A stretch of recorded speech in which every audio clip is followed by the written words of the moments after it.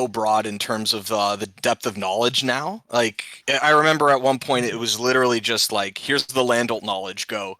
And now there's knowledge on, I think, almost all characters except for Technician, because Yeah, not many I people play Technician. and for very good reason. But all right, I see that Crooked and Roadrunner are both set to looking to play, so maybe they are about to challenge each Yep. other and hop in.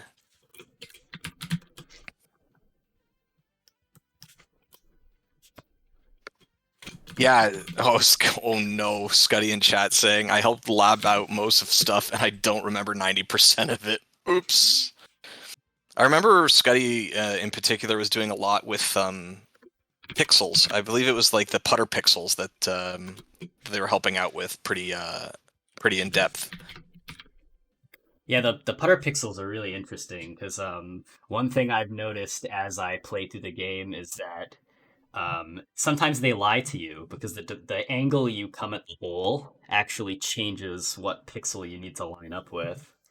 Yeah, it's tricky. I remember one of the first screenshots that I ever had someone share with me for the Almeida pixel. It was like further left on his head than I was expecting. I'm like, what do you mean it's all the way over there? Yeah, the Almeida one throws me off a lot. I even like as like a regular Almeida player, it's still rough to line up some of the shots. It depends on what you like to do, but I'm still a big fan of the arrow strat. Like, I guess everybody has their own sort of style for trying to line up, and I learned how to do, or how to preferably line up my shots using the arrows. So I don't use, when I play, the putter pixel quite as much. I've tried incorporating it, but I always seem to like fall back onto the arrows. Yeah, Uh, I use the arrows a lot. I for wind, but the like I have lots of like pseudo putter pixels that I have on the arrow that I use to help me account for crosswinds. so it looks like Crooked and Roadrunner are actually in match now. I'm sorry to All interrupt right. on the tech chat, but Yes, we will switch over to that then as soon as it connects.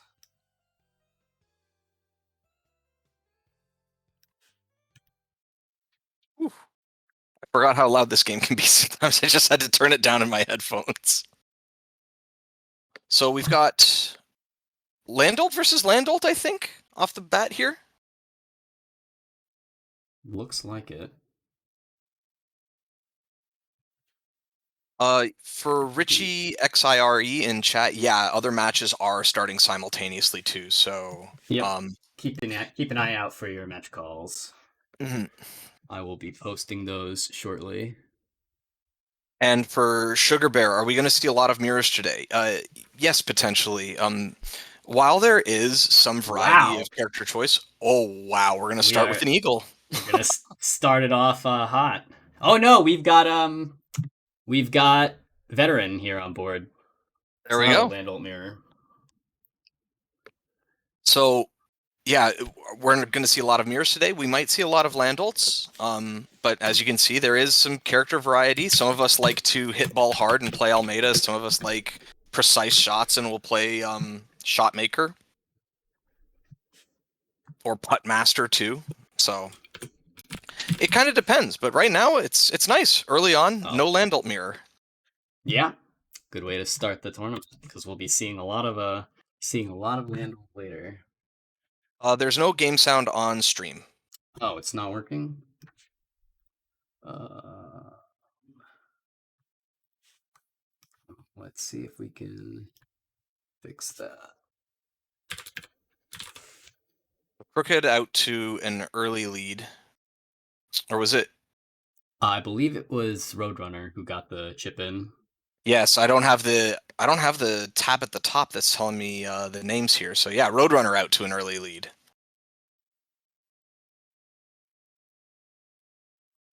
It's definitely a harder position for Adams to be put in here because not quite as far of a drive. Can use the roughest fairway as Adams, the veteran, but I don't know. Just the ability to plant shots precisely with land ult is really, really strong, as we saw in the first hole. So yeah, especially when the wind is really low or really close to zero. Lots of players have come up with different setups for hole-in-ones or even eagles. You can get no wind 2 holes in a row. we've got one tailwind, so Cricket opting for the putter pixel strat. This looks like an all right line. I'm assuming he's backspinning it though, because this is Hits the pin. This is pretty hard. Oh.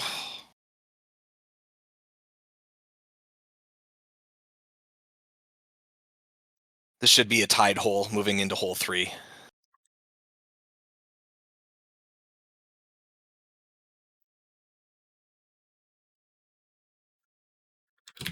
I'm just going to unmute the stream really quickly to see if there's sound again here. I do not think there is yet. Hold on, I'm going to try this. There's not no. There's not no. There's not no. All right, now there should be. All right, now there should be. Okay.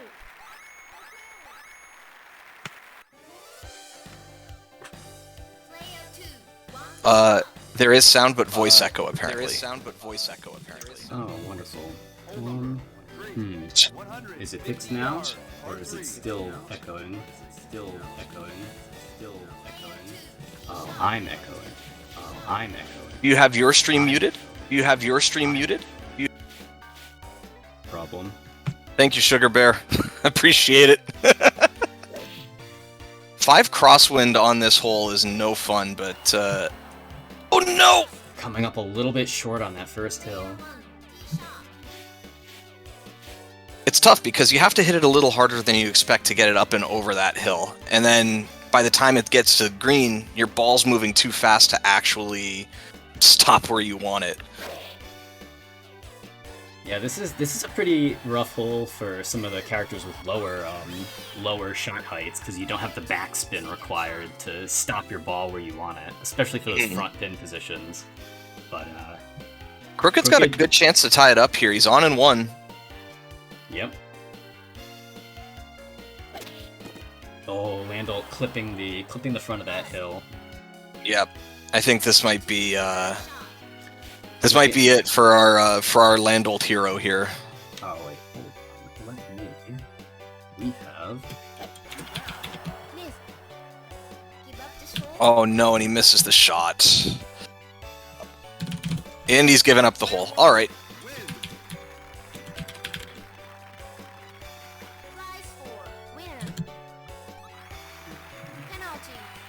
I don't remember how to have it display the names on my chat, so I believe remember. It is in Video Fightcade is the settings at the top. Display bigger overlay? No. I've got it displaying FPS, but... We've got a player 2 and then bronze. Oh, just display overlay. Okay, perfect. Okay, now I know who's who. This is so hard to keep track. Yeah, especially during dittos. Because we need a benefactor to give us a. We need a benefactor to give us a wonderful alt sprite layout, or alt sprites for the characters. Oh no, buried. This is.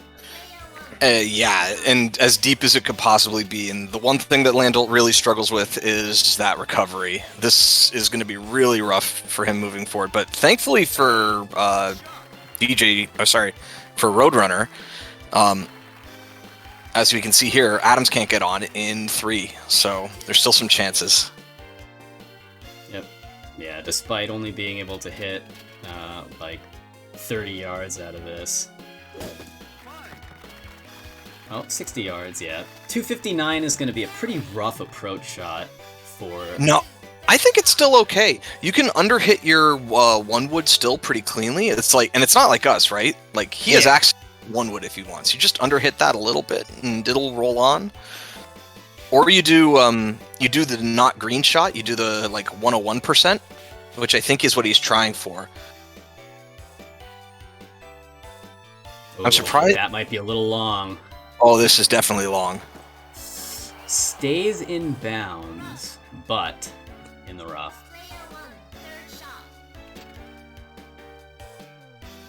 Yeah, 1-iron topspin probably would have been good there. I forgot that the 1-iron is, what, 230 plus about 10%, so 253. Yep, and then the little bit of roll. Oh, could this get down the hill? No, not quite. Crooked on in 3, but unfortunately has given himself a bit of a rough putt.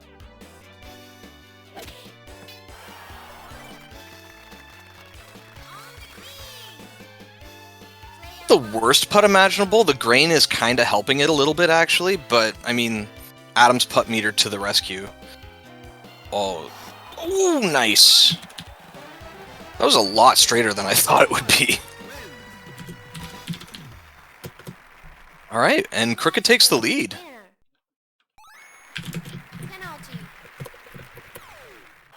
Penalty. I'm not seeing one of our players. Oh, my favorite hole in the game. Oh, I love this hole. Yeah, because we have the coolest tee shot in the game here. And Landolt can do a similar strat. Adams cannot, unfortunately. We might actually see some cool... Wait, what line is this? No way. Okay. Yeah. All right. That's a very difficult shot to pull off. You have to get almost the absolute minimum height on the... So that's the only way the skip works. Oh, that's so cool. I've never seen that route. Oh, that's... I've got this, like, big dumb grin on my face now, seeing some, like, beautiful veteran tee shots. Oh, slick. All right.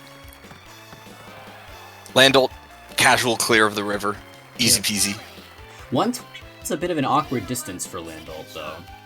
Yeah, but 130 backspin should be okay. Like, you could max it backspin and it should be alright as long as you hit it a bit lower.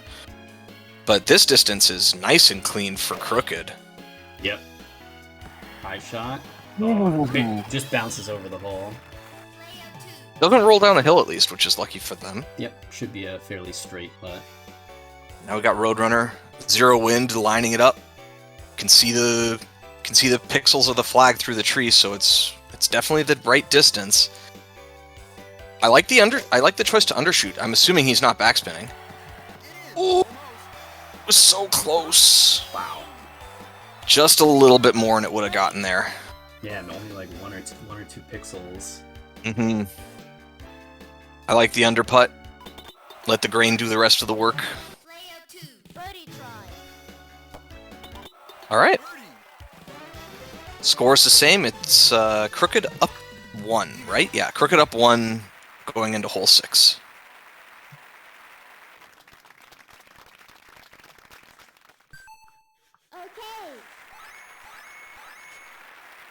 Oh, I missed the I missed the soundtrack for this game. I missed the sounds. I don't know. I'm just feeling very nostalgic sitting here, listening to this and watching this again. It's like, oh, yay.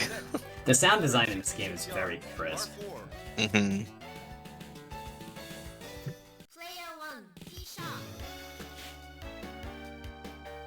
This is a very wide berth to give this this set of trees, but he's got the ability to curve it all the way back, so it's fine. Certain characters can get on in 1 here, namely Almeida and Landolt sometimes. Yeah, Landolt needs about 6 tailwinds to get on in 1 on this hole. But without that, he's playing it like a par 4, like pretty much everybody else. Yep, and as we can see, he's actually choosing to go all the way back in terms of laying it up. That's a good little shot. Gives him a nice clear line to the pin. All with 0 wind. And 168 is a very good distance for... Yeah, this is about as optimal as it could get. Wait, doesn't he have a 170? Or does he jump to 180? He has a 170. I think he's going to go for a max shot with backspin here. Yeah. Oh, wow. Oh. Almost going right in.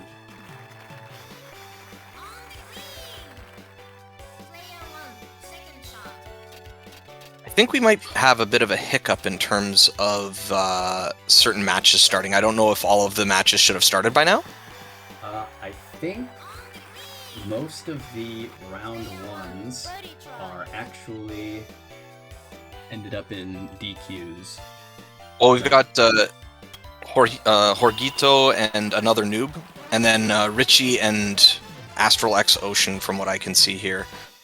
Richie's in chat. That's why I was curious. Yeah, I don't believe Richie's opponent showed up, so I think I'm going to DQ him and send Richie to round 2. Even.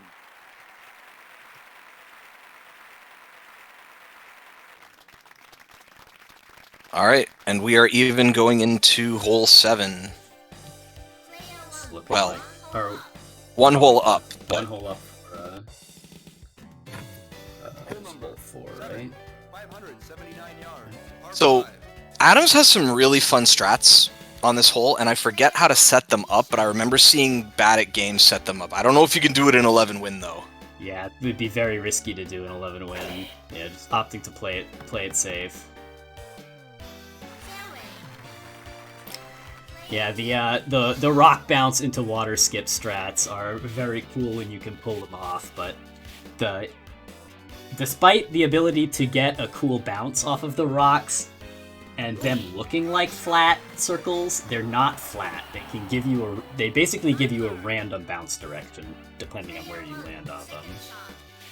This wind is horrible here right now. This is brutal. Roadrunner had an Almeida-esque tee shot and immediately got sent straight into a bunker. Crooked playing safe nearly ends up in a bunker. They both should be on in 3 at this point, but wow, the wind decided to ramp up really fast here.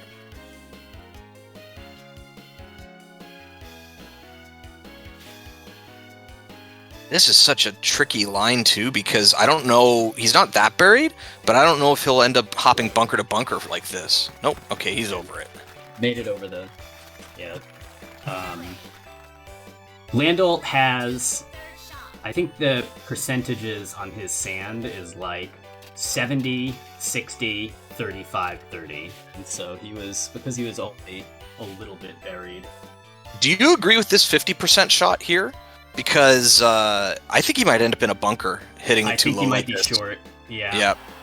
Yeah, you have to overdo it a little bit if you're going to be rolling for an extended period. And then the bunker also comes into play. So Crooked's a shot up now.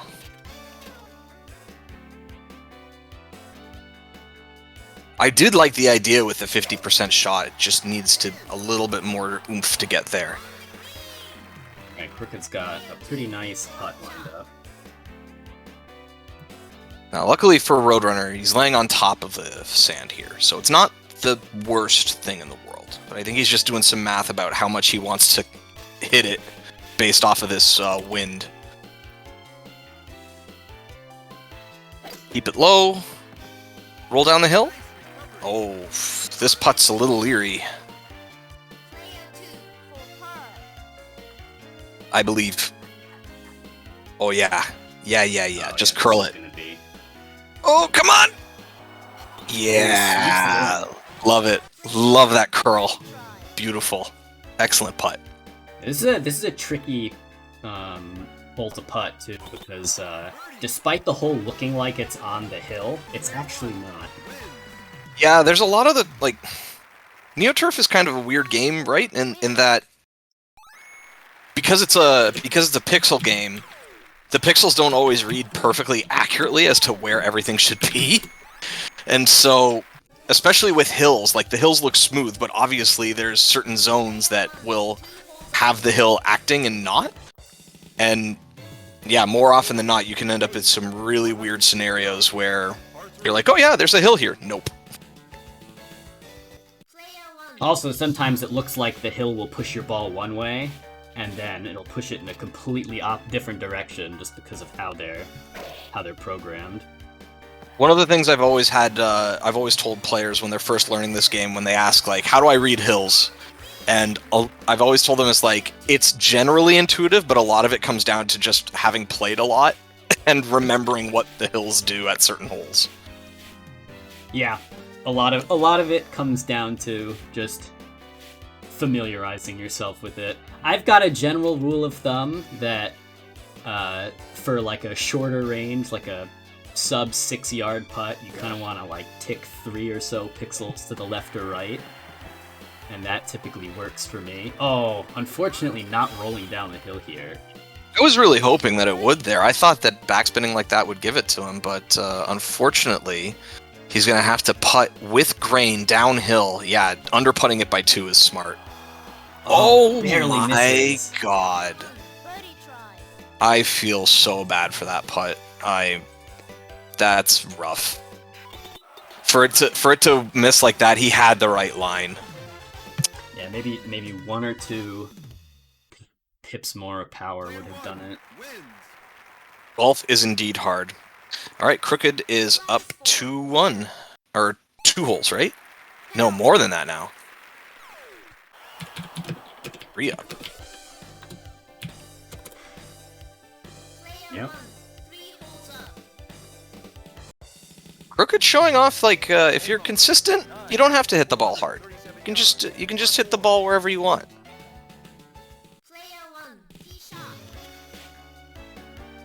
Okay, this is a...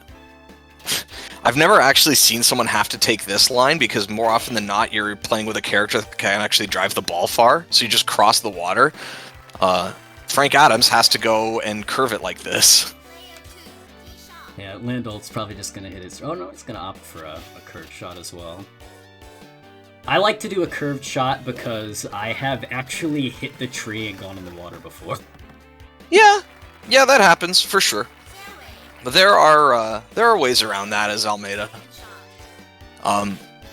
This is actually a really nice layup distance for Roadrunner here.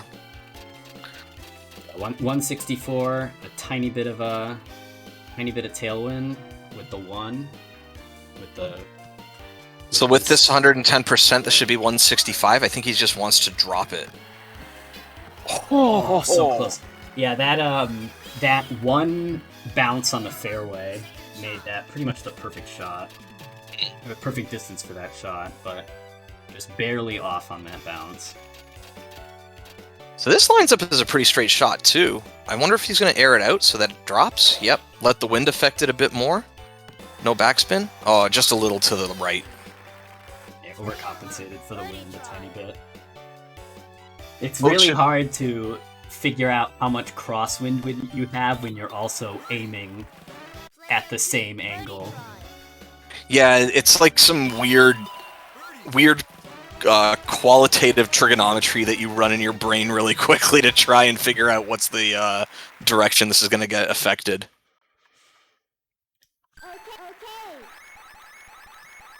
All right, well, that's the front 9. Crooked is up 3.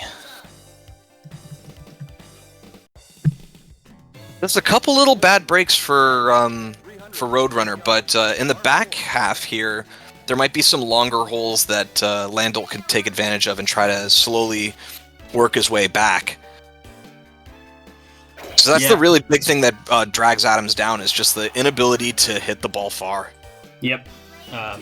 Also, the lack of long irons is going to give Landol a big boost over him on some of the, like, hole 16. Yeah, where there's just like, you know that you're going to have to take a long iron approach at some point, and if you can't control your spin, because in this game, if you're using a wood, you can't control spin. So if you can't control your spin on an approach, you can't really meaningfully place the shot as well as some other characters like Landol. Kind of going back to a statement earlier, is there a tier list in this game? Yeah, Landolt is pretty, he's unequivocally, I'd say, the best, because he's easiest to use and has the most consistent shot, just as long as you don't put it in the rough, which you're generally not trying to do. Yeah, also, the fact that he has the second longest driving distance lets him do on and 2 shots that the majority of the other golfers can't. Exactly. Almeida is technically the best. Yeah, if you play perfectly, Almeida is, I think, unbeatable. But it's the matter of being a human that comes Yeah. into play. So, yeah, Landolt's max shot frame count is 7. You have a 7-frame window to hit his maximum distance. For Almeida, it's 2. So, sure, playing Almeida optimally is the way to go if you have the execution, but hitting the 22-frame shots that you're gonna require to do exactly what you want to do on any given course is very difficult. And the fact that he also has almost no leeway when putting makes it super difficult as well. It's the same thing that we've seen with Adams in this set as well. They have the exact same putting meter, except Almeida's moves faster. Oh my god, 10 headwind, sorry. This is... Jeez Louise. I mean, he'll be on the fairway, but this is not a fun way to start this hole. Both also have to contest with trees if they want a straight shot, which makes me think, oh, the wind's actually going to help them a bit here.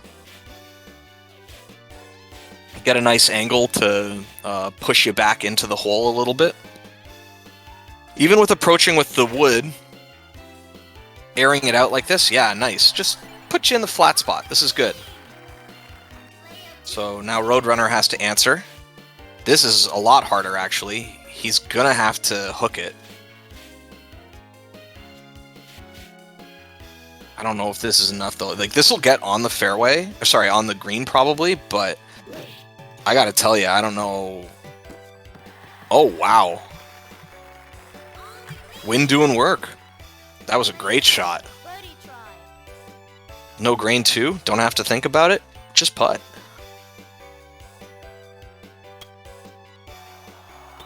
All right. This should be a tied hole, too.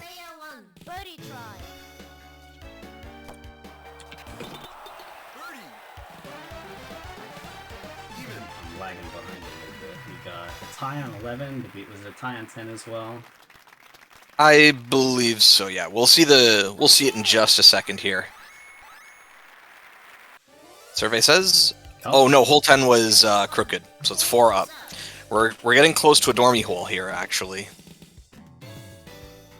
For those of you in the chat who may not know what a dormy hole is, a dormy hole is when, if the person who's ahead wins it, it's mathematically impossible for the person behind to come back, so the game just ends. It's basically like, could you count it as like the IK of golf, like match play? Yeah, it's pretty much an instant It's kind of like the IK. Yeah, the gold instant kill of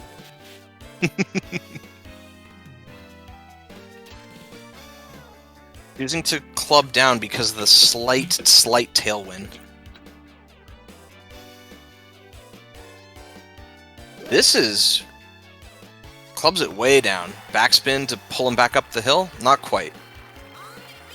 the hills on this green can be super finicky. There's a couple of spots where, because the hill is so the way the hills work in this game is that they all have the same total force across their length.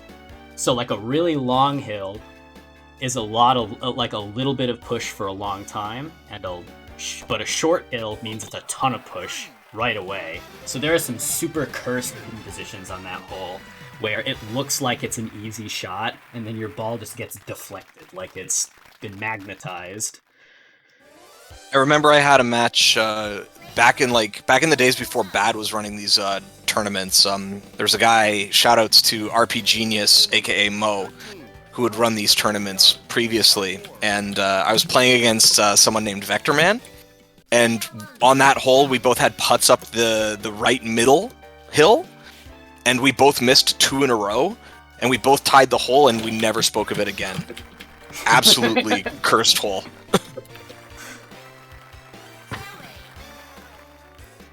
Yeah, there's Mo. I see a Mo emote in chat.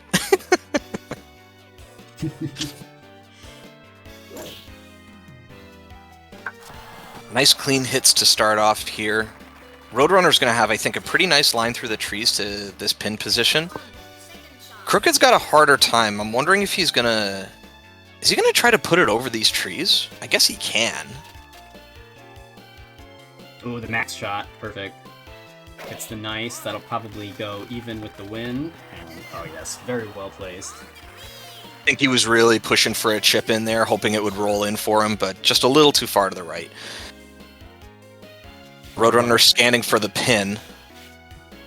Yeah, it's tough to... You can kind of see a pixel of it poke through through a hole in the tree, but it's difficult to get a good sight line on this hole.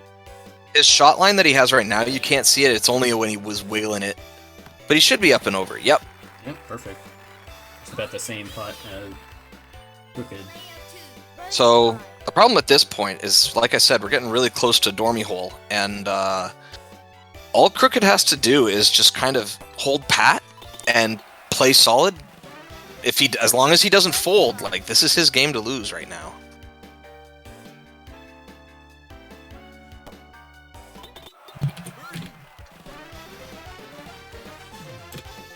Well, that's a tie again. Going into hole 14. I don't think this is 4 up. This isn't Dormy yet, but 15 will be Dormy if they tie.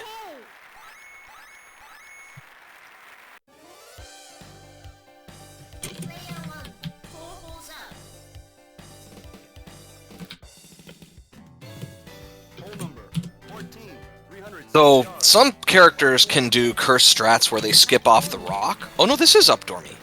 Oh no, up Dormy. That makes sense. So yeah, some characters can do curse strats where they skip off the rock. If you're a normal human being, you just do this. Just lay it up. Just... You don't have to do it. It's like that Michael Jordan gif. It's like, stop. Get some help.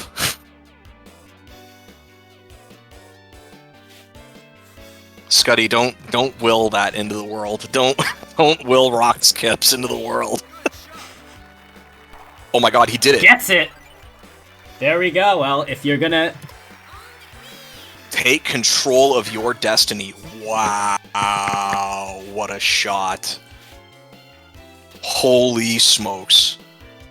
Yeah, if you're gonna come back from down 4, that's the way to do it. That was so gutsy. I am totally impressed by that. Holy smokes. He has to... Like, I mean, he's got 2 to go, but... Oh, please, Roadrunner, sink this. You can do this. Just take it. Yeah, take your time. Wow. Just take control. I'm so impressed. That was awesome. Yeah. That's one of the cases where Landel can pull off something that Veteran just can't, and it's a risky play to make, but it'll get you there. If he wins every hole from here on out, like every hole's up Dormy now. So 652 yards. this hole, win dependent, is definitely Landolt favored. Like, I assume they both get on in 3 though, right? Yes. There's...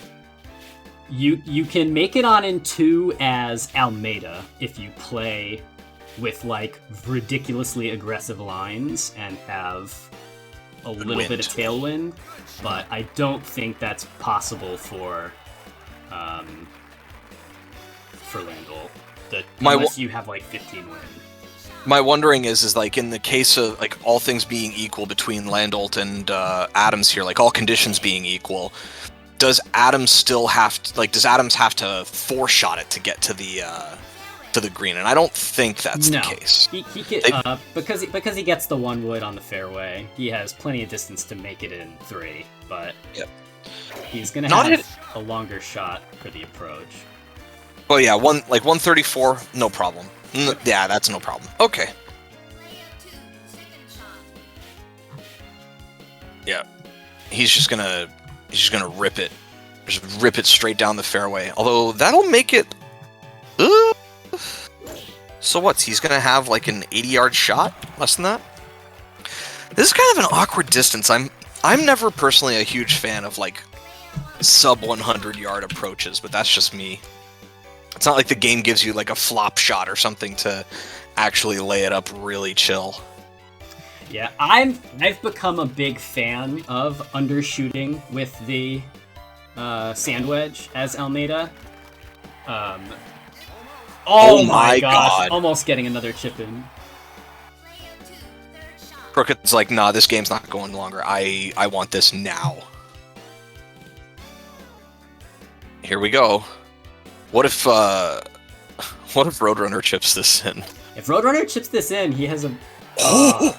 if he chipped that in, he had a very good chance of taking another hole on 16, but it looks like, barring some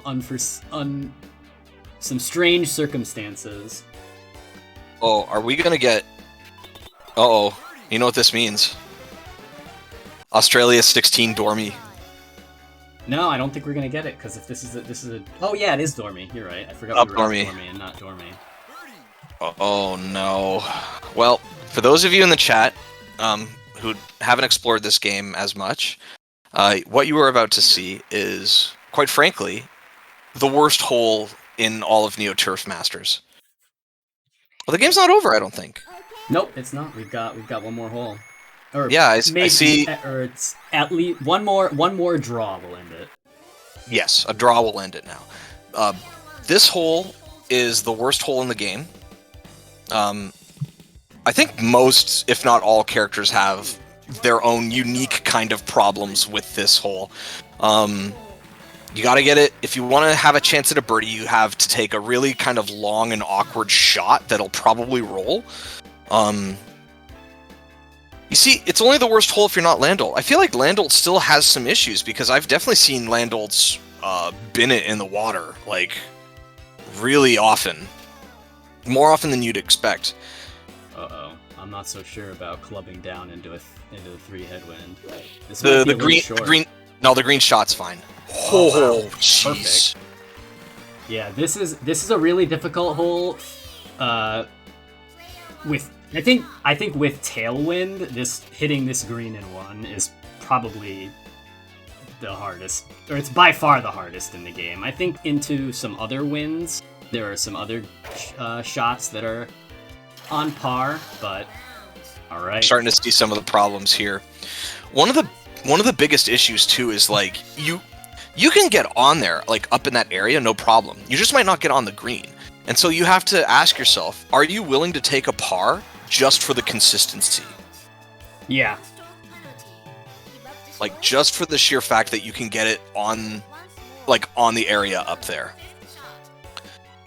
I think if we see another bin, this hole will be passed. And Crooked's just gonna be like, yeah, whatever, you take it. Oh, that's cool. Gets the cart path bounce. I do a cart path bounce on this hole as Almeida. Really? Oh, Yeah. I never figured out the strat that worked for me for that. Yeah, you aim a little bit. Oh, almost makes a really hard putt. No.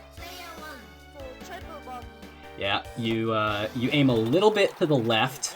You slice it once, and then it's 205 low. How wind resilient is it? You have to adjust a little bit for wind, but Like, up to what wind does it survive? Like, does the shot actually become untenable? You can make it work at any wind. You just have to adjust, and the adjusting is pretty. So it's not like a super. It's got a lot more wiggle room than you would expect. It's a pretty versatile strat, and it's not any like less reliable than just shooting for the green, in my experience.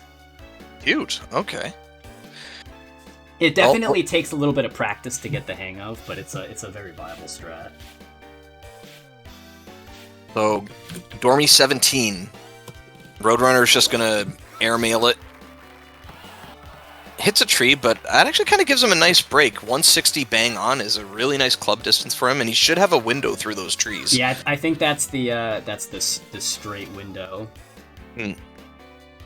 I like to shoot down the right side of the trees as I Almeida. I never liked that. Here, this is where the schism in the Church of Almeida begins. I like to hit down the left side. Yeah, I've found that if you do like 96% shot with the one wood low height, and then you aim dead smack at the first tree on the right, you end up in a really nice spot with no trees in your way at about 160.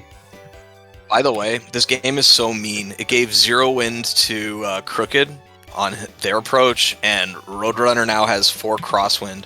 If he had gotten a 0 wind, he would have had a better chance for actually chipping it in. And I mean, it all kind of rides on this shot, and it's not quite gonna get there. I think this might be game. Yep. Yeah, it's gonna take a bit. I'd like to see. This is an awkward little putt. I'd like to see him get it. Yeah, these like valley putts are really tricky. Oh, Unfortunately, does not make it.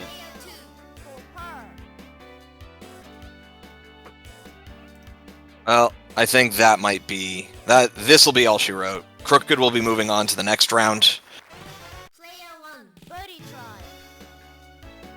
All right. I think the next match we will be seeing on stream is going to be Richie and Tenzaka, because I do not believe Astral X Ocean ever showed up. Gotcha. Oh.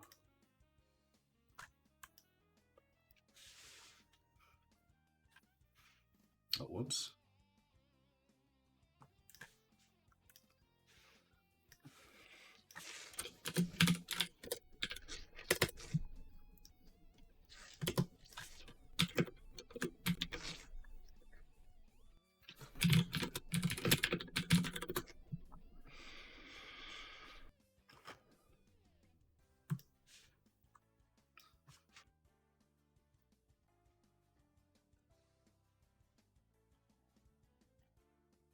Yep.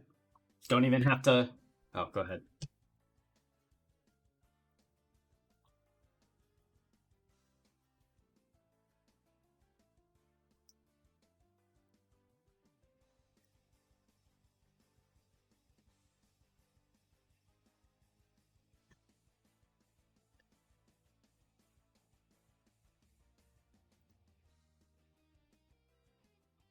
No, I'm going to have to disqualify them, I believe, because I don't see them in the Discord either.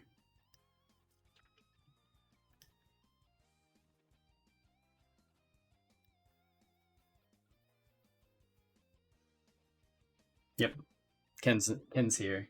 He was I just called his match, and I don't think his opponent ever showed up for his round 1, but his opponent said to DQ them, so I didn't notice.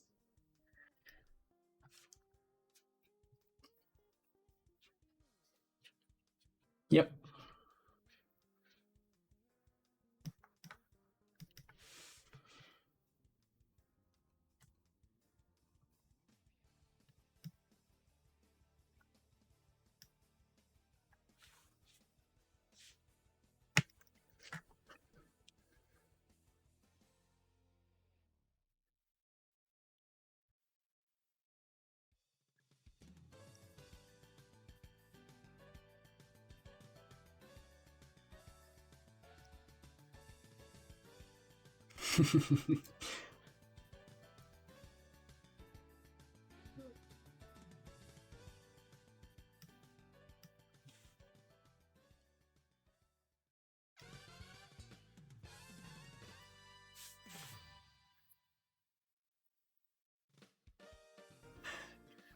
Yeah, I've ever since I've started playing puzzle games, I've got a lot of friends who are very into mahjong, and so I know my time is short. I'll be in there eventually. All right. So now we have Chiefs. Yeah. All right, we've got the signature putt master.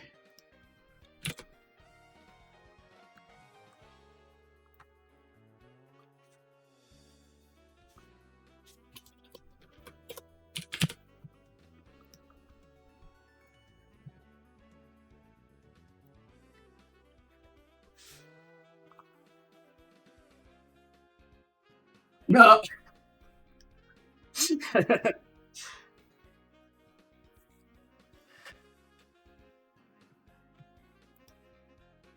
Oh, I have to wait. Did I break the casters? Oh, there we go. Am I That's my back? bad. You're back now. Okay, I could hear you through this whole time in Discord, but anywho, what I was saying is that we've got a classic matchup here. Not seen the Puttmaster in a while, which is kind of nice. Puttmaster has got a really wide versatility to his shots, which is like to his benefit. The big issue, with Puttmaster is that remember how Deca earlier you were saying, oh, it's 7 frames to hit max with Landol. It's 2 frames to hit max with Almeida. With Puttmaster, you have 1 frame to get your max shot. So you better be like timing perfect if you want to hit any green shots going forward. Almost getting that. That was a very close shot. To mitigate for this, Puttmaster players will usually they'll be okay with having like backup shots that are consistent with their nice overflow meter over the 100%. And we're going for a chip in here. Yeah, Puttmaster's Puttmaster's a really interesting case because what he lacks in consistency in terms of distance, he makes up for in flexibility with shots. Because he's got a really, really good club selection, and he's got the nice fat meter past 100, so you can really dial your shots in. And with a massive technique meter, he can get his shots really high and really low to really fine-tune the distance that he's shooting. It's... I know that there's already a shot maker in the game with Landl, but honestly, like when you describe it like that, the Puttmaster really is like the shot maker, honestly. Yeah, for sure. I've always loved watching good Puttmaster play because it's like the creativity you can see, like different Puttmasters will take on different style of shots for holes depending on if they like to air out the ball, if they want to keep it low. Like there's so much fun stuff you can do with that character.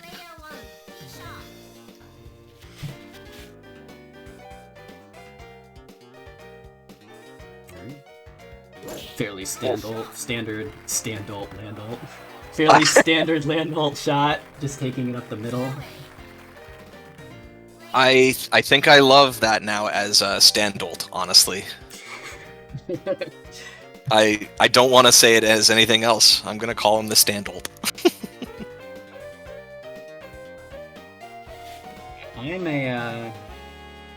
I'm actually a fan of taking the left side on this hole as well. Yeah, I just taught myself the pixel that I needed really early on with Almeida to go around the right of those 2 bunkers in the middle of the fairway there, and then kind of just stuck with it ever since. Yeah, I aimed to the right for the majority of my time playing, and then once I started grinding Japan for a gold card, I switched to the left side because I could get a better line on a couple of the pins for going for chip-ins. Ooh, just slightly off on the pixel. 3 cross, tailwind. Shouldn't be a difficult shot, per se, but the hill is rather small, so it might come into play. I don't like tailwind here. It makes it a little bit harder to adjust for what distance you want. Like, you're going to have to undershoot it a bit, which Richie has done, but I think it still might be a little much. I think it needs a touch backspin. Yeah, unfortunately it rolls down the hill. Luckily, the hill puts him in a perfect spot. That should be an almost straight putt. Yeah, I think this is straight. I don't think an adjustment is needed here. Just like 2 pips over and you're probably okay to go. Yep. Yeah. Just like that. Easy peasy. It's always nice seeing, like, I'm not sure, like, I've not hung out in the Fightcade in a while. Sometimes I'll be a bit of a ghost from the Discord for this game, but I've not seen Richie's name before, so it's always nice seeing, like, a new name pop up for a tournament like this. Yeah, Richie's been in the lobby and in a couple of the brackets that have shown up since you stopped hosting them. But they primarily play on EU hours, so Yep. I Well, don't get to see them too often. It is cool to see them to come out to these events, though. yeah. Oh, I love this. This is one of my favorite par threes, actually. Although it's kind of weird. It for some reason, like, remember how we were talking before about aiming with the pixels, and it's different based off your perspective from the hole. The normal arrow projection that I would use to aim for this hole, you actually have to aim it like one extra pixel to the right to offset it. It's really weird. It's just how the sight lines angle off, because this should be to the left a bit. Yep. Yep. Yeah, the downhill and uphill perspective slightly changes where you have to aim. It's interesting. Oh, we've got a 0. This is a really tough. I find it really hard to get hole-in-ones on this hole. I spent some time in the lab seeing if I could. What was gonna stay on the green? Barely stays on. Very lucky. They should both have pretty clean putts just to make it even going into the 4th. Yep, 0 grain, nice and easy.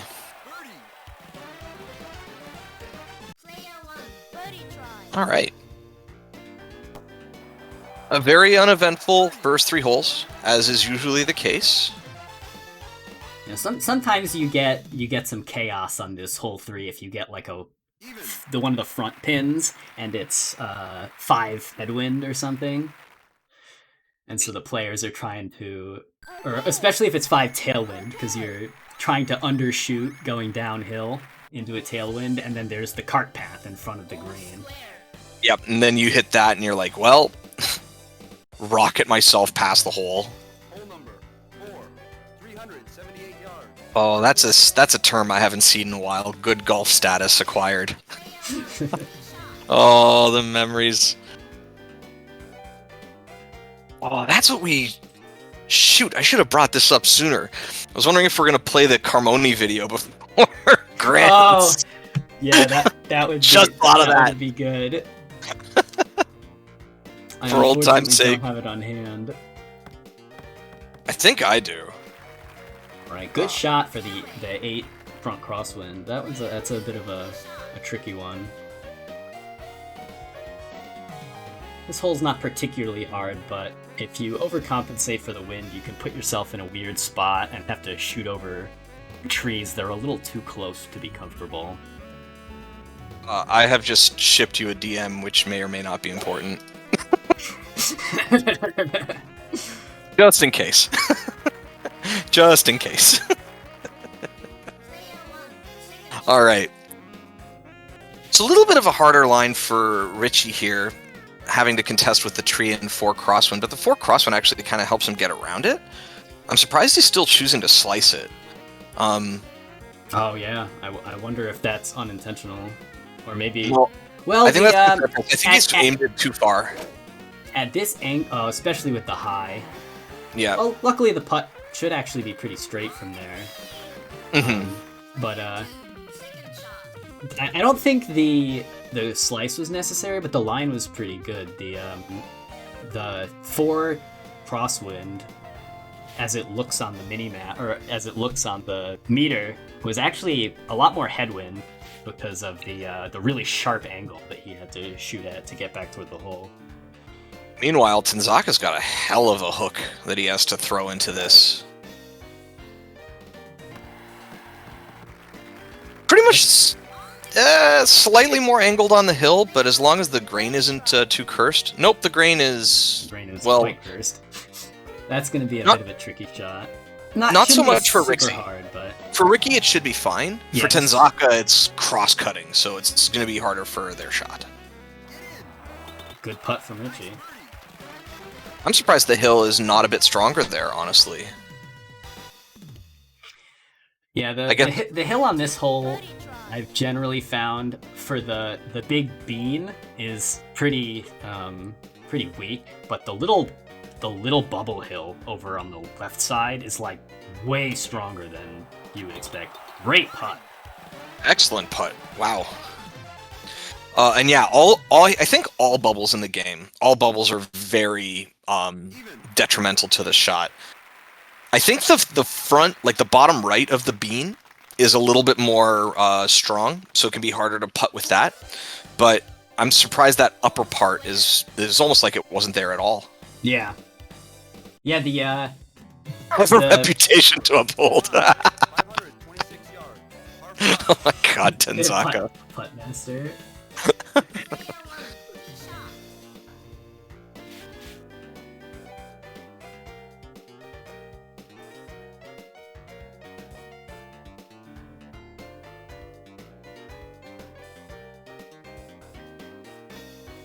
This wind, by the way, is terrible.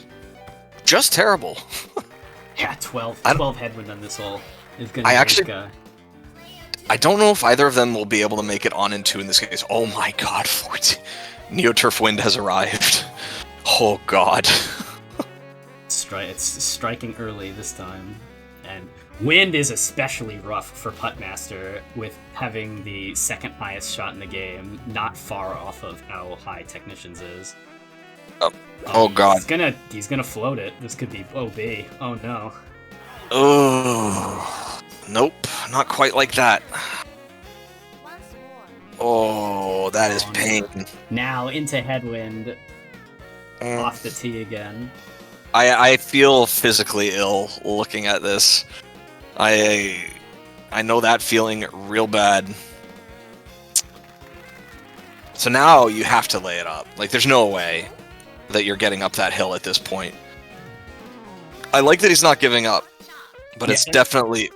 Oh god, it got even worse. I actually don't think Tenzaka is out of this yet. I think with 15 headwind, if Richie goes for the greedy play and tries to hit it on the hill, he could very well end up with a bad bounce that sends him OB.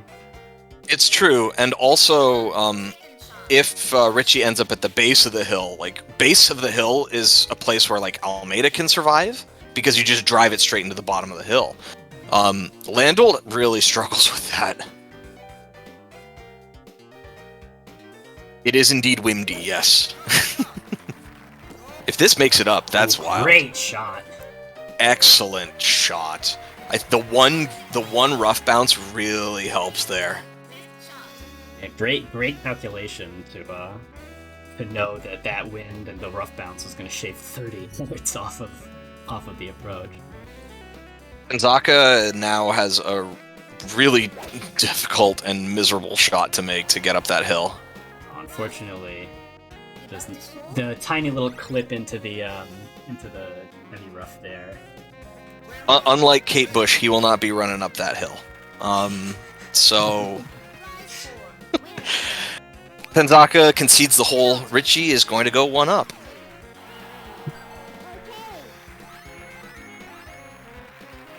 Yeah, you can see the pain on Puttmaster's face there after that. It's just like, why? But why did the wind do this to me? Yeah, it's dealing with a 15-mile-an-hour crosswind. Never. It couldn't be much worse than that. This should be an on-and-one for Richie at the very... Oh, maybe not with 8 headwind. Never mind, I lied. There are ways that Landolt and Almeida can very consistently get on-and-one here, but I think 8 headwind is just a little too much of an ask, and Richie seems to think the same. Yep. 230 has decided to just lay it up nice and safe. Oh, nice! Yeah, should have a very straight line from there. At the tip of the pinky finger there. I don't know if... I think Puttmaster can probably on-and-one, but only in a tailwind scenario. Also, 8 wind again. The game really just, like, giving it to Tenzaka at the moment. I think Puttmaster can take the same line for the on-and-one as Landolt. Because I believe if you max shot the one wood, he actually hits a yard farther. No, Max shot the one wood for Puttmaster is 290. Oh, it is 290? Yeah. I believe it's 290, 291. Whereas it's always 300 with Landolt.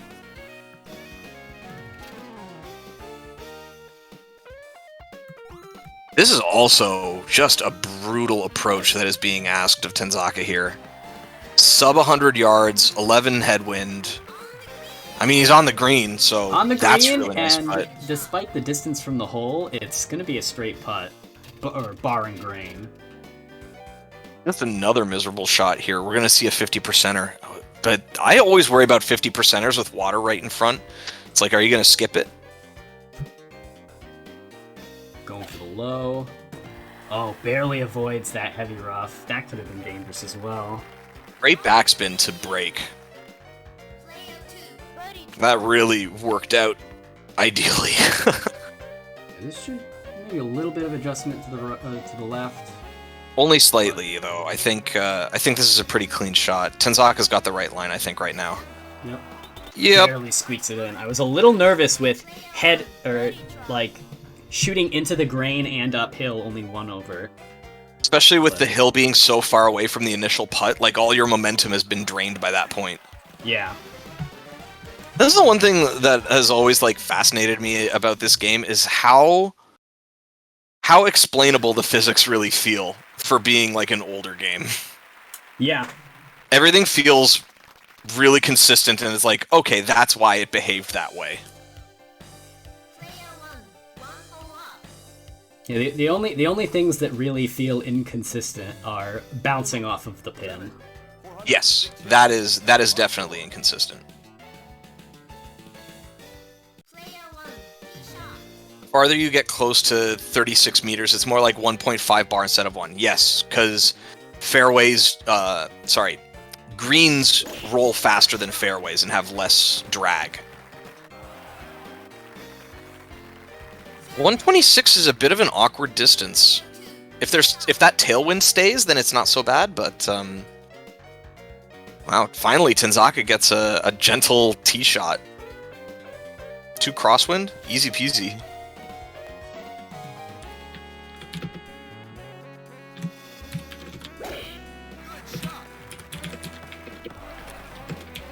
Playing and 116 is a great distance for Puttmaster with that overflow bar, but we got a 0 wind shot for Richie. Yeah, 126 is rough though, because that's not really a reliable distance for Landolt to shoot. I think.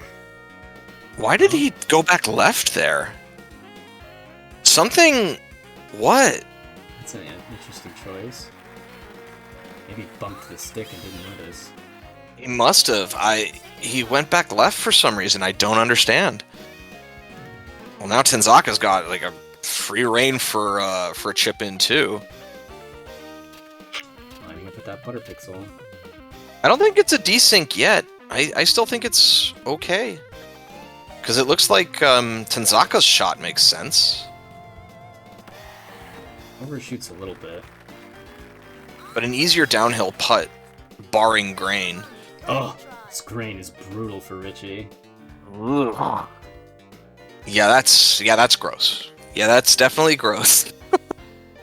Really gonna have to adjust to the left on this one. The hill he's on is surprisingly strong.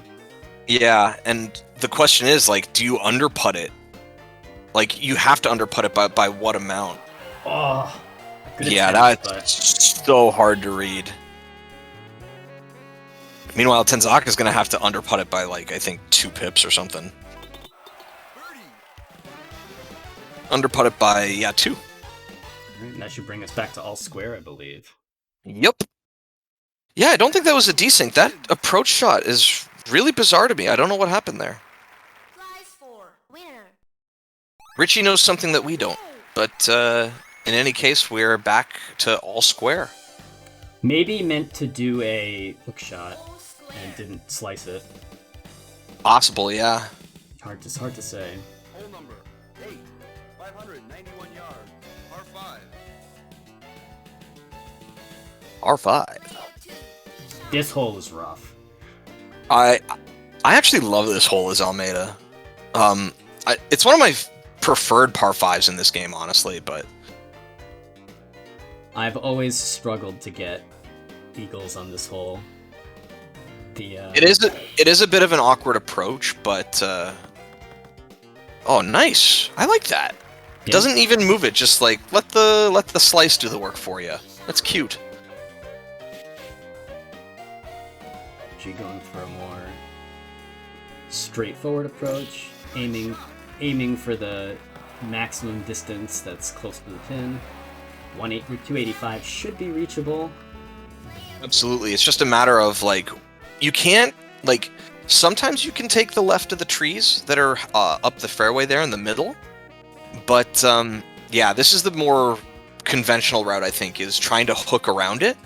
And that means you have to really hit that ball hard and fast so that it doesn't start curving until it's well near the end of its arc. This could be okay. It's up, definitely playing it as a par 5 instead of a long par 4. Maybe he's thinking that if Richie chooses to be aggressive here, well, no, this looks like a safe shot. It should get over the ground in time. Actually, this is it's always close with the 2 this is tailwind. It should be okay. It's just a little bit dangerous. But yeah, the 2 tailwind here was the deciding factor. That it kept it in line just a little bit, just enough to get on into. 2 tailwind, it's not a simple approach, but it's not an approach that you can't chip it in on. Because we're operating under the assumption that Richie would get it in, but Unfortunately, by aiming high, the ball sits on the hill instead of rolling down.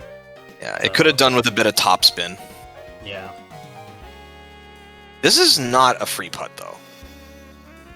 Actually, neither of them have a free putt, to be clear, but Richie's in particular. Great putt. Excellent dome read. All right, well, there we go. I would not have expected. I would not have expected the ball to break right there. Once you get to the top of the hill, especially up in that area, it starts to like break right really quickly, basically. So it was a real the grain, I think, helped support that putt a bit. It was a good eagle. Uh-oh, does Tanzaka not have his start button mapped? Oh no. Oh, there we go. No, I have, because they're like 8 holes in now. It's true. Just taking his time. Taking a second. Yeah. All right, let's see what kind of cursed wind we have on this hole. Par 3.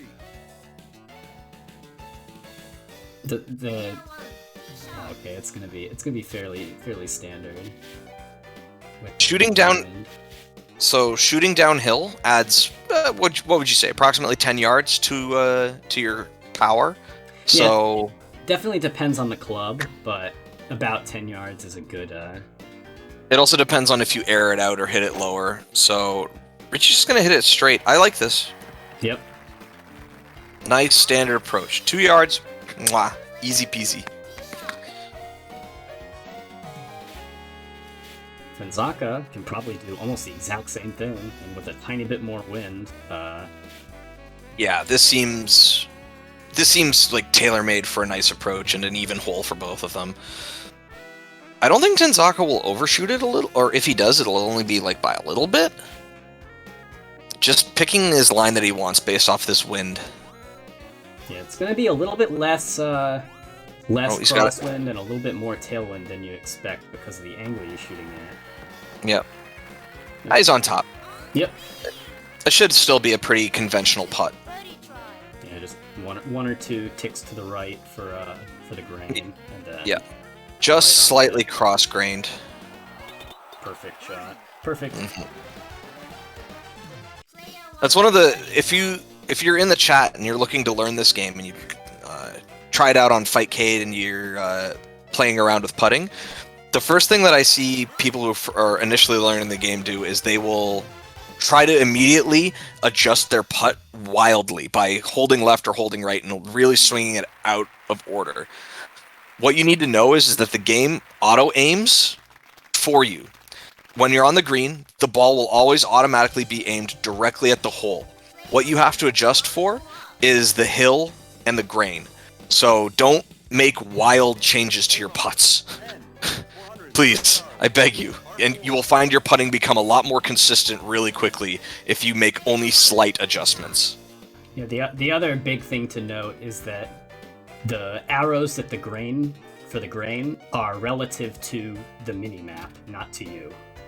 So if you've got to pay attention to which way you're facing relative to the grain. It's absolute.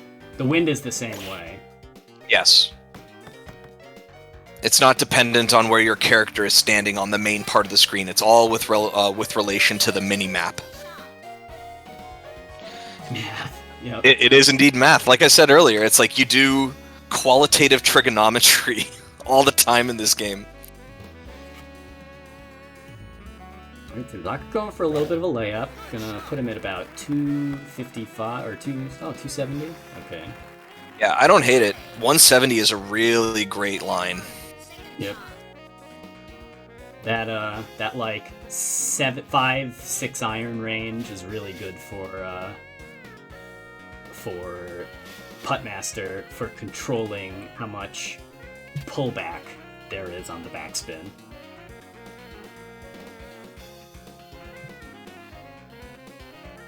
All right, let's see. 180. This is overdone. This is too hard unless there's backspin applied. Yeah, but Even still, then, like, that bubble hill is gonna be brutal. what were we just saying about bubble hills? They're absolutely miserable, and you don't want to putt over them ever. Oh, this looks like the idealized approach for Puttmaster here. Just has to be sure to clear the trees and the bunker. I hope this isn't too short. No, this should be a. Ooh, Unfortunate. you were right. Oh, Yeah, I think that would have been a good instance of like club up one and then do like a low backspin for actually even just hitting it with nice instead of high probably would have gotten him there. mm. Boom. He still has a. Well, I mean, it would take 2 missed putts from Richie now. They're both on the same shot. Yeah, this will probably end in a draw because this putting over this hill is going to be. Unless Richie nails her putt. Yeah, it would be a very impressive shot to hit. On Pip. Oh, so close. Whew, wow. Well, yeah, it will be even. Yeah, one of the really tricky things to learn about those bubble hills is that they give you more speed coming down than they take going up because of the weird way the physics works. I think it depends on how close you are. If you're at like the very base of the hill when you first start your shot, then yes, that's the case because like you have more momentum at the beginning of your putt than if it like extends for overtime, right? But if it's fairly far away from you, I think you need to give it more oomph to get up and over the hill. Yeah, like, as long as you can make it over the hill. Yes. Neoturf is very contextual and very conditional based on certain situations, right? Yeah. Oh boy. Oh my god. Some cursed wind for this hole. This is an equalizing hole because the way that you get on and 2 in this hole is commonly you have to do like a cart path skip, and when you have wind like this, the cart path skip becomes almost completely non-viable. Yeah, it becomes wildly inconsistent for sure. So then you have to start teaching yourself on the fly, how am I going to lay it up, which can be really, really hard. Richie with a great first shot though. That's almost exactly where you want to be. Yeah. an ideal scenario, but I still think Richie's going to have to lay it up from there if this wind doesn't chill out. Three hook might be a little bit much from this spot. I think it's okay because the shot is initially going with the wind a little bit. It has to go back. Oh, you were right. So it was still just a little too much. I think if Kenpaka had stayed on the one wood, I think that would have worked really nicely, but clubbing down. Yeah. But in any case, like they're both going to have to lay it up to the center anyways, so it's like it should be fine, unless the game just pulls a Neoturf and decides to give Richie 0 wind for reasons inexplicable to man. Oh, we are down to 5, but it's all crosswind, so this is going to be a tricky shot to line up to hit that cart path. Yeah, the game is asking him to gamble. The game is asking him now is like, are you willing to take the risk, or do you want to just play this safe? And it looks like with that club up, he's gonna take this risk. I'm actually a little nervous about this one. This might go too far. Oh no! The heavy rough stops the ball. Yep, that's the catcher's mitt. They will both be on in 3 though. Like, Richie's not going to get an eagle putt, but he will have an easier eagle approach for sure. Richie has Tanzaka has a... Oh, unfortunately, under adjust for the win. And he's going to end up in the rough as well. It's actually quite lucky that he bounced on the path, because that could have very, very likely chance of it being OB. Oh yeah, if it had come up short. Alright, we got a heavy rough approach. So about 3 times the power. Yep, and bounce off. So Richie will be going for birdie, and Tanzaka has to chip in a birdie to save this. Now, I don't know about you, but from this distance, I just putt it through the rough. Yep. Yeah. Yep. So, since Almeida's the only character who can't spin out of the rough, if I have the option to putt, I do, because it's more controlled. Oh my gosh! That's gonna be like 19. By the way, Landolt can't either. I'm pretty sure Landolt can. Can he spin out of the rough? I don't think he could, because his technique his recovery is so bad. Yeah, I believe that's that is something he can do, because he can. I've definitely seen Notel spin some ridiculous chip-ins from just off the green in the rough. Well, in any case, Richie is going 2 up here.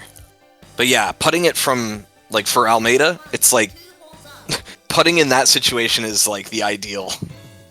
Hole number 12, 478 yards, par 4. This is an odd par 4, because it doesn't feel like it when you look at the mini-map, but this is an exceedingly long par 4. Like, 467 yards is quite a push.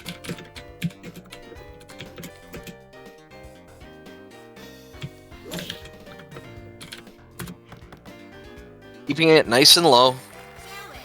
205 yards or so for the approach. It's not bad. We'll see what Tanzaka can do for the follow-up. 6 crosswind is kind of awkward for Puttmaster, considering the natural height of the shot. Yeah, one slice and maybe low. Yeah, I think this is Just okay. that evens it out. Yep. The fun way slice works, where you get extra. It stays in effect while you're bouncing on the ground. 6 crosswind. So this is one of those tricky shots where it's actually going to be way more headwind than crosswind, I think. And not just that, but this is always kind of a weird one to read, because your first bounce from the shot itself will usually end up in the rough. So quite often people will underhit this hole just because they think, oh, I've got the clearance to do it, and they forget about the break in the fairway before the... kind of like that. Yeah, doesn't clear the tree. The front pin position Really catching Richie off guard there. Yeah, you absolutely have to just be willing to overshoot it here to make sure that it gets there. Because your first bounce, if you overshoot it, will be in the rough probably, and then you'll likely have just like a gentle roll onto the green from there. Which is what Tenzaka has decided to do. Although Tenzaka's got a really strong hill tip actually to contest with on the putt. Yeah, because the hill tip is so far from the hole, you're gonna have to adjust way more for that shot than you'd expect. Yeah, because it's going to be a slower putt.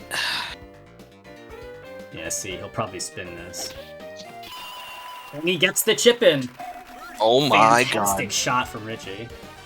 Well, I learned something new today. I thought Landolt couldn't spin. Maybe it's only the bunker he can't spin from. He cannot spin from the bunker. I think only Veteran can spin if he's off top. He's like right on top of the sand. I think that's unique to him. Hill grain, I think he's maybe over-adjusted a little too much, but we'll see. Nope, just enough. The hill is very strong. Well, was it excellent. On the last hole? 11? I think so. I believe so, yeah. Excellent chipping from Richie to keep himself in here. Yeah, preserving that one-up lead that he's had since hole 8. Okay. What's our next match that we're going to watch? I'm just looking at the bracket. I think our next match that we're going to watch is Scuddy and Sludge, and I've gotten Crooked to tell them to start, so they will be on like hole 5 or 6. Great. Once we get to them. Does that mean Library and Chase can start too? I think I'll start them about 9 holes into Sludge and Scuddy's game. And we can peek in for the end of that one. And then Notel and the winner of this will face Ken, so... Okay. Yep. I've also... I think Crooked and Notel are going to start their match soon as well. Perfect. I started Chase's match in Libraries, my bad. That should be fine. That's fine. Okay. So those two are playing, and then Scuddy and Sludge are playing right now. Alright. Sweet. Perfect. So we didn't see Richie go for the on-and-one attempt here, and we're definitely not going to see it from Tenzaka either. Is Almeida the only one that can consistently on-and-one this hole? In no wind, Landolt can do it.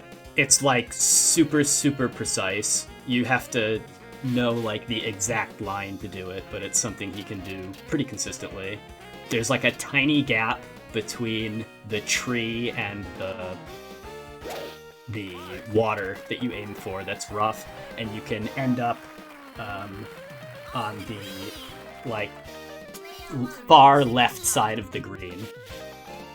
I love how consistent Almeida's on-and-one is for like even being safe, because if you miss the green shot, you'll still like end up in the middle between the water there, and have a chance to chip it. It's so I love this hole. Yeah, this is definitely one of my favorite holes as well. Yeah, Almeida I think is the only character who can control where he is on the green in one. Yes. Landolt and I think Tenzaka can probably make it as well, but like there's only like the one spot they can hit because of the way the rough is laid out. This is a really interesting putt because the hill's not going to affect him that much, but it's still going to accelerate him a little. So I think Tenzaka's trying to figure out what angle he wants and how hard does he want to hit this ball. I wouldn't be surprised. Oh, I was going to say, if he goes 1 pip over, I wouldn't have been surprised either, but the grain doesn't drag him as much as he thought. Richie might go up 3 here.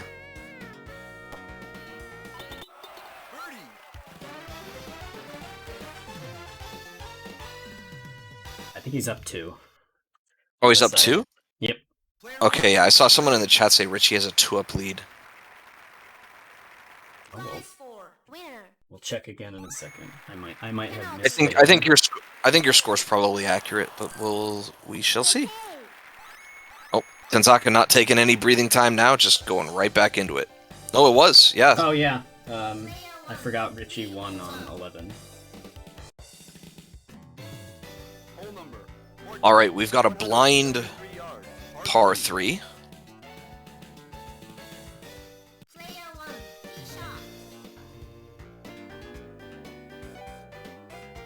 Blind par 3 with a tailwind. Oh, God. How do you approach this? There are some very funny ways to approach this hole. I like the ones that hit the top of the hill and then roll down. Yeah, they're surprisingly consistent if you're playing Landol. I would never attempt that as Almeida, but Oh, no, absolutely not. Almeida can just go for the hole, I think, pretty consistently. Oh my God, Tanzaka's really getting some bad rolls on the wind here. I think this might actually be easier to read than that weird crosswind, since this is almost completely headwind. It is, but, like, did he not look at the wind? Look, he's hitting the... Oh, wait, no, he wants the roll. Alright, Okay. well, they both have pretty rough putts. This is not going to be easy for either of them. Especially with that grain. Yeesh. Do you underputt this is the question. The grain's kind of pushing. I And think it's I farther would up go the meter. right on Pip. And that... Oh! Barely. Needed a tiny bit more of an adjustment to the left. But it was a very, very good attempt. I'm not gonna lie, I think hard putt. I think in Tanzaka's case, if you underpip it by 1, it might have made it. Yeah. This is brutal because of the hill encroaching on the left here. Yeah, the farther left you aim, the more you're going to get pushed to the right. Yep. Oh yeah, that's just so hard. That's just so hard. Right. Tanzaka with a very straight putt. Oh, it curves a lot more than I would have expected, but... That gives Richie some info about how that hill's gonna pull. As you can see, he like immediately starts going left. It's like, yep, I'm gonna adjust back. And misses it. Under putts it. The hill strength. A deceptively strong hill. Oh wow. Well, Richie's still 2 up, but this is how Tanzaka comes back, so we'll see.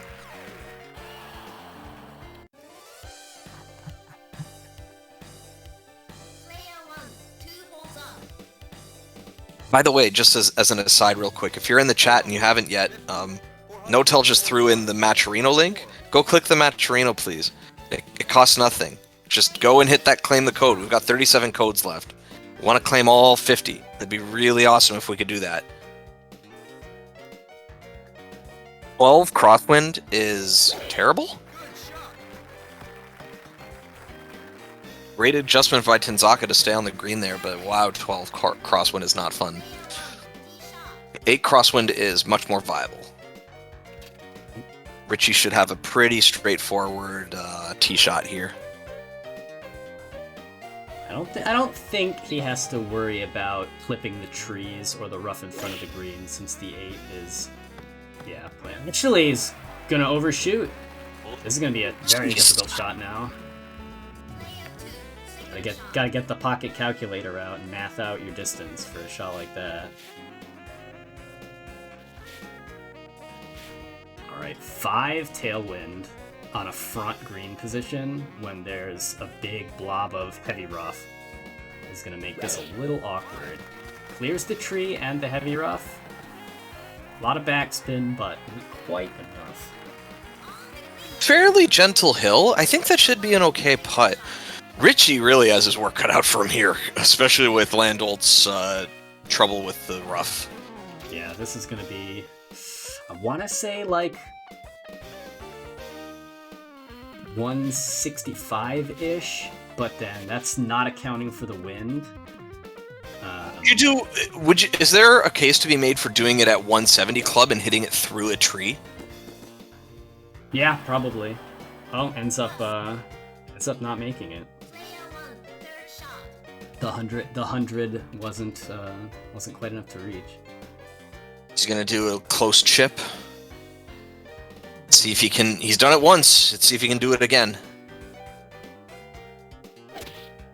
Survey says. Oh, close. Ooh, he almost swished it. This is not a super hard putt, but it's definitely going to be a little tricky. The grain makes like it a awkward weird because he has to go up and down, and he too hard. Yeah, I think that's a little much. That had to have been either pip or 1 under again, because the hill is gentle and like you're going with the grain. 3 over. Man mode putt. I like it. I mean, sometimes you have to show the grain in the hill who's boss, and you just have to like crank it. All right, and we're even. Does this mean that we are at updorming? Yeah. Yep. Even. I still think that the scorecard tool that Bad developed for this is like one of the best things for this game streaming. Oh, it's amazing. It's so good.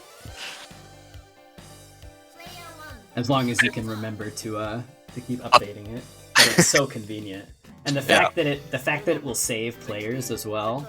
Mm-hmm. All right, one of the longest par 5s in the game. It's hard to get on and 2 in this case, especially with this wind. I think it might actually be impossible to get on and 2 in this case.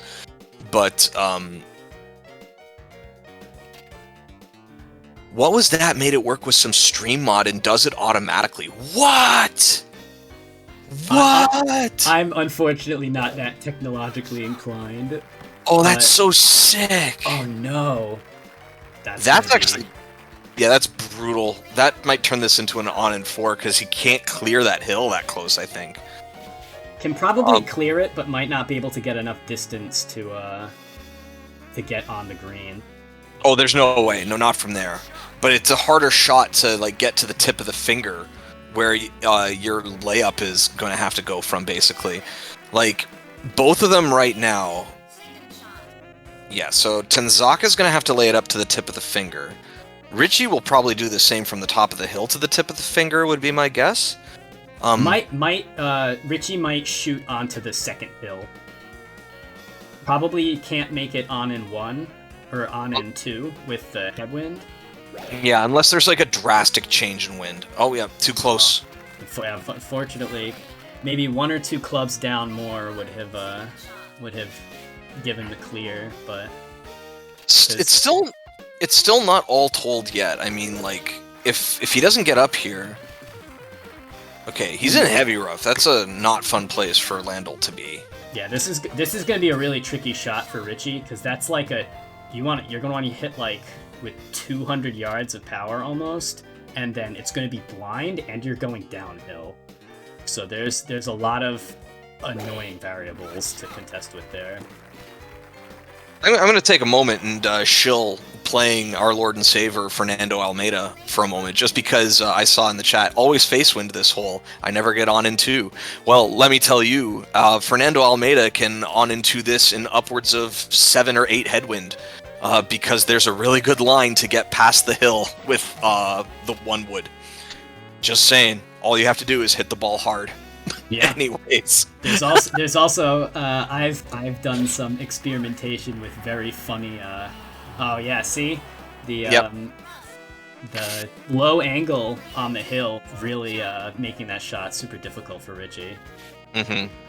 This is gonna be still a pretty rough shot for Tanzaka, but a little bit more reachable. I think just because of the height that Tanzaka is able to get 2 out of the rough, like this. Oh no! Airmails it. Yeah, an unfortunate case of, I think, hitting it high off of the hill cranked the ball up to like a 45-degree angle, so that just added a bunch of distance. Yeah.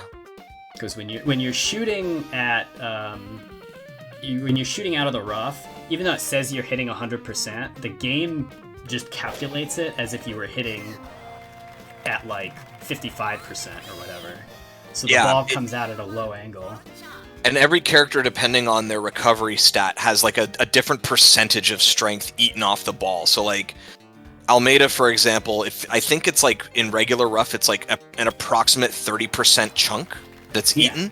And then in heavy rough, it's like an approximate 70% chunk that's eaten. I think Almeida's is 60 out of the heavy rough. He, he only hits 60%, so it'd be a 40% chunk. My math has always been, if I'm hitting in rough, multiply what the distance is by 1.3. Yep. And then for heavy rough, it's always been 1.7, approximately. Oh, interesting. But again, like, my math might not be accurate. That is like old, outdated math that I haven't retrained myself on. That I think is it, actually. Oh yeah, that is it. With Richie winning that hole, he is going to move on, and we're gonna hop right into Scuddy and Sludge. I'm gonna take. While you're doing that, I'm just gonna take a quick peek over to update the folks on what's going on in Library and Chase. I just want to see the score, and then I'll hop over to Scuddy and Sludge. All right.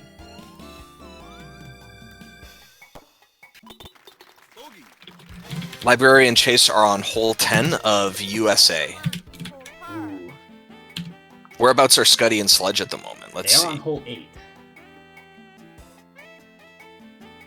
Of Germany? I believe so. Yeah, it looks like that looked like Germany hole 8. Oh, yeah, I saw mountains. Oh, Sludge plays veteran? Nice. Okay. Good games to Richie and Tenzaka again. Yeah, very well played by both players. Hole number 9, 461 yards, par 4. Right. I was too busy setting up the scorecard that I forgot to see the score, so we'll have to wait for a second on this one. Ooh, that's going to be an awkward spot to shoot from for Randall. He's past that tree. He'll be able to get by it, I think. No worries. And then Veteran gets to do fun. Can't clear the that dimple of rough that sticks out on the right, so has to take the long way around.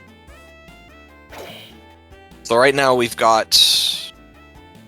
I'm about to let you know what the score differential is here. The Library just won hole 10. Library, it's all even. Oh, even on 10, wow. All even going into 11. Chase took a hole and then Library just won it back. Whew, okay. I'm gonna hop into Scuddy and Sludge now. Right. Sludge has an awkward shot here, coming out of the rough, but is veteran. But this just. Oh no! Undershoots it a tiny bit. I was gonna say it's just more fairway for veteran. Yeah. Don't give up. Yes, don't give up.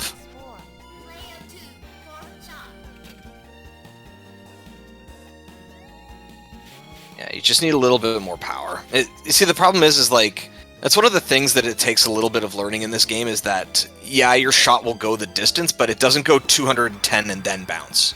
It will go 210 inclusive of bounces and rolling, generally. So you have to, if you've got something like this where you've got roughened water ahead of your shot, I would not take this line. Really hard shot. Oh, this is not the line I'd be taking here. Maybe God, the max shot, max low backspin will work. Oh, sneaks under the first tree and over the second tree. And the weird hook into backspin puts Scuddy in a fantastic spot. That was such a genius shot. I would have never done it. I seriously did not see the angle to make that work. That was incredible. Oh my god, Scuddy. Stop. A great shot there, yeah. God. Cursed. The weird it's so weird because no, Scuddy. The OB, I think, gives the extra shot though, so I think so, yeah. Scuddy's still gonna take it. Alright. So it's something weird with like how the game calculates the direction of the spin once it's like. Oh wow. What Scuddy's cooking. Yeah.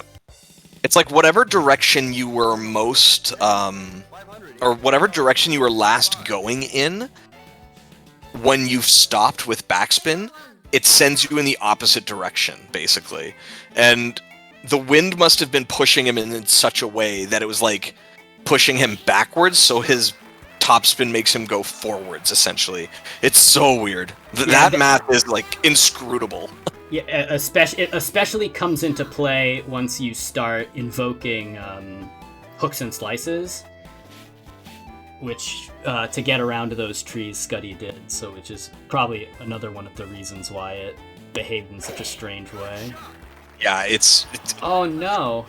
It's one of the things that I've always wanted. Like, if somebody were to ever really like dig in under the hood of this game and find out like how the math is done, I would love to know. It's on my short list of things that I would want for this game in the future. The other one being like, is there a way that you could make a Neo Turf Master Course creator? Oh yeah, that would be amazing. Could you imagine? It would be so cool to be able to create your own Scotland. I don't know if you've ever heard of a program. It's used in the Kaizo Mario community called Lunar Magic, and yes. Lunar Magic allows you to make anything that you could want, in Super Mario World, and also allows you to like input your own custom ASM. So you could do like a whole bunch of weird things, implement sprites, weird movement, just a whole bunch of wild and goofy stuff. If there was like a Neo Turf Lunar Magic, oh my god, it'd be amazing. Right. Great on from Sludge. Yep. Back to the match. An excellent approach. We'll see how Scuddy chooses to take this. I'm assuming that Scuddy will be chipping it. Unless... Butter Pip? Oh no, just gonna go for the... I kind of like that. Oh wow. Very close to the perfect power. I like it. Alright, this is gonna be a tricky one, because I think both the hill and the grain push right here. It's not quite strong enough. That hill... Short. That hill is really, really strong. Scuddy will probably 2-pip this, I bet. Oh, I'm surprised he didn't. But... Alright. I think we might be on Dormy now. Yeah, I think this might be Dormy as well. Yeah, because we're 8 up on hole 10. Wait, 8 up on hole 10? Yep. Yep, yeah, 8 up Dormy. on hole 10. And we might be able to catch the end of Library and Chase's game as well. Should Notel and Crooked start? I think they're probably... yes, that's a good idea.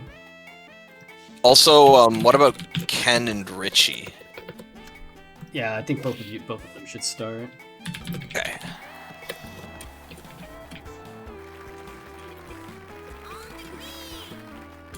Great shot from Scuddy. It's a little bit of a weird putt, but oh my god. Deca, look at this wind on this hole. I prefer headwind to tailwind on this hole, but that is still going to be a very difficult shot, especially for veteran who doesn't have the liberty of long irons.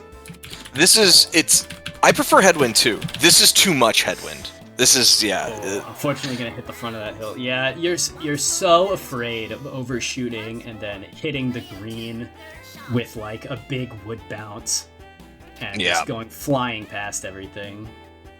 But with 11 headwind. Yeah, this is just not fun.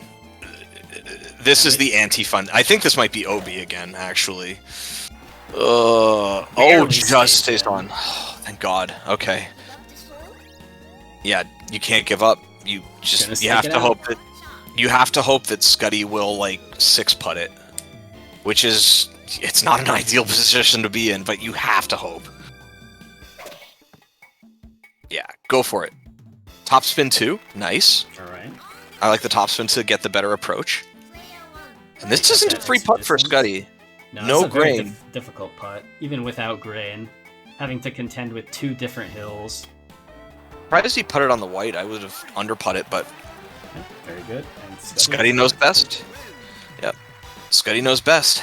All right. We're going to tune into library. Chase. Which was looking very close there for a period of time. But good games to Sludge and good games to Scuddy. Very fun to watch. Yeah. Oh, Library and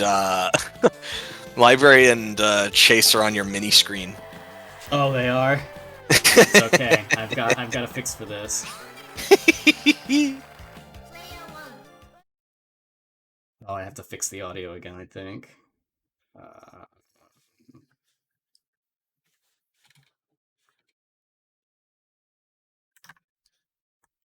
Do.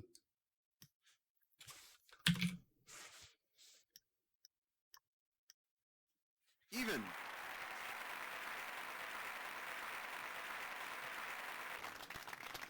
Hey, we've claimed 2 more codes, so we got 35 codes left. Go to Matcherino. Wow. Please go to Matcherino and claim a code if you haven't. It'd be super appreciated. We'd love to use up all 50. That'd be super awesome fun. I might have that backwards, but we're even nonetheless. No, you have it right. If we're even, that is right, because the library was the one that won 10. Oh, perfect. Alright, this is a tricky hole with all this heavy rough in front of the green, but fantastic shot. And down the hill and into the valley? Oh, look at that. Chase has a difficult shot to follow up, and this 7 tailwind is even worse than the 5 tailwind on the first shot. It's kind of nice, though, I think. If you use the right club, like, maybe you 210 this, and you let the wind blow you into the rough, and then you roll out it because you have so much speed. 190? Wait, he doesn't have a 210? He has a 210. He's gonna max shot, which is... Oh, hits that perfect little gap in the heavy rough. Oh, the putt's gonna be a little harder. That hill might come into play. Oh, especially with this grain is very unfortunate for Chase. I think he's still okay. I think he might... Yeah, I think he's fine. I don't think the hill is hitting him there. Oh, okay. It's so hard to tell how far that hill sticks out. Yeah. And then library, I think, is good too. It's like this hole kind of exists in the bottom of like a very open-ended funnel, basically, so... I have a very funny strat for that hole as Almeida. Is it just try to aim it for the heavy rough and let it just completely obliterate your speed? Yeah, I club up to 280 and do like a 70 or 80 or an 80% minimum height. And if I'm a little short, I hit the hill and bounce on, and if I'm a little strong, I land in the heavy rough and it rolls on. Jeez. So it's surprisingly consistent despite being really jank. And this is going to be a Hail Mary shot. This is actually kind of really nice because it'll blow it past the hill. Bounces over the sand, yeah. Yeah, that's a really... Like, this is great wind to have on this hole. And then poor Chase, just the exact opposite.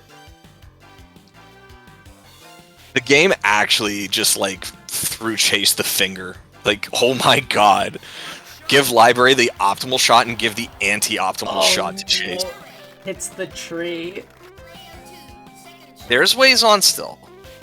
Oh my god. Are you gonna hit it low under the tree? Can Landolt even hit it under these trees? Yeah, the hitbox on these trees is really small.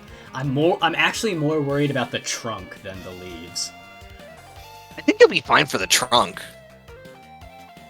But oh boy, he's got to hit that like low. Oh, unfortunately, hits the bunker. That was such a great attempt. And then... I thought that was hitting the tree. I thought that was hitting the tree for sure. Oh my god, hiccups. Woof. Woof. Okay. Sorry about that.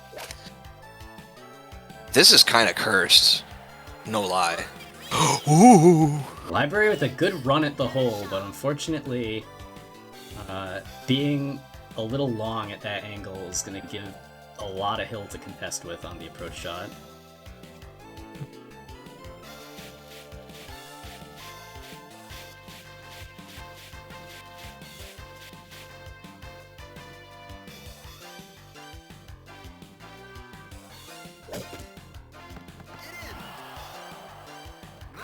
Oops, that's not the... Right. Chase is a very easy putt, so if Library makes this, he can go up a hole. Oh, unfortunately comes up just a little bit short. And this should be almost perfectly straight. The hill and the green should be just about canceling each other out.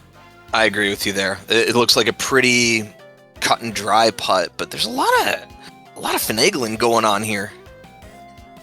Yeah, I didn't like the idea of changing the line. I think just 2 over, aim straight would have been enough. Yeah, I agree with you. I think it was, you didn't have to overthink that. That's honestly one of the biggest things in NeoTurf, honestly, is don't overthink it. Yeah. The, you're after you've been playing as long as players like this have, your gut instinct on where to putt is usually right. It's when you really start thinking about it and messing around that you tend to like overcompensate or undercompensate and let it get to you. I don't think Ken and Richie have started yet. I think they should probably start, right? Yeah. Okay. Alright. While they hopefully get started, I'm gonna... This is the longest par 5 in the game. 667 yards. Just a beast of a hole. And I think there's ways to on into it with cart paths, but it's not something that I ever fully explored. It's just kind of cursed and probably very inconsistent to hit cart paths consistently like that. Yeah, because you're so late in the course and the wind is so consistently high, figuring out like the amount of mastery you would need over your first bounce and where your ball is going to end up to judge where the cart path is going to be on both shots is just like prohibitive to making it consistent. Alright. Oh, ends up in the heavy rough. I think is close enough to reach. But yeah, but it's a dogleg angle that he has to take to reach, so it's kind of weird. Yeah, there's gonna be trees on that line too, I think. 12 crosswind here is just gross, and on this angle, it's just straight up crosswind. Yeah, pretty much. Oh, I like the low shot. Gonna cut down the wind a little bit. Fantastic shot. Whew, great placement. Wow. Great job contesting with that wind. Right. This is tricky.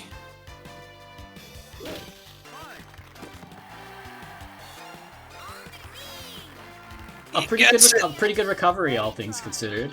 Mm-hmm. Slightly weird putt, but I think he'll be up this hill quick enough that it's mostly the grain that you have to worry about here. Over adjusts a little bit too much. Oh no! Jeez!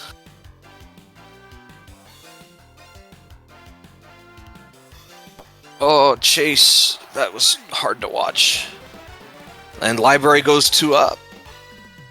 This is gonna be Dormy, right? Yep. So, yeah, wow. Chase has to win out to force a tie. So, any draws... Oh, the final match is finished. Oh. Oh. Never mind, Oh, that was hole 17, right. Oh, it's hole 17, not hole 16. Yeah. Oh no, the bees. Well, right. Good games, Chase, and good games, Library. Sorry we're only able to catch part of your match, but... And Ken and Rich here about to start, so let's go pop in at Notel and Crooked, I guess? Yep, they're on hole 5. With the draw, so let's see, alright. 3 and 4, so they are pretty much even. Got no tail on the left. Hole number And 6. Crooked on the right. 366 yards. Par 4. Now let's draw. Da-da. Alright. Crooked has to get a little bit lucky not to lose this hole, because if No Tail gets Tailwind, it will go in. Or it will go on the green. Oh, I'm behind. I'm coming. I'm missing it. I'm coming.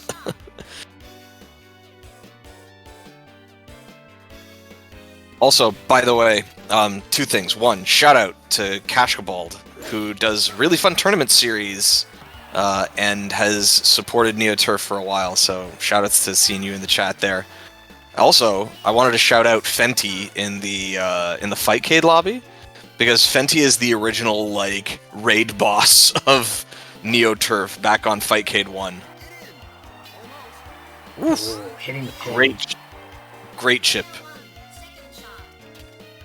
Right. What? Almost. Oh my god. Both players probably like under 30. Yeah. Oh, jeez. 23 centimeters. So what do you think the other one is? I If this think is it's like 23. 18. I think my it's guess. 19. 19. Oh, 21. All right. Birdie. Even.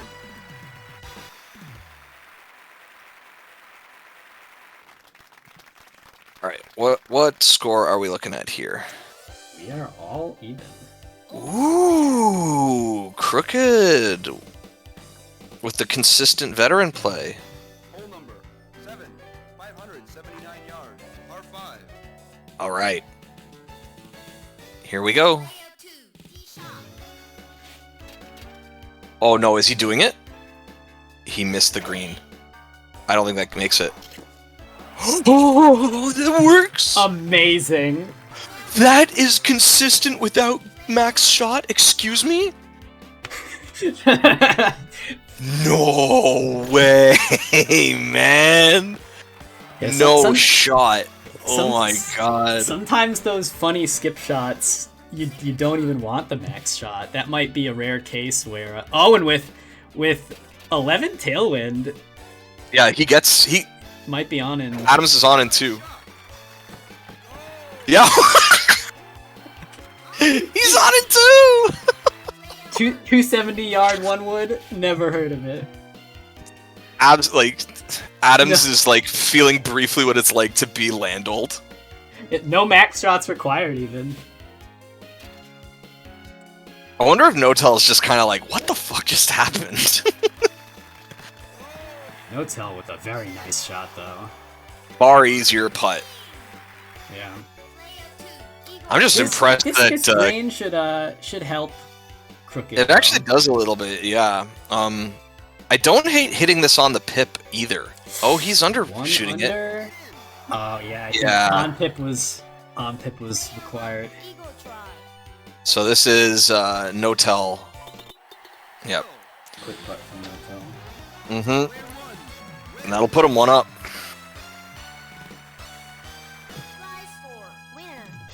Crooked came back before from a shot, so there's a chance here. No-Tell not getting phased by seeing Frank Adams absolutely crushing a ball 270 yards. Yeah. Hole number Ooh, I really like this front pin position on this hole because it's really tricky to hit. A lot of people have a tendency to undershoot and end up in the gap because the distance on your screen is not the distance that the ball lands, it's the distance the ball goes. So, I don't know if there's any consistent strat for bouncing it off these pillars, but oh, that is such a nice shot. Wow. Just nestling it in there. Alright, hold on. I'm gonna try something silly here.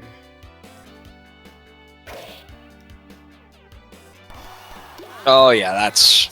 The wind's pushing him back too much. So this should be 2 up here. This is rough. Oh my god, really? How'd you get that to work? Magic. Well, there we go. There's the other round if people want to see how Ken and Richie are doing in their match. They've just started, as you can tell.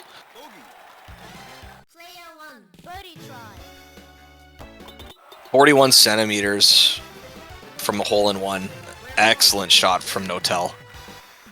Notel's a bit of a legend for a reason. He's got setups for pretty much everything. His putting is phenomenal. His chip-ins are probably the best in the game. So he's definitely, if not, he's one of my favorites for being in winners finals for sure. 14 tailwind. Oh my god, that is an Almeida shot. Yeah, 231. All right, Frank Adams also gets his chance to hit it as far as everybody else for once. So Landell gets the Almeida shot. That means Adams gets the Landell shot. Yeah, just about 296. I think is right where, right about where Landell hits it. And here's where the wind now becomes your enemy, because you're shooting it into, like, 9 cross-ish headwind, hoping that it blows back. That's a gorgeous shot. Excellent Perfectly approach. straight putt. Excellent approach. You could not ask for much better than that. Notel is pixel aiming in 10 wind? Notel has lots of, like, sub-pixel stuff that or not sub-pixel, but like, instead of using the arrow as his reference, he uses Landell's head while he's holding the club. Oh! So it's a slightly different method, but he accomplishes the same result. Crooked could tie it back up! And he will! Right. Unfortunately not tied up since, oh, sorry, you're right. Down, but well, it brings him to 1 up. Him back, yeah. If you're going into the back 9, you'd rather only be down 1 than down 2.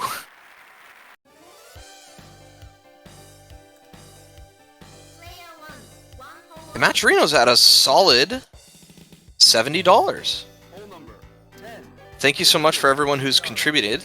And by the way, if you haven't gone and claimed a code at Matcherino, go claim a code at the Matcherino. You don't have to do anything. You just have to hit claim code, and that's it. We got 32 left, I think it is. 32 left, yeah. Just go and click it. That's all you gotta do.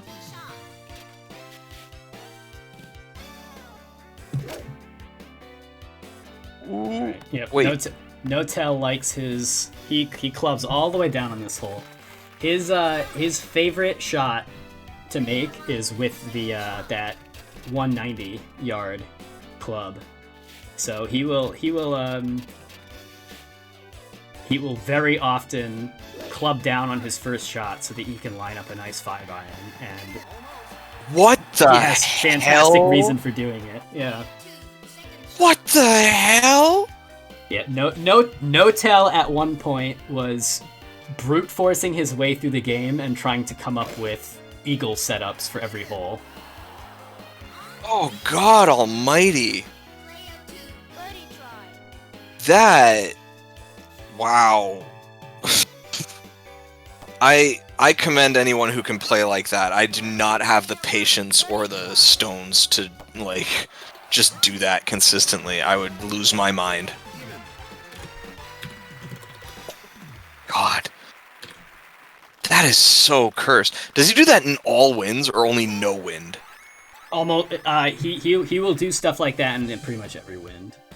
He'll adjust for wind on the first shot and then try to make it work later on the second. Oh my God! Here's how you can tell I'm out of practice from like new tech. This is just freaking wild. All right. Does Notel have anything cursed that I should be prepared for on this hole? No, but Crooked has a cart path that he's gonna go for. And Unfortunately, he's not gonna reach it. The 7 wind pushes him a little bit too far to the left. Oh and no. he misses the cart path without getting back into the fairway or into the rough. So No-Tell's just gonna play fairly standard. One slice to counteract the wind. I think this will probably be like I would anticipate that this will be 2 up for No-Tell by the end of this. He's gonna go for it again. He wants to showcase it. I respect that. Always show off your goofy setups.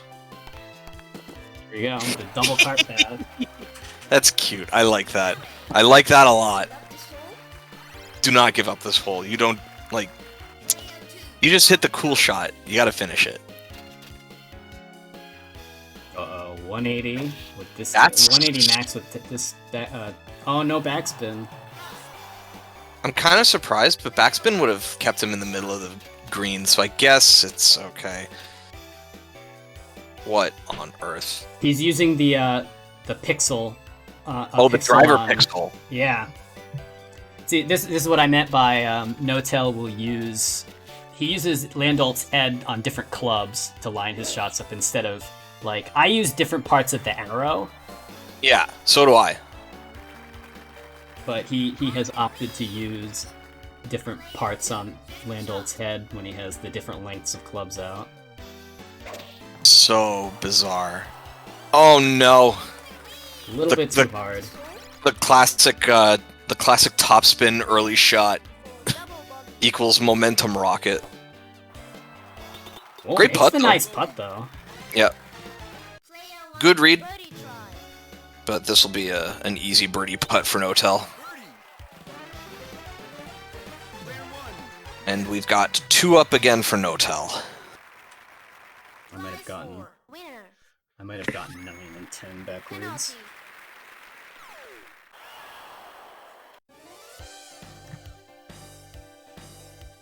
All right. 2 holes up. Boom, boom. So this pin position will be hidden by a tree. I think. Right? Yes.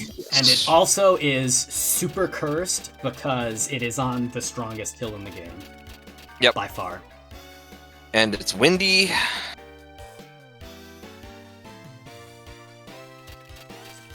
Almost completely headwind though, so.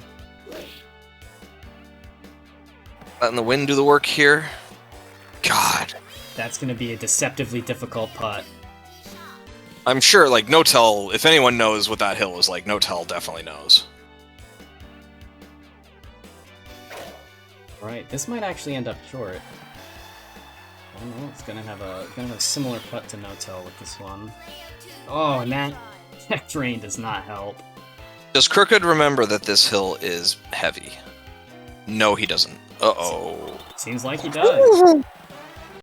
I thought that wasn't going to go in on 1 pip, honestly. Oh! And No-Tell... Seems like No-Tell doesn't. Underpips it. Alright. The confidence putt getting the best of him. Right back to 1 up. Crooked just playing as consistent as he can. Yeah, only really giving up a big mistake on the that cart path setup in 11. Hole number 13, 478 yards. I like This this whole hole a lot. Yeah, this is just a fun hole. There's so many different strategies that you can take if you want to go to the left of the tree. Oh my god. Anyone could go to the left of the trees with this wind. Oh god, is this in the rough? Even if it was, I don't think it matters too much for veteran, but a 295-yard drive is a lot for him. You're laughing. 230. I guess No-Tell knows his distances. Oh, that tree... He should be able to be under it. He should be past the tree, yeah. It won't come into play. Yeah, one would hope. So this crosswind is also tail, and like, oh god. This is gonna be a rough shot to make. This is not fun. Oh, missed the max shot. I don't know if that was intentional or not, though. Well, it kind of worked out for... Oh, never mind. That putt is wacky. Maybe he was looking for the max shot to do a backspin. Oh, we might see some shenanigans here. I think there's a cart path or a weird skip that Crooked is going for here. Oh, and he's trying to backspin it to save it. Who has the worst putt here? I think it's still No-Tell. Yeah, he Even- has so much of that side hill to contend with. This is actually almost perfectly straight with the grain and the hill. Oh no! Dang it! That was Wow. significantly stronger than the grain there.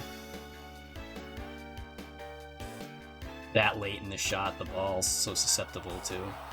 Good attempt, but You really tried to ride it. It was very close.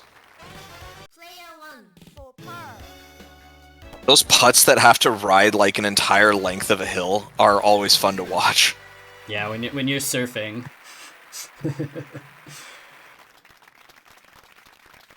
The big ol' surf shots.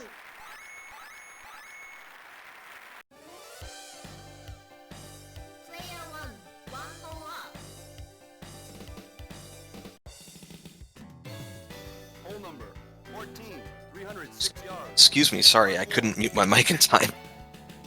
Oh, no worries. I don't think it picked up. Perfect. Okay, that's good. Because I definitely had a cough. Alright, both are going to do some pretty simple layups here. Let's Well, see. actually, I shouldn't. No tells. Looks like he's gonna lay up. Yeah. For a while, No-Tail had an interesting strategy where he would intentionally put it in the rough. I think I remember that era, but that was really, really early on. This is gonna be a pretty straightforward shot for Crooked. Oh, overcooking it a little bit. I'm gonna stay on the hill. I actually think it's okay, because he has to putt uphill, and with someone with that kind of putt meter, like, I think you'd agree too, you'd always prefer to be putting uphill rather than down. Yeah. Oh, Ooh, not getting the wow. roll down there. I think that had enough momentum to ride the hill. Yeah, I think. Oh, one over might be a little hard. Yeah. That's tough.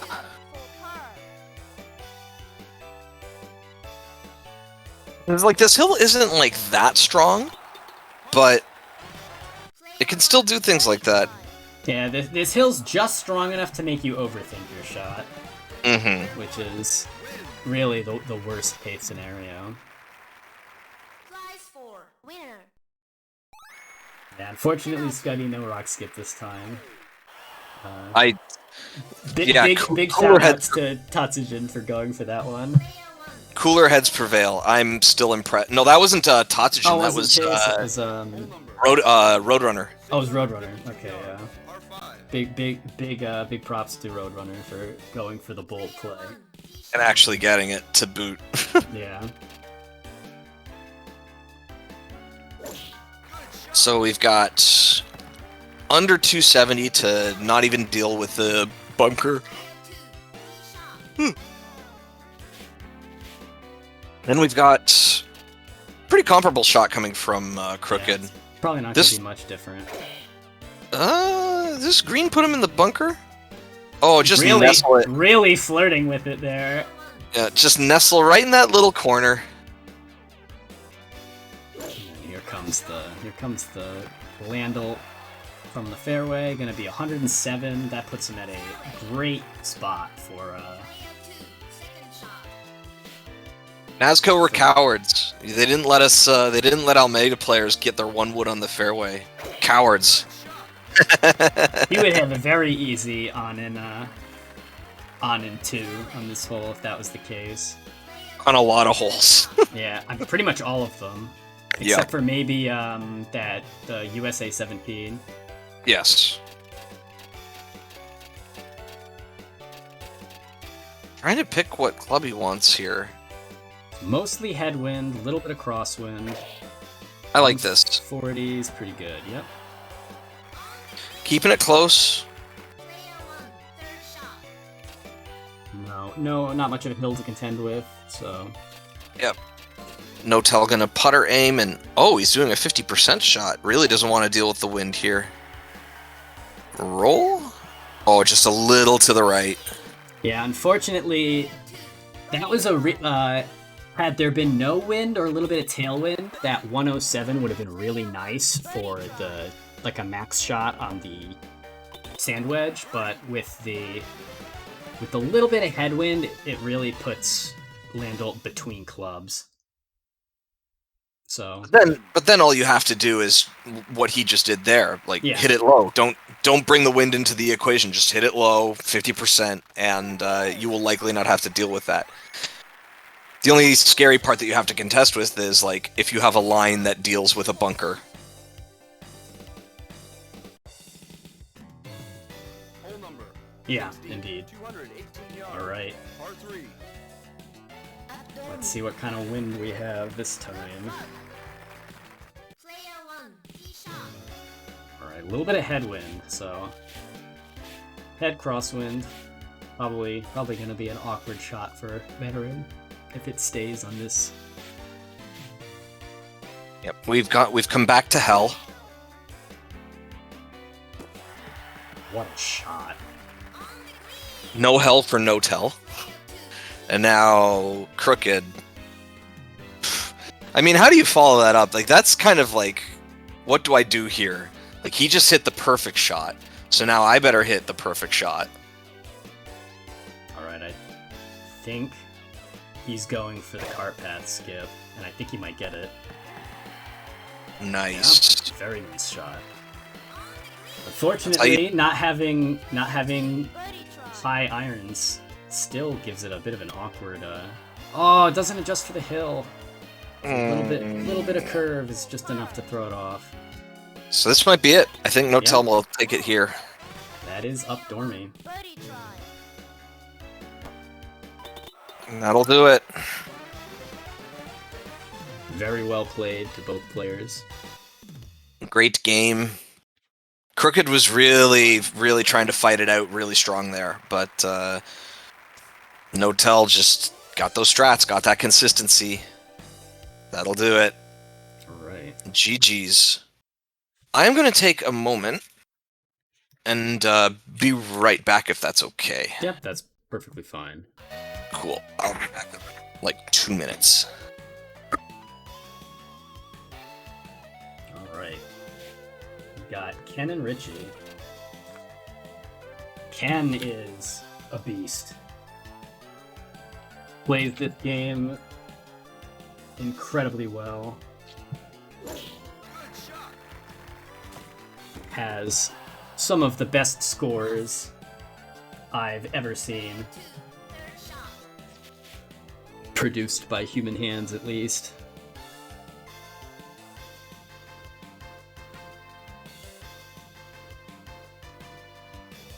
Right.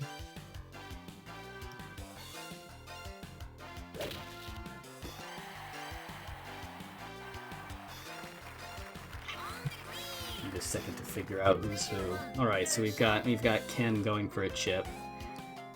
This could there's good odds this goes in. Ken is fantastic at chipping from the rough from these short distances. He's gonna max high probably with backspin. Oh no, a little low with backspin. Yeah, and slides it right in. What a shot.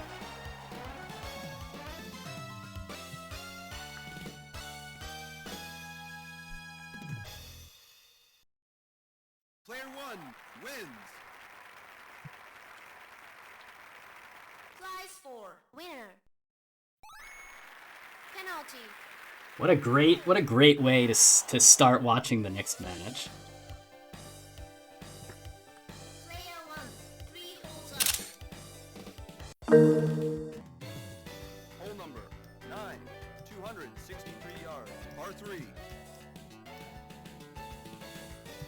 Player 1, I think that's right.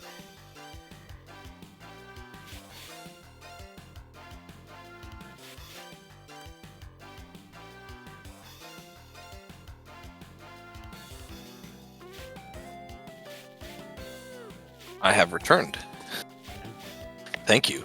Where are we at with Ken and Richie? Hole 9, Ken is USA? up 3. Ken's up 3. Yeah, he made you just missed him make a 22-yard chip. Wow, nice. Dunked it. Also, excellent approach. I always find this par 3 really kind of awkward with that dog leg. Oh yeah, I find this is one of the harder par 3s to get a good placement on the green. I think we've got a... Richie's probably, by the looks of it, like, copy the shot that Ken just took. And it looks like it should work. Oh, rough bounce, but didn't eat too much power. Still the same line. Birdie try. So Ken, pretty straight putt. Richie's going to have to do a little bit more adjustment. This feels like an over adjust, maybe? I don't know. Yeah, I don't like this adjustment because the hill is actually going to push him to the left. I'm so, like, I want to be cautious about, yeah, I was going to say, I want to be cautious about how I discuss adjustments when it comes to Ken in particular, just because, like, Ken is the, like, score king. Yeah. In terms of like just raw course numbers, Ken is the score king, so I'm sure Ken knows exactly what he's going for these putts. But great putt from Richie too. Both get out with birdies. Yep. Ken's gonna finish that front side 3 up. Even.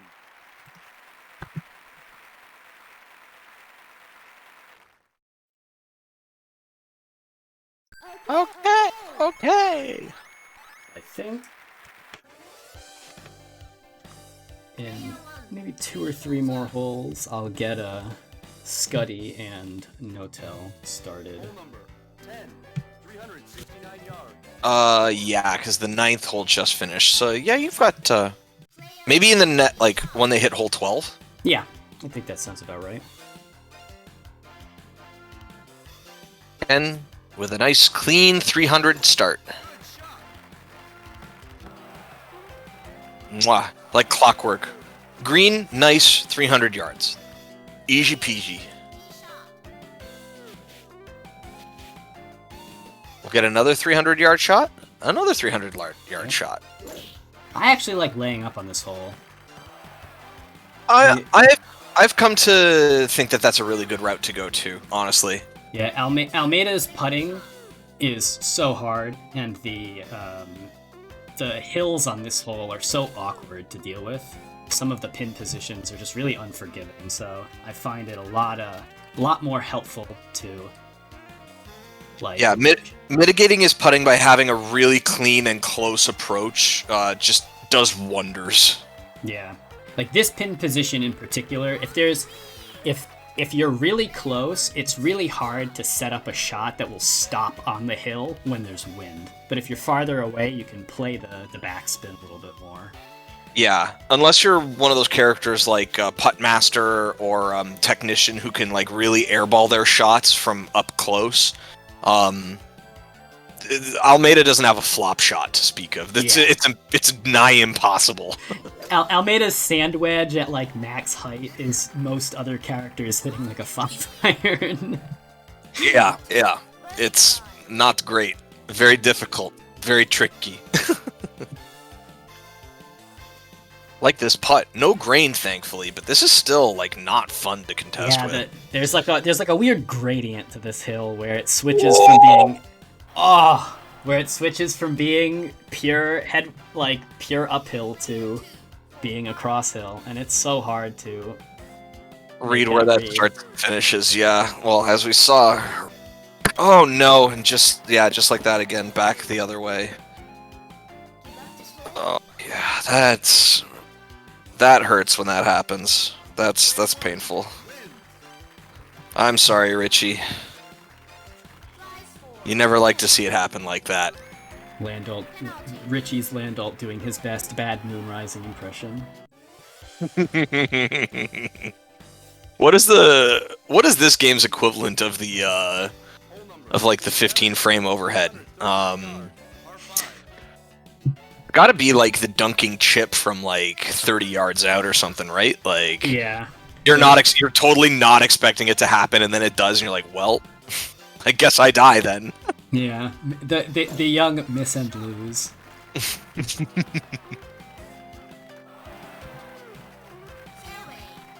I really like this par 5, honestly. There's so many different routes you can take. You laying it up on the left. If you want to gamble, you can try to gun it through the trees. It's a lot of fun that you can have on this hole in particular. Oh, and I don't think we've seen USA yet today, which means people in the stream who haven't seen the second worst hole in NeoTurf Masters, you'll get to see it in USA 12. Yeah.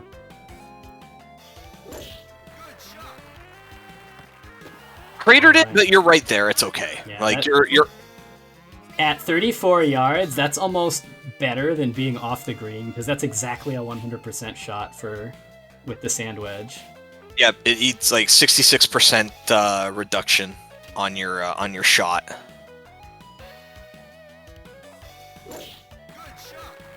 Woo, bounces it. Oh, Barely not gonna make it. you almost prefer being in Richie's position here, just because you're probably putting from off the green. Ken, I'm assuming Ken will probably do like a 1-bar max height backspin chip shot, and it'll think off the pin. That's my guess. I would say that that's pretty accurate.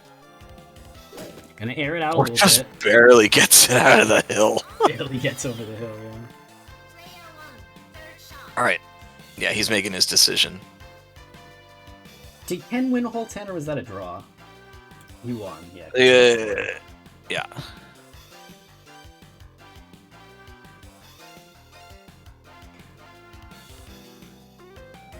Backspin? Ooh, just kisses it.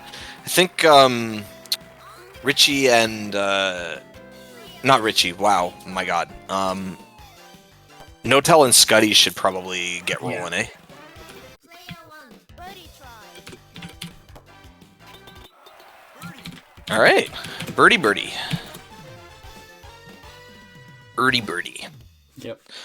And two things, by the way. One, Notel just dropped the link in there again. I've been shilling the Matcherino a lot. I'm going to keep shilling the Matcherino because we've still got 32 codes left. So if you haven't claimed a code, please go follow that link. You don't have to do anything. Just click claim code. Throw 25 cents at us. That'd be really appreciated and really swell. I'd really love it to see that number keep dropping if we can. Secondly, there's a merch command. If you like Vortex Gallery and like the merch, go take a look at some of the merch too. And now we get to talk about why we hate 12 headwind on this hole. This is the worst. This is a Hail Mary for sure. Yeah. Even being in the lead here, Ken is taking all of his brain power to try and figure out how to get this on without launching it past the green. And how do you get onto the green as a golfer, would you ask? Helicopter. Yeah. One of the really tricky things about this hole is that it's actually double uphill. The little rock is actually lower than flat ground. Oh, wait, it is. No, this is only single uphill. I'm thinking of Japan 17, but Yeah. yeah, this is actually an uphill approach. What a shot from Ken. I'm so impressed that he got that close. That was wild. I think Richie will be on too, actually. Yeah, this looks like a pretty good shot. A little far, but that shouldn't be too difficult to putt if the grain is forgiving. Which it is, actually. I think this grain is actually pretty gentle compared to this hill. I'm just impressed that both of them got on in one without any with that issues much at all. wind, especially. This looks like a good putt. I like this. Wow, the game hates people. That's brutal. I think he aimed just a bit too far to the right, that he got less of the cross hill, and so it compounded. Wow, that is a shame. That is just a shame. That's all I can say. Prize 4, Alright, I think with that, up Dormy. Oh wow, we've already got a chip-in eagle on in the other match. Who got that? No tell? Yeah, no tell did. Oh no, Scuddy Oh, did. right. 76 yards. No, Great wait. shot from Scuddy. Was that Scuddy? Yeah. Or was that Library? Scuddy. Oh, no, it's Scuddy. Yeah. No, Scuddy versus No Tell's player 2. Oh, wow, yeah. Sorry, I thought Library was playing. I don't know. My brain is, like, all over the bracket.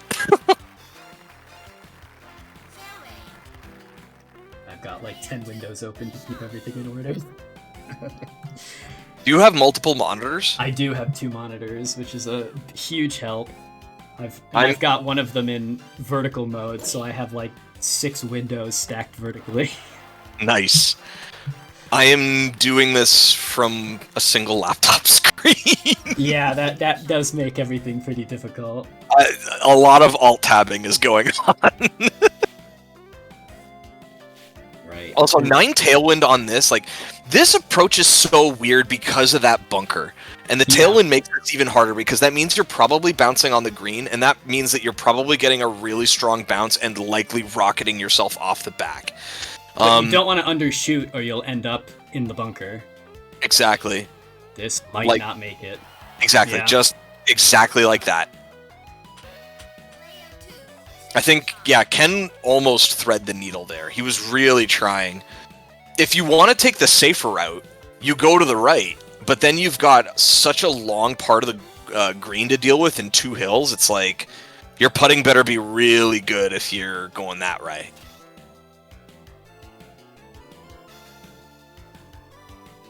Richie thinking about what, yeah. Oh, this is hard now. I like Oh, this shot. I like pretty this good. shot a lot. With backspin, it's still not perfect because of the hill, and grain does, like, grain will impact this, but this should be a pretty free chip for Ken here. yeah, Like- he should be able to put it right up on the pin. Yep, there's his math, roughly 30. Ooh. I'm gonna guess 24 centimeters. Yeah, it's that definitely looks like it's sub 30. Put your guesses in the This chat. is tricky. This is going to be tricky because it's the hill is going to push it a little bit to the right. You have to 2-pip this under. I think you had to 2 it. Yeah. If you 2'd it, I think the grain pulls it more. All right, we got a 28 centimeter. I got a 24 centimeter. You got a call on this? All right, I'll split the difference. We'll go 26. We got a 25. Anyone else? All you get from this is just your pride in knowing that you got closer than anyone else.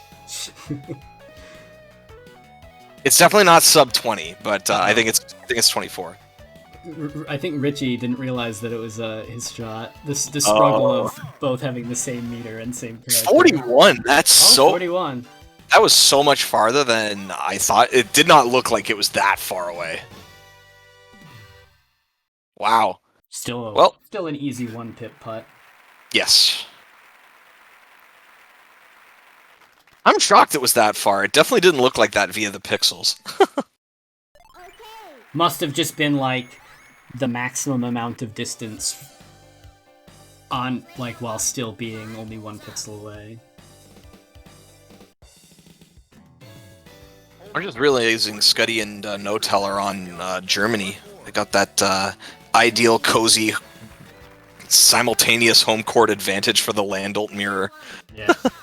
It's also you got to be careful though. It's also No Tell's home court. He is a monster on Germany. He knows that course inside out and backward. 109 yards to go. Not bad. Good tee shot. 6 crosswind is not the end of the world here. You just basically want to lay it up in the middle of all of these bunkers. Or if you're Almeida, like, even though the chip is kind of an awkward distance, if you clear all the bunkers, I kind of like shooting it past everything. Yeah. I like just man-moding the ball in this hole and seeing if I can hit it into the rough past the bunkers. If you have enough tailwind, it's really funny to get that to work. By the way, this hole has my very first highlight that I ever got in NeoTurf Masters. I sank it in a bunker, then I chipped it to the river, and I played from there, and I got a birdie chip in from the river, and my opponent rage quit on me.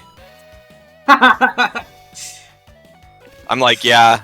Oh no! Yeah. Clipping that spot of heavy rough. Yeah, You hit gotta the be brakes. so careful. But this is Richie's chance. Richie's looking at this like, oh, now's my chance to actually, like, bring it in. Swing back. It's so difficult to take a game off of Ken. Yeah. Or I mean, even just a hole off of Ken. He doesn't go for as many super aggressive chip shots as Notel does. So his like 190-yard chip-ins are a little less frequent than Notel's are, but he's so consistent. It's so difficult to like get once you're down one hole, it almost feels like an impossible mountain to climb. So, remember how I mentioned Fenty before as, like, the raid boss of Fightcade 1? It's like, Ken is, I would say, almost in that sense, the modern raid boss, because it's just so hard to find even a chink in the armor. Yes, yeah, very much so. But Richie... Him and Notel hasn't been playing as much lately, so it'll be interesting to see how they square up in... Winner. If they meet in grands, but him and Notel are very much so like a rung of the ladder above everybody else. I'm still pulling for library. I got big biblioteca energy over here. I will be completely biased when we commentate library's match. Library came out to one of the I think I watched you stream, or was it Bad at Games who streamed the Frosty event? Or yeah, it was bad. Combo Breaker. Yeah, I think Library took one of those Combo Breaker events. It was Combo Breaker. Yeah, it was not Frosty this year. Like it didn't happen, but they met up and played, and Library won Combo Breaker last year. Ah, okay, yeah. 220. Think this bounces in the rough?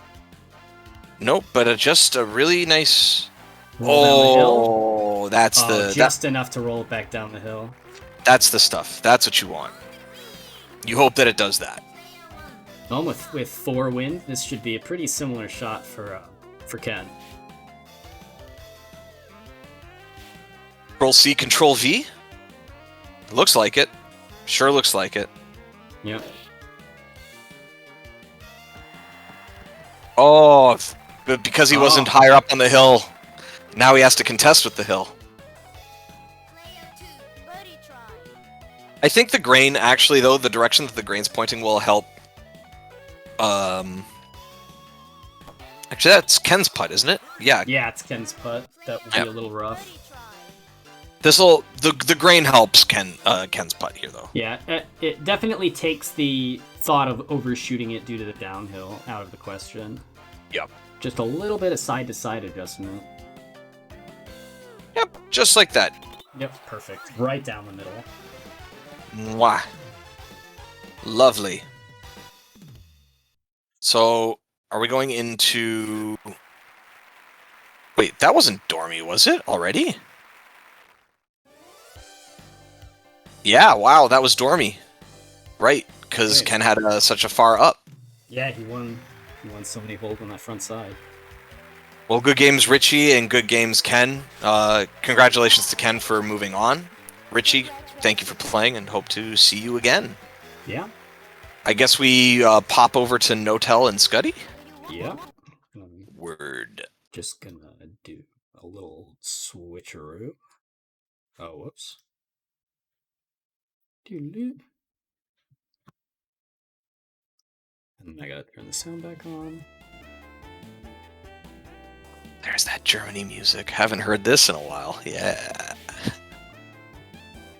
Drag this back over here.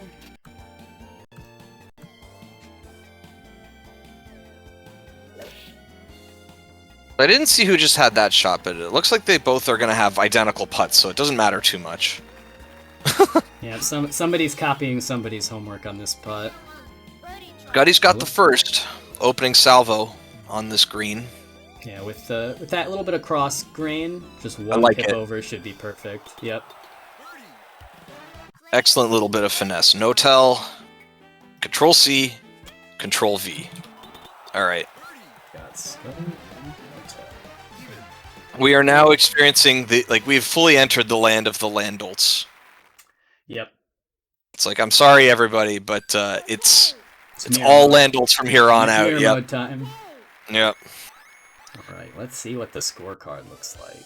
All Mr. right. Grubbin, why do people press hook, slice, and quickly go straight? What it does is it gives you a sight line for where your ball will go if there's no wind. Basically, it gives you a way to aim straight, and you can use the curved arrows too, like hook and slice, as references for how far the wind will push your ball, for example, as well. There's different routes that you can take to using those arrows, but more often than not, it's just to aim. Yeah, everybody has their own method of lining up their shots, and using the arrow is a very common one. No-tell's a bit of an outlier in that he pretty much exclusively uses Landolt's head.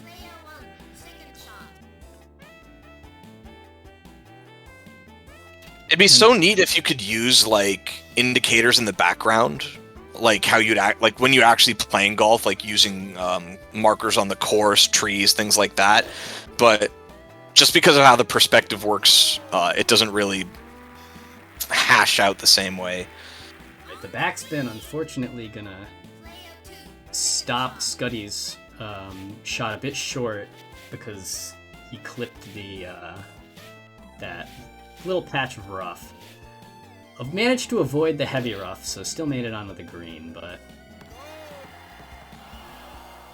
Right, This is a bit of a tricky putt, but you know what? You're not on that hill for like that first hill for too long. I think you can kind of just let the green do the work here. Yeah, 1 under. I like it. Yep, Perfect. just like that. Player 2, Eagle try. Sweet. Dueling Eagles. That's what you like to see. We are definitely no clown golf anymore. We are in serious zone. Square. Hole number 8. 100. Well, I gotta go mention that we're into semis now. Oh yes. Player 2, shot.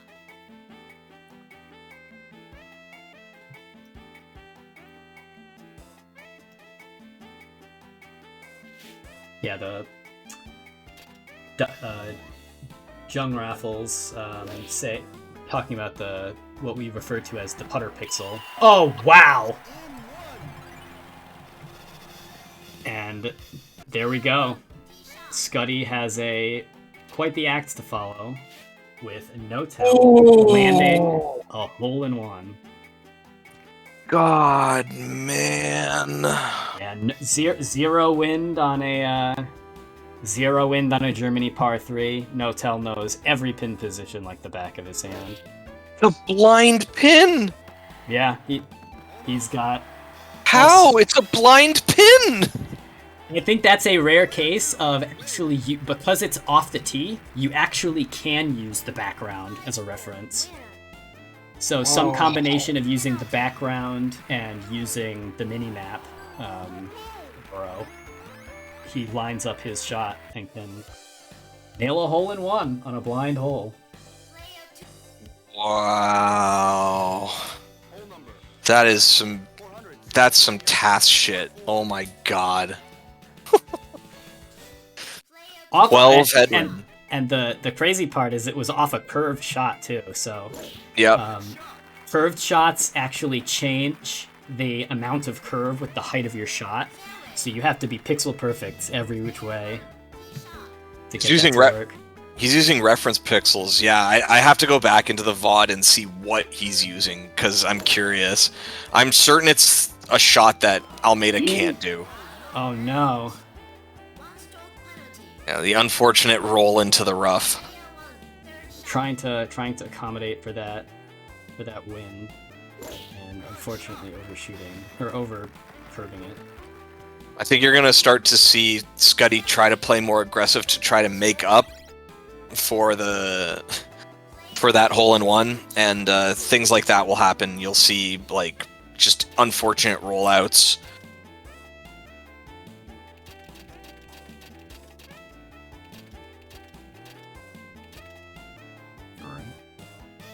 Probably backspin on this, I think. Oh god, he almost dunked it. Wow. With 11 with 11 headwind, he almost dunked it? What?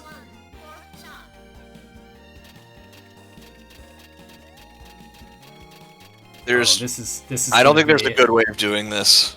This is gonna be. There's gonna be some funny shenanigans here. I think Scuddy's gonna go for some sort of go under the trees, skip it off the water. No, I can't. Oh There's too no, many- gonna go through the tree.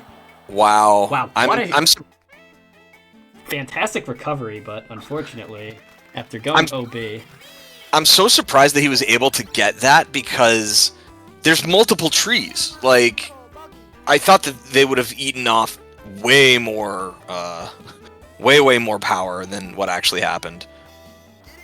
Great putt too. what a putt! It's a shame it's for bogey. Player 2, birdie Yeah. try.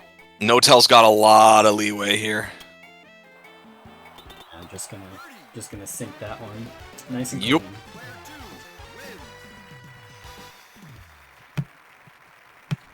Prize for winner. This is Nancy's report. Thanks, Nancy. Keep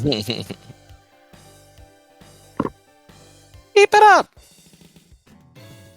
Hole number All right. 10, 584 Let's hope and pray we don't hit the funny crash pixel. I haven't seen people go for it, so I think we're probably safe. Unless someone chooses to be the villain here and like really go for it. Player 1, shot. Luckily, from where no-tail is, I don't think it's in the path of fire, and with Scuddy taking a similar shot. Actually, No tell's in line. yeah, I think No. Scuddy's in a... Actually, they're both in line. They can both do it. In fact... Ooh. I think that's a little bit too much of a curve.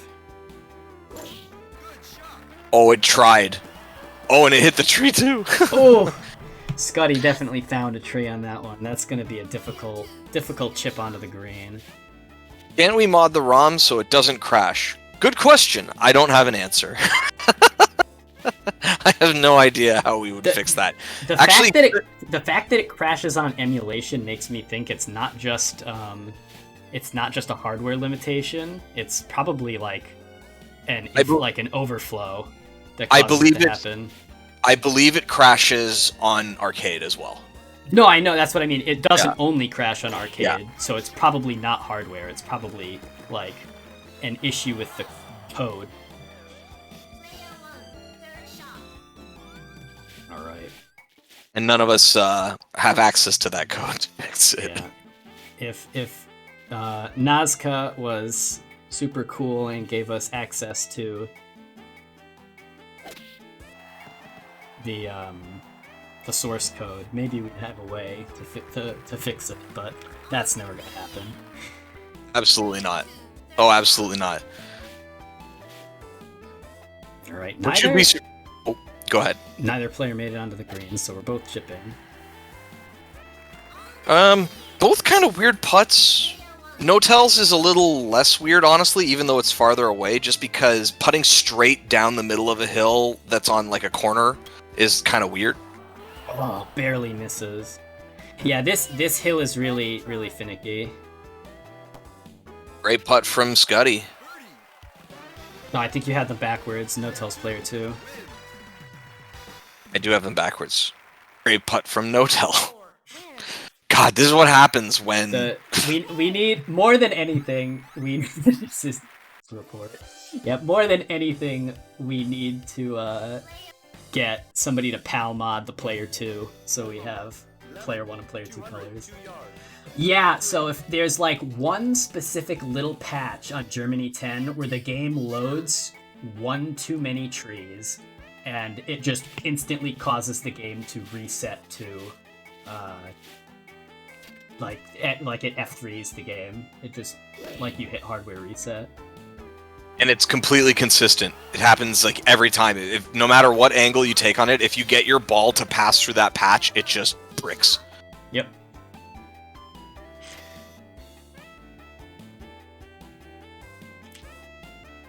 Oh, this might be short. Still Oh, good. wait, no, with the I forgot about the max shot. I'm so used to on this hole. I don't like to do a max shot if I don't have to. So I saw the 200-yard club and immediately thought, yeah, it's probably a memory overflow. I still remember. Oh, go ahead. I still remember the one person who I think has hit that crash more consistently than anyone, and who would actually enter tournaments and Just go to get for the it if they got Germany. Shoutouts to Genki Green. Genki Green, the classic Germany crasher. I think Genki Green entered the event I ran for 5. I wouldn't be surprised. Which was really cool to see them show up after such a long hiatus. Yeah. What is Notel gonna do on this hole? I never ever know. I feel like every time I watch Notel play this hole, he does something different. A really short layup into some shot where the trees aren't loaded, I bet. Like, he's so far back at this point that the trees won't load in. Yeah. That's my guess. Oh, and 232 is probably exactly a 210 max shot as well.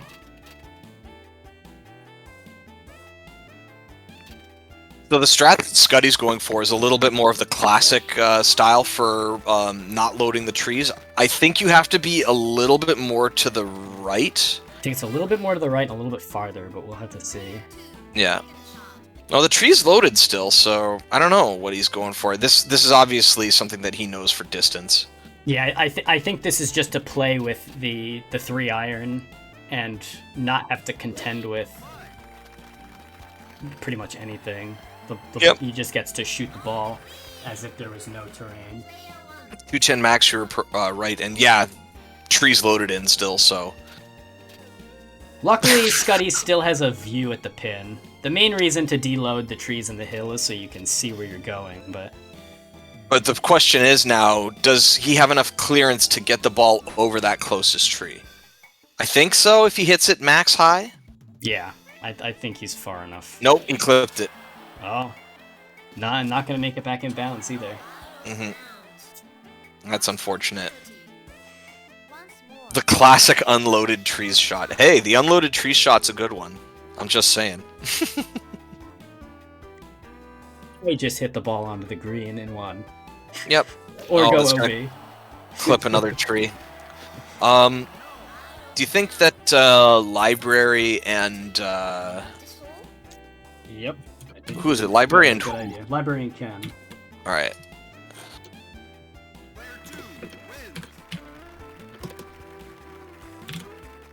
Rise for winner.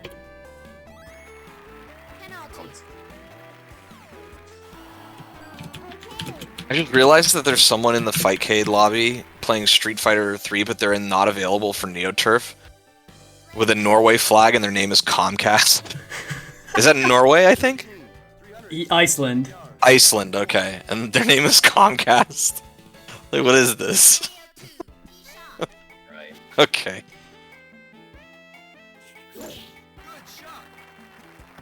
No, it's Oh, out taking nice. the right side with a Yep. nice clear shot. I always love that shot. Just nestle it into that little triangle, and then you've always got a clear hit to the green from there. Scuddy's taking the alternate route around the left side, which is typically what I do. It's harder though, because like now you actually have to contest with. Oh wait, maybe you don't have to contest with that tree. I guess it depends on the pin position. Yeah, if you aim far enough to the left, you can get the curve to put you on the far side of the patch of trees. Oh, he's hitting it low. He's gonna skip it over the water. Water, rough, everything. Didn't even need to, huh? Okay, all right. Oh, a funny little note. OB has less friction than rough, so you actually get a better bounce if you bounce OB than if you do in the rough. I've noticed that. It's actually kind of annoying on certain holes because like you want the rough to slow you down, and the OB in front instead just like Oh wow. prevents you from actually stopping. No tell with a fantastic shot. Birdie try. This should still be a pretty straight putt for Scuddy though. Yep. Player 2. Birdie try. Yeah. Okie dokie. Up Dormy. Oof. This is hard for Scuddy. Scuddy's got to do a lot of work to try to get back in this. Player 2. 4 hole. Hole number 14, 126 yards. Par 3. Up Dormy. Good luck. Good luck. Player 2. All right. What is No-Tell's weird strat here? I know Genki Green would do like the drive under the trees. Is that what he's doing? Or is he airing it out? I think he's got a funny strategy where he clips the top of the front tree. It didn't clip. I didn't hear it. Oh, he didn't go. He didn't go for that. Just hit it straight. But he has one where it clips the front of it. He has a hole-in-one strat where I think he clubs up to the 150 and then it goes in. Probably only works on 0 wind or something though. Spin? Oh, you see, that's the problem. That's the Shot. dangerous part about having backspin with the Yep. pitching wedge. Shot caller. Second shot. This is tough, but Scuddy still has a chance. Nope. Player 2. Well, if Alright. No-Tell sinks this, If No-Tell sinks this, it's game. Alright. Very well played from both players. Scuddy popping off with a fantastic eagle on that first hole. yeah. But No-Tell proving to be just as much of a force to be reckoned with. I mean, if you're gonna get a no-look hole-in-one, like, geez, what can you do? But Scuddy will have another chance because Scuddy has the third place tiebreak. Yes. Yes, there's still a good shot that Scuddy can win Player 1. some prize money with that third place.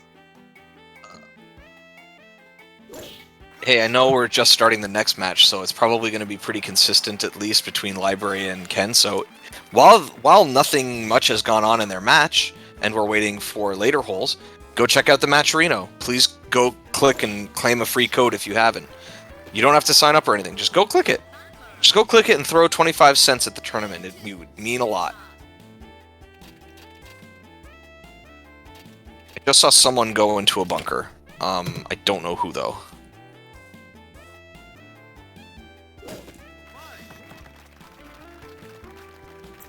While you're saying it, I'm gonna throw some lunch money into the pot myself.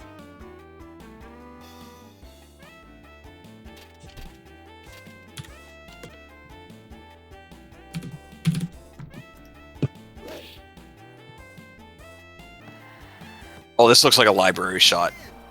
It sure was, I think. There was an eagle. What a great backspin.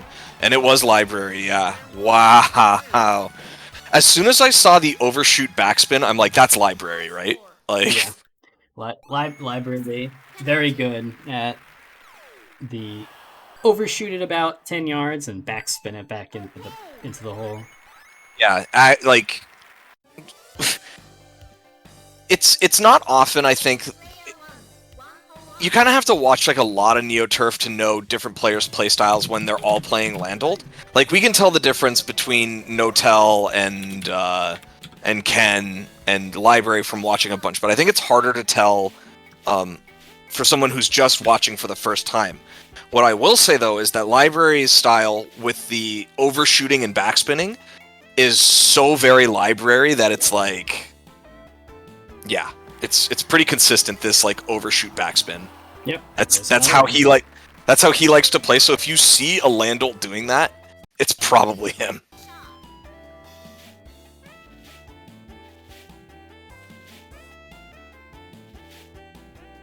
There was a great approach on that hole, just like literally as I was saying it. Would you say a bibliotechnique? I would. Indeed. I would say it's a bibliotechnique. Right. I hate Ken how with well a that very works. interesting double club up. I kind of like it. It didn't look like there was topspin on it, but it's a really nice, like, gentle roll to the hole. Yeah. It's also a good way to contest with Landolt's biggest weakness is at the end of his club spread, he has these giant gaps between his wedges and his first iron and his woods and his last iron.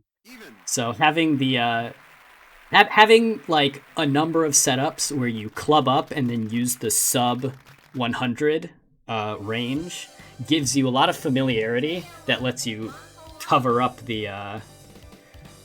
those holes. Yeah, hitting the 100% is another good way to combat that.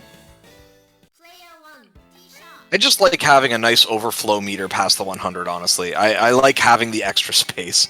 But that just... I do too. It's personal preference for how you want to play. Alright, fairly standard, straight up the slot in Germany 8. I was gonna say, this strat looks like identical to what you'd always want to do. Yeah, the only time this strat gets particularly hairy is when you have a really big left or right crosswind.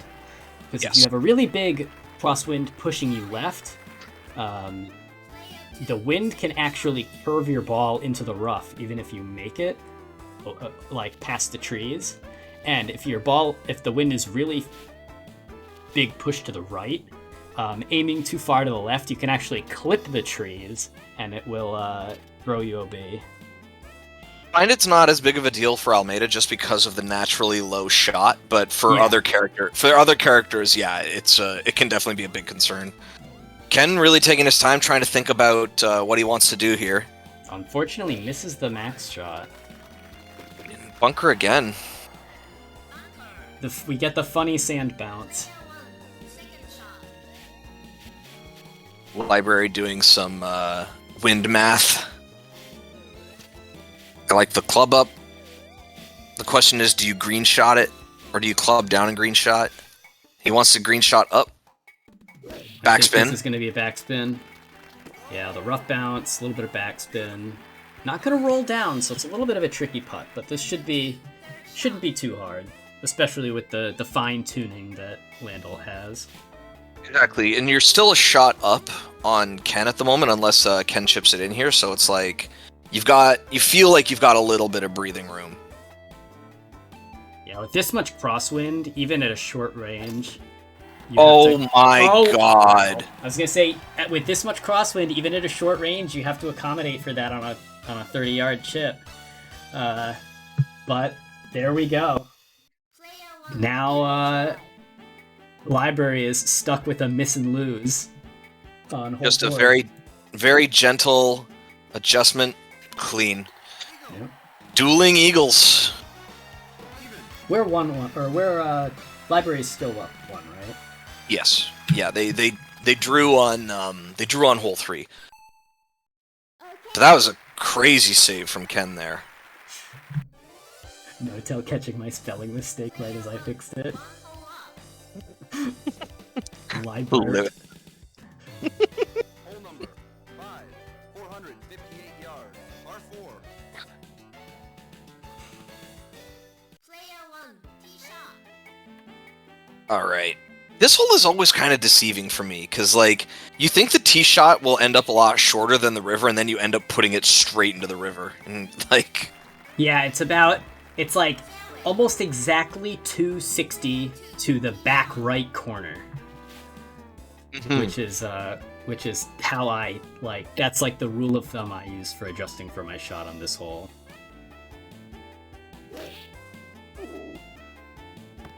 Ken gonna take a little bit more of an aggressive line and hit it a bit farther.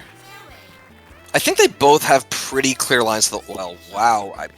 So actually, the crosswind kind of helps the clear line to the hole because it'll blow you ideally to the right of the bunker as you go in.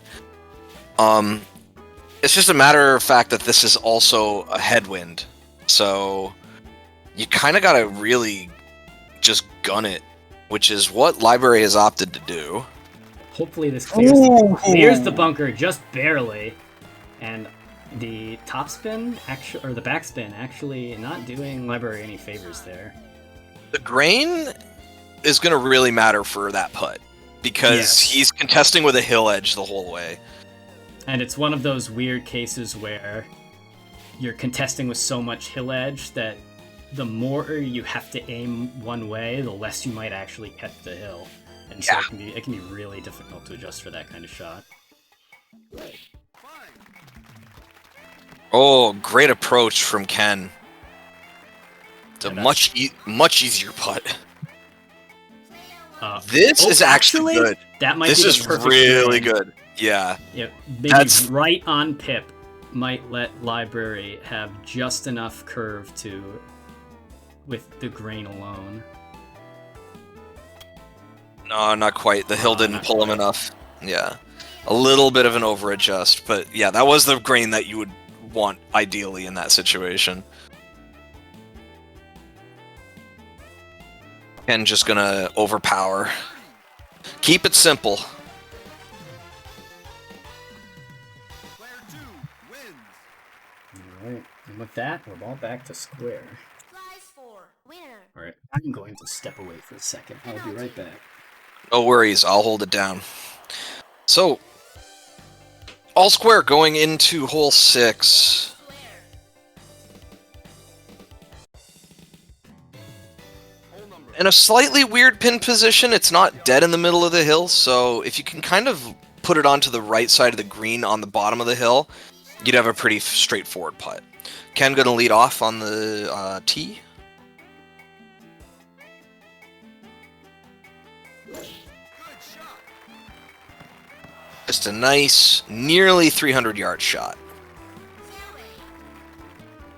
Player 1. And Library, I imagine at this point will get a 300-yard shot, considering there's zero wind. And just like that. So 127's a bit awkward. Slightly longer, 129 for Ken. So Ken's gonna try to go for a chip here. 129, you just hit it 100%, maybe slightly under, and angle it up high so that it bounces. It likely won't roll down the hill if you do this, but you're shooting this with the anticipation that you are going to chip it in. Almost. Doesn't roll down the hill. That looks like a great approach from Ken. Yep, they both got zero wind. Ken just missed the chip-in chance. Library going for an interesting club up. I guess to like really undershoot it or backspin it, but I feel like that's overthinking things a little. I don't know. I kind of like this strategy because it makes sure you roll. You have enough backspin that your ball moves and that your ball will roll down the hill. And I find on these really long hills that it's easier to putt from the bottom than try to make like a horizontal putt. I agree. So, okay, so that makes sense. If his thought process was that he was hedging his bet on the putt, then that's good.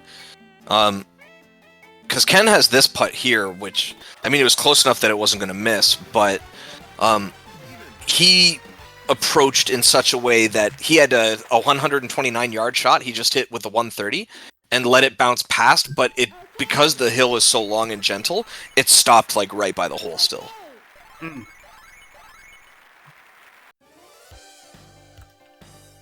square. All square going into hole number 7. Oh, I love this hole. The It's fun for Almeida because of cart path strats. Yes, I love the cart path. There's nothing quite like hitting the ball 261 yards. Yes, I think my record drive is something like 368 or 369 yards with tailwind cart path. Yeah. Yep. The I think the farthest shot you can hit in the game is actually what is it? Germany. It's one of the Germany holes. Germany 13, I want to say. Yeah, Germany 13, the one with the two big trees. There's actually a cart path up the left side. And with 15 tailwind, Almeida can on and one the 388-yard green. God, that's so cursed. It's wildly impractical, but it's possible. It's very funny. Ooh! Ooh, bounces right over. So that was Library's approach. Really great shot. Ken in a position, though, with 0 wind to follow up in much the same way.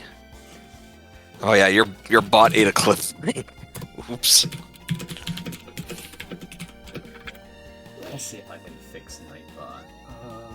Where's my spare protection?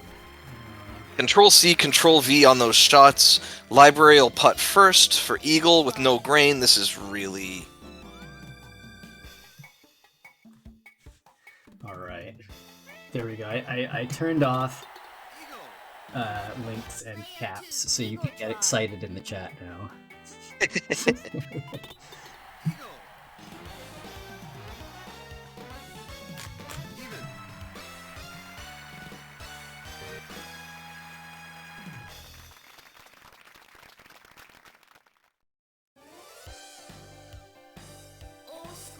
Oh no, tell that's messed up, man. Oh yeah, the crazy Germany 18 on and one.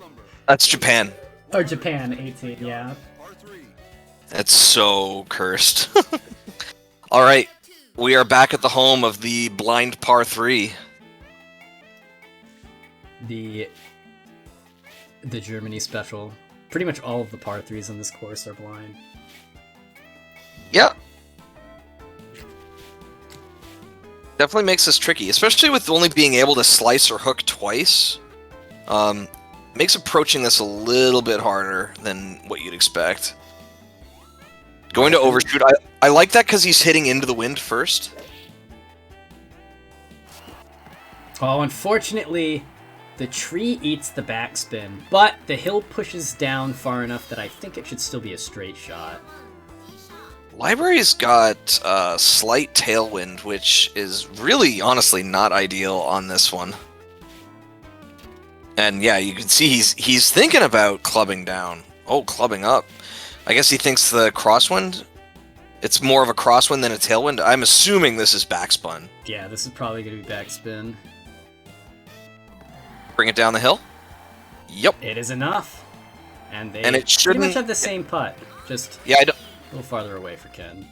So I think Ken won't be contesting with the hill because of the grain. Neither of them will be. Yeah, neither of them should be contesting with the hill. They got lucky. I have seen some super cursed putts on this hole.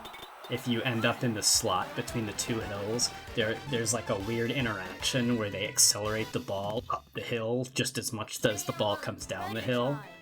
And so the ball can like pinball around in there for way longer than you would expect. I don't like that. I don't like that at all. Alright. Even. So we're going into hole 9.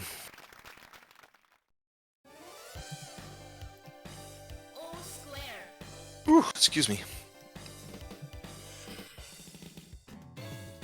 Hole number 9, 461 yards, par 4. Good luck. Oh, God.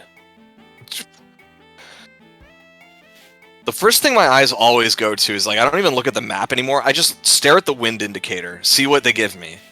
11-meter crosswind on a tee shot that has to contest with a lot of trees is frustrating, to say the least. Yeah. This is another scary one because if you club down too much, you will hit the heavy rough and you won't actually clear this patch. But library manages to clear it. No, that was Ken. Oh, that was Ken. Ken manages Yep. to. God, it's so hard to keep which land ult is which. Yep. Straight. I think they're going for fairly identical shots. Library's going for the more standard one wood. And yeah, he wants to try to get by these trees as much as possible to clear out a view. 10 headwind is not fun again. Luckily, it's a back pin position, so it should be a fairly Yeah, you're not going to be worried about the water as much here. not gonna be worried about undershooting because of the water. And with the 10 headwind, as long as you've got a good feel for how much distance that's going to take off your shot, it's pretty easy to stop the ball where you want it to. This feels a little too far to the right, in my opinion, but, I mean, what do I know? Yeah, what do I know? It got pushed. A lot more than I was expecting. Yeah, I probably would have aimed almost straight at the hole. Library thinking about doing a slice and letting the slice counteract the wind for him. I'm assuming a backspin here too. No, what? Oh, stay on the green. Oh. On the green. I swear, I bet he clenched like every muscle in his body. Holding on to the table for dear life. That was so scary. You just like mashed through the animation. It's just like, I want to get out of this hole now. I don't want to think about it anymore. Ooh, wow, he almost over-adjusted that green. Alright, well, we're going into the back nine all even. Yeah. Library doing a great job staying on par with Kim. So loser of this match will go face Scuddy for third place. Yep. And the winner will go on to face Notel in winners. Or in grand finals, I guess. All square.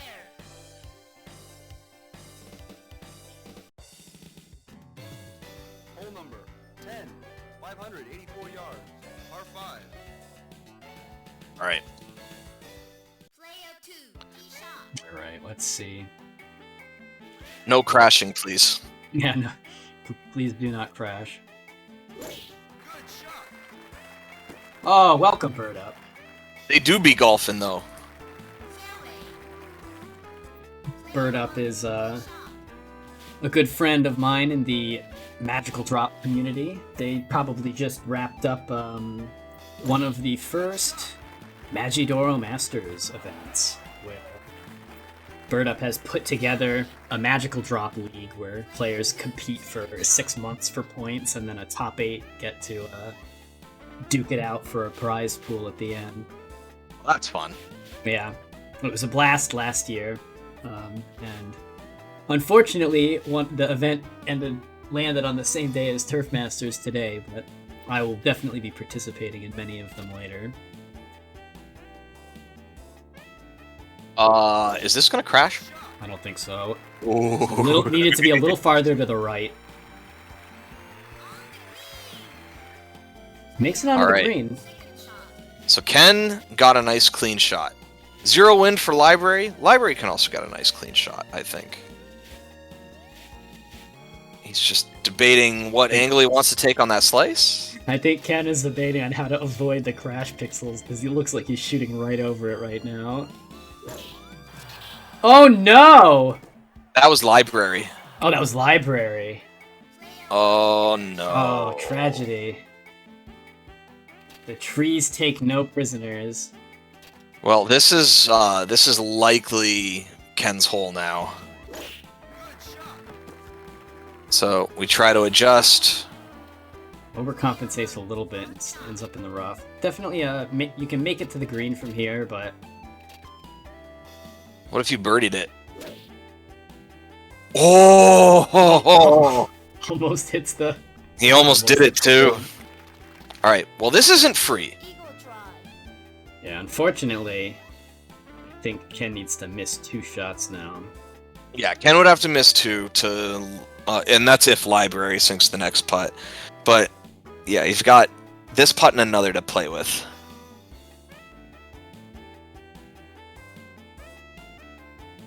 It's a tricky putt. That spot on the hill is very difficult to read.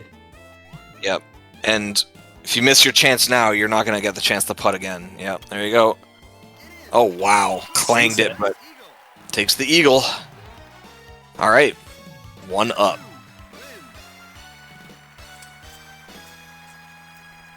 Ken now takes the lead for the first time in this match. His first lead in this match. Wow, how do people do this all day? Like, how do people sit in front of a microphone and talk all day? Whew. Yeah, I had to go grab a little snack while I was Player 2. up and about for a minute. Need a little bit more brain power. I gotta get some water after this match. All right, You've gotta- Ken. This is a weird pin position. I always hate the left pins, just because it's really hard to like contest with this hill. The crosswind is actually a good thing in this case, because it'll hopefully blow you back onto the green. And it also lets you overshoot with backspin and stop your ball. Yeah, the putt's not nice, Oh, but that's gonna you're be a on, rough putt. but you're still on the green. Yeah, at least it's a putt and not a chip. Really is how you have to look at it. Library's kind of got the same vibe here. Not a strong wind, but more of a cross with the 8. So, if your wind is going to look like this, approaching from the left isn't nearly as bad. Going for low. Oh, I Win like some of that. the wind. Fantastic shot. Much nicer putt. So, Ken's got a... The grain is helping. The grain helps here a little. It doesn't mean the hill's not going to drag you quite so much, but you've got to do an angled up and an angled down and kind of arc it into the hole. He's also got a slight flat portion up at the top too. Yeah. Something he has to be very careful of is that the Wow. fantastic putt. Just beautiful. Birdie try.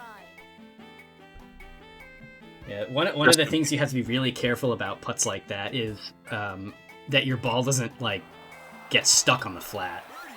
Exactly. And not make it back to the hill. Really nice putt from Ken there, though. Yeah, Ken just once again showing how hard it is to take a hole back off of him. Once, even if his approach isn't the cleanest, he's a beast to be reckoned with. Hole number 12.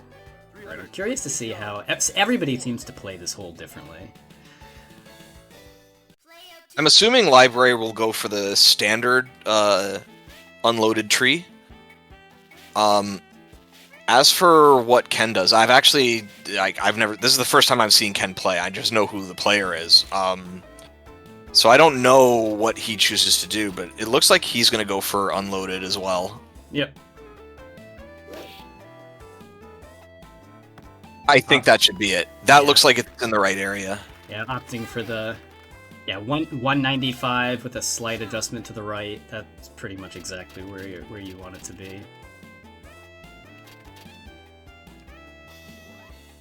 And Library will be trying to do the same.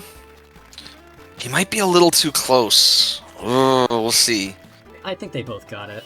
Oh no, Ken actually didn't unload the tree. Or unload the hill. The hill, yeah. We've been saying the trees the whole time. We meant the hill. Oops. Yeah. So, Ken can't see, and he's got tailwind, actually. That's less than ideal. But the backspin will hopefully, with it being aired out like this... Oh, not quite enough to get back up the hill. But a straight putt. Yep. A safe spot to be, even if... Yeah, there we go. See, the hill is not in the picture. The unloaded hill! With this... No hill to contend with, but the huge wind is going to make this a rough shot for for library. Yeah, this is not fun. I actually really like the slightly under 100, just to let the wind do the work. Oh, that was so good. No, why did you? Oh, why'd the hill have to work there? Actually, I think the hill actually made that better. Instead of having to contend with, like, nicking the top of the hill, now it's a fairly normal uphill putt. There. I was just hoping that it looked like he had such a great lie, like right beside it. I was hoping that it was gonna stay there. Yeah. Oh, it doesn't curve enough. That is so brutal. You hate to be done like that. Prize for winner. Penalty. Well, library is now down 2. This is gonna be a bit tricky. This is a rough hill to climb against Ken. Yep. 13. Definitely hard. 77 yards. Par 4. Boom, boom, boom. Player 2, tee shot. So Ken's gonna go to the left here. I feel like the left is to the right. I think the right hand side strat is, in my opinion, more consistent than left. That's just me here. Player 1, tee shot. My only gripe with going down the right side is, if you're not paying enough attention, sometimes you clip that heavy rough and put yourself in a weird spot. But it is generally pretty safe to go either way as long as you know where you're placing your ball. Yep. All right. Oh, 9 wind on an undershot sand wedge is always such an awkward experience. You can only imagine that he's gonna. Yeah, I actually like that, considering he's shooting it into a headwind and he has to, like, you know how much Landell's shot falls off from the 100 mark. Yeah, I think that was wise to, like, really club down like that. Jeez, 12. What a shot! Holy Also, moly! wow, what wind? What wind is this? Yeah, not fun. Right. What's I would be of a mind. 50% here. Yeah, I was gonna say. I'm of the mind that this is the way to go. Let the wind attract it a little bit. Yeah, I like that. Yeah, I like that a lot. Very nice. Should be a pretty little bit of a left adjustment. Yeah, fairly comparable putts for both of them. It's not like perfectly perpendicular to the hill. No, this is a lot of adjustment. I think so too, but this hill might be stronger than we think. I don't remember this end of the hill. I mostly remember the outside curve and then the inner valley area of the sea. Oh yeah, definitely a lot. Well, this is Library's chance. Just has to. I like the 2. I like 2 Yep. over. Yep. Wow, the hill actually not having much effect at all there. Just like that was like only 3 pixels of adjustment to the left for library, and it was still to the left side of the hole. I think it's just because of, like you said earlier, with the strength of the hill being distributed over the length of the entire hill. It's like, because it's so wide and so long, there's like not much there. Yeah, I think also that hill tends to be pretty weak in general. Mm-hmm. Not. Oh, this is an ideal pin position. You can see it. Yeah, you can see it. You can do low shot. You can do high shot. Either way. Does Landell have wind. a low shot? I don't think Landell even has a low shot strat that he can do on this pin position, though. Like, I think Landell just has too high naturally of a shot. We'd have to consult No-Tell on that. He's the only one who would know. All right. No backspin. No backspin, but it's also a dangerous shot to backspin. Yeah, you don't want to.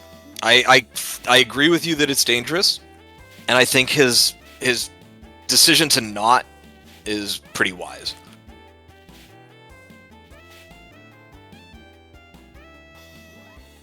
This might be slightly short. We might see some topspin on this. Oh, did that clip a tree?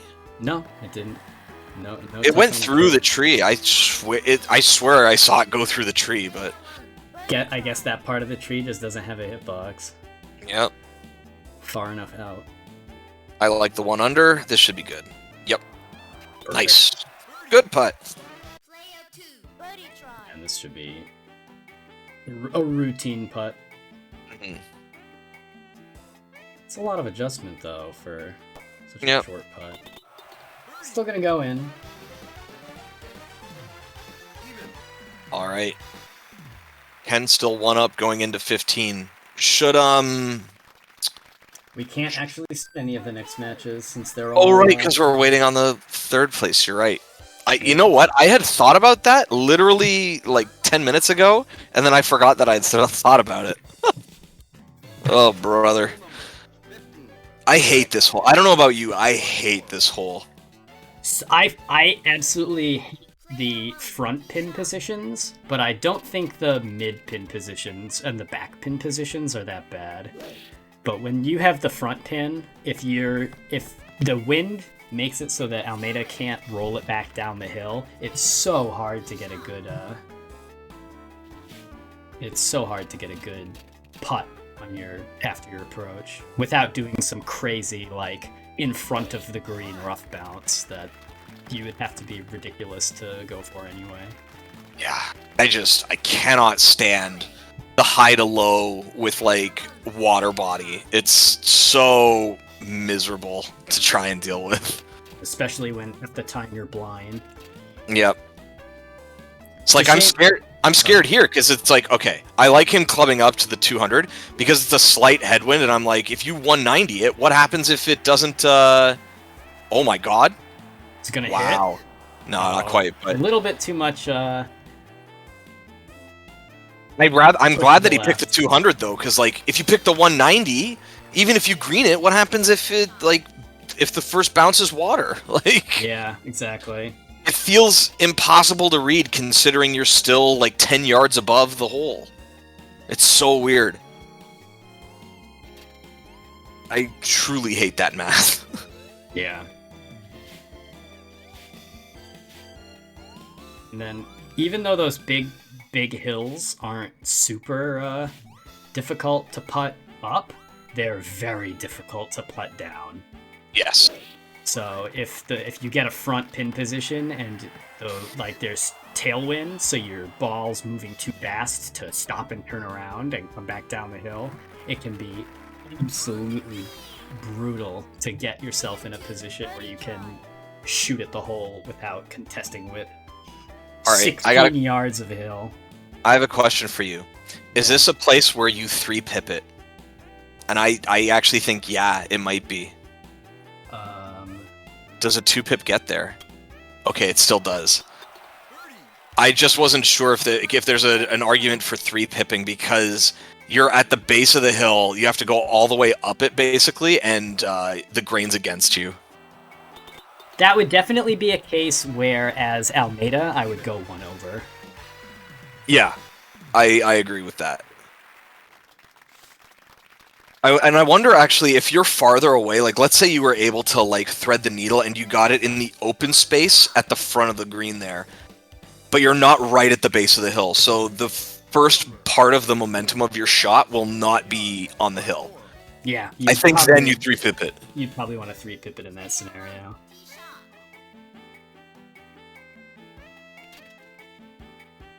Wind gonna help push along the dog leg a little here.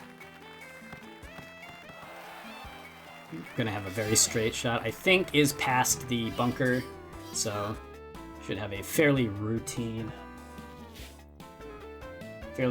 approach to the green from there. Now, Kent with 9 mile an hour tailwind, Kent's got to be a little careful that the ball doesn't go too far. I like hitting it low. It'll prevent it from getting too much air. 160 is a really nice shot. Player 1, second shot. 170 is also, they both got the ideal, like, I'm on the club shot. But 9 tailwind is kind of scuffed. And a lot of it's crosswind. Oh, gonna go for a weird, like, 75% shot?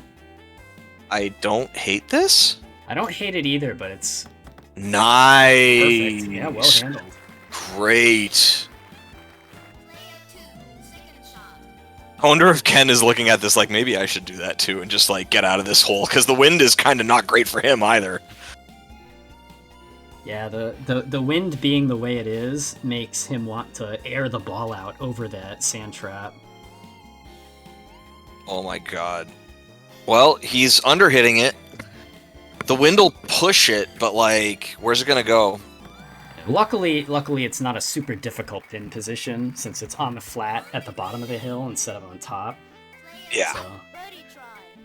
just a straight putt to get in. Player 1, birdie try. I think that's gonna be. Now Ken is officially on up Dormy with this. What is hole 17 again? Germany hole 17 is Par that 5, right? Yeah, really, the really par 5. long par 5 that you can on into, but it's very difficult. Yes, and like on intoing it consists of you like, even with Almeida, it helps if you have a bit of wind and you shoot it between the two trees, but you have to slice it over. Yeah, I have a like some references that I use to line up my shot to try to hug as far to the right of the first fairway as possible. Player 1, tee shot. If you aim right, like if you line your shot up perfectly with the left edge of that bunker, you'll put yourself pretty close to the, as close to the edge of the rough as you can get, Tee shot. and your shot will be. That's the best way you can. The best thing you can do to minimize the distance to the hole is just hug that side of the green with the fairway. Ken getting a bounce on the hill because of the headwind eats off a lot of distance on that shot. Player 2, second shot. And with more headwind, this is definitely not on in 2.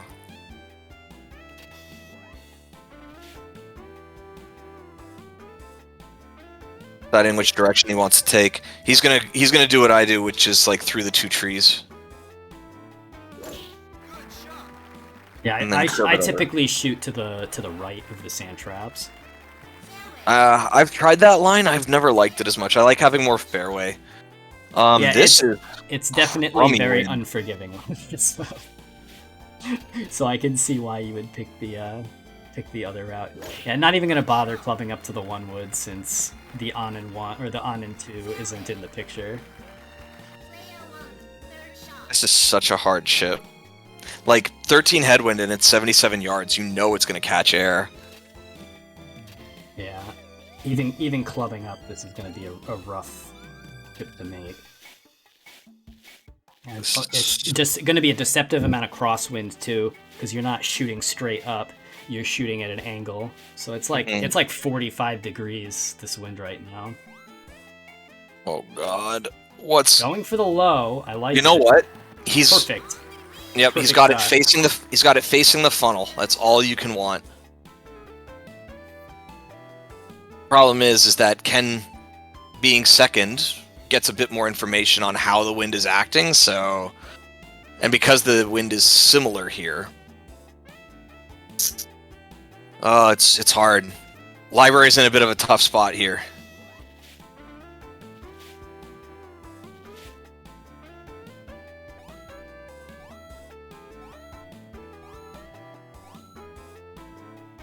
Ken almost running out of time. Oh my He's gonna god! overshoot it. Yeah, spends a little too much time thinking, and Player 2, fourth shot. Wow, could this be the comeback the library needed? Because if he gets this, they're on. It's only up Dormy. There's no Dormy next hole. yeah, I think Ken's only up one. So Oh my gentle mind. god! Wow! I Player 1, can't even believe it. The advanced chip-in strat. That was messed up. That was really messed up, man. That was really, really messed up. How cruel can you be to play with poor Library's heart like that? I did that to Mo one time. I accidentally I wanted to hit like max height on a shot with Almeida, and I whiffed it because I like missed the pixel. Oh, I've done And that then- before. And then on this like Mo started popping off because I was playing him on stream, and then I immediately after the whiff shot got the chip in to tie him for the hole. He was so upset. But yeah, that is just brutal. Literally have your hope snatched away from a shot like that. And this is a tough hole to take a point back on since it's not particularly hard. No. It's a pretty easy hole to just lay up and go for an easy chip, but it's a little bit too far for Landolt to try to on and one, especially with the way the trees are placed. Yeah. Library, I think, is going to have to go for a fairly aggressive line to try and chip this in as much as possible. And with 4 Tailwind, that's a pretty unfun ask. But luckily, it's 136 yards. It's got a 130-yard club. If he undershoots it but airs it out a little, the wind should carry. Oh, he's over, so he might have to backspin it. Let's see what he chooses to do. He Low. just aims really low. Oh, just misses it. That might be it. Library and Scuddy are likely your third place tiebreaker opponents. But we'll see what happens with Ken's shot here. And just taking his time. No adjustment? Oh, Yep, didn't almost. need to. Wow. It Takes just off clipped again. it. Yep. Player 1, birdie try. Yep. 35 centimeters. Wow. All right. Well, good games to Ken and Library. That was a great match to watch. Ken and Notel are in grand finals, and Library and Scuddy are your third place tiebreaker. And before we get going into there, I think we're going to take a quick break to thank our sponsors. So, if I transition over to here, in the middle of March, we have a cool event in San Jose, California, called Slashback. That is a fun fighting game tournament. If anyone is in the area or interested, you should attend. It's a cool event. And then, oh no, where did all my things go? Break out. And then, just a little bit of a self-shill here. I'm a staff member at Puzzle Wednesday, so if you like puzzle games, you should come swing by and play some puzzle games with us. We play pretty much everything. If it's a puzzle game and you've heard of it, or if it's a puzzle game and you haven't heard of it, we probably play it. There's a ton of people who are regulars in the server, and if you're looking for matches in pretty much anything, someone's usually willing to join you. All right. We have another big event towards the end of March and beginning of April is Homebrew Haven is I think it's an online tournament. So it's in Moorhead, Kentucky. So if you're more towards the East Coast, Central, maybe swing by. And then we've mentioned it a couple of times, but Vortex Gallery has a ton of cool merch that I believe is all original art commissioned for Vortex Gallery. So if you think any of it's cool and want to support Vortex Gallery as an event, feel free to swing by and purchase something. And in general, we have the event you're all watching now. Vortex Gallery is going on for the next 4 weeks. We've got 4 weekends loaded with fantastic events led by communities all around the world. So if you the first weekend signups are over, but we still have 3 more weeks, and you can sign up until the Wednesday before every weekend. So if there are any other cool events you're interested in trying, you should definitely go sign up because they're all free to enter. And another thing is big shout outs to Matcherino, who graciously have given all of our events 50 free codes. So you can support the events and give the top players a chance to compete for some actual cash prizes at no cost of your own. Just follow the Matcherino link Bracketman popped into the chat and click the link. You don't have to sign up. You don't have to like follow anyone on Twitter or do a survey or anything. You just get to click a button and it adds money to the pot for our players. And then another sponsor we have is Chitin Books, is a online light novel and manga distributor. So if you're interested in any of those, you should definitely give them a spin. And last but not least, we have special we have a special discount code for 86th. They are a cool merch they're a cool merch distributor that has all sorts of fun fighting game accessories, like there are cool shirts, there are cool pins, there are cool keychains. If you're a big fan of fighting games and want some drip to rep your favorite series, they probably have some. And also, I get to announce there's a cool event being put on by Fraud Crew called SawCon 3D, where you get to play all of the most cursed fighting games you've ever heard of, and it's a blast every time they put it on. And they've even given us a cool trailer.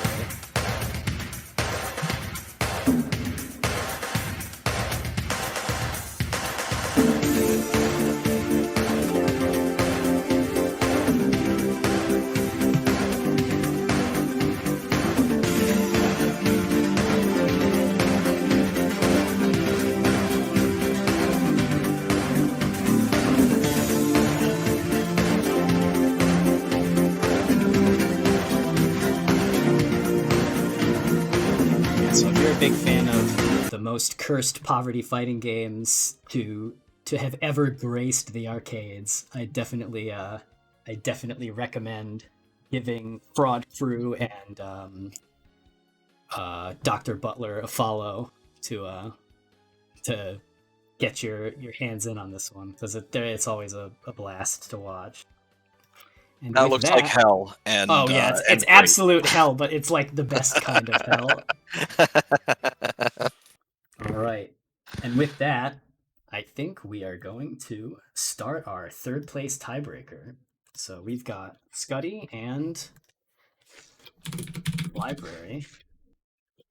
See library in the Fightcade lobby. I know that Scuddy is in the is watching, I believe. So, Scuddy, if you want to hop on Fightcade and start your match. Yeah, I'm coming. Sweet. Okay, I'm going to take 2 seconds to go get some water and turn on some lights because it's suddenly gotten dark in the apartment. Yeah, very. I think I'm gonna flick the lights on myself Oh, there's also echo, apparently. as we wait for our competitors to begin their match for the money.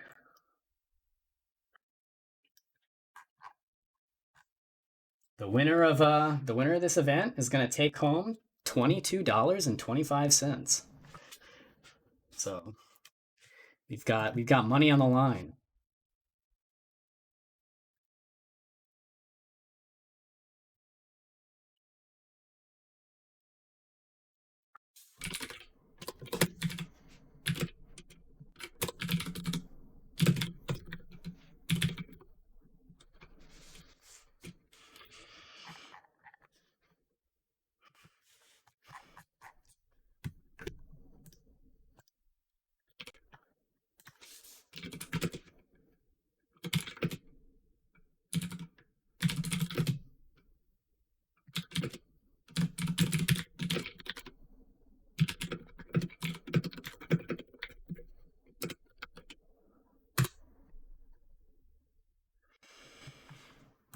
I'm back.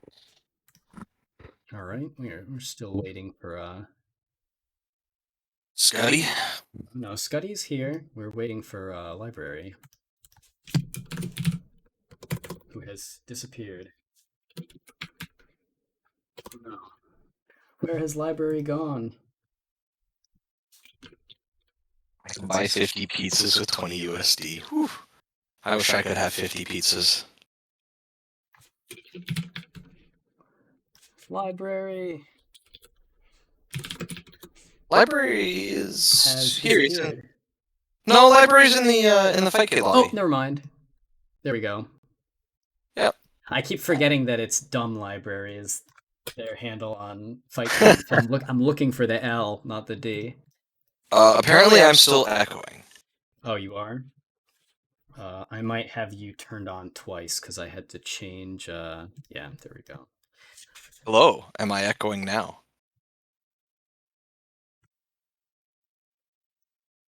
I don't know if I'm echoing, but You maybe. shouldn't be echoing. I have Discord and all sound is two different sources, and I turned off the second one.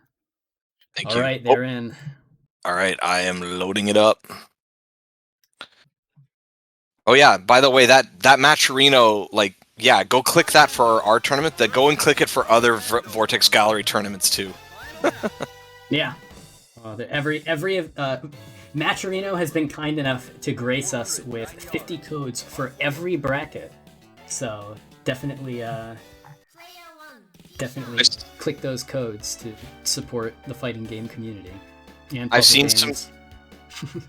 I've seen the number drop a couple times now, so that's great, but if you haven't gone and done it, please go do it.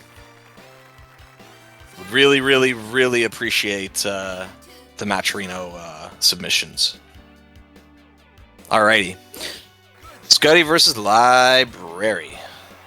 Scuddy missing the max shot on the first off the tee. Big chillin'. It's all good. Yeah, should be fine. I actually like undershooting on this this hole. I find it's easier to line up a good chip attempt from like 150 yards back than it is when you're trying to shoot from like 117. You're weirdly between your 96% and your 101%. This was the first hole that I ever learned a trick shot on. I was watching a TAS of Almeida. Oh, nice shot. Yeah, I was watching an Almeida TAS, and the guy running the TAS opens up with a 60% one-wood shot from the tee and double skips it on the water by hitting it at the lowest possible amount, and then it makes it to the fairway. I'm like, I'm going to learn how to do that. That looks like a lot of fun. It's a good way to start off Australia because I have some secret techniques that I like to bust out on this course as well. Oh, this Australia is Almeida's dream. I remember when Mo was running the tournaments and then Bad for a while. Anytime I faced people and we would roll Australia, it was like, oh god, here comes the Almeida-enabled course. Yeah, it's definitely I think this is definitely a course that favors Almeida more than everybody else. The fact that he just has like 4 on-and-ones and Landel at best I think only has 2 without like really gracious wind. So yeah, it works out so much better in the long run for Almeida. Yeah, Almeida can definitely get screwed. Like on 16, he can have a really hard time. But on average, the course just generally favors your ability to hit it onto the green. And he also has some really cool strats. Like on hole 10, if you do a 96% and you get the absolute lowest power, you can do a 1 water skip and on and 1 without having to deal with like curving it around the sand traps and stuff. I'm sorry, which hole is that again? On hole 10. Oh jeez. The little dog leg left with like the 3 sand traps. I didn't know that that's a thing that you could do. Yep. There's a cool No-Tail actually discovered that one and showed it to me. With Almeida. With Almeida. Oh god. Yeah. It's a really close chip in from Library there. Unfortunately, Scuddy ended up off the green. So he's at the mercy of the tiny pin. And nix it. Maybe one pixel too hard. The goaltender not taking any prisoners though. Says no. Alright, we've got Scuddy versus Library. Player 2 wins. Prize Got for draw winner. and player 2 win. I just realized Ken's flag is France, but I don't think Ken is from Ken France. is Italian, but Yeah, I was he gonna lives say. in Paris.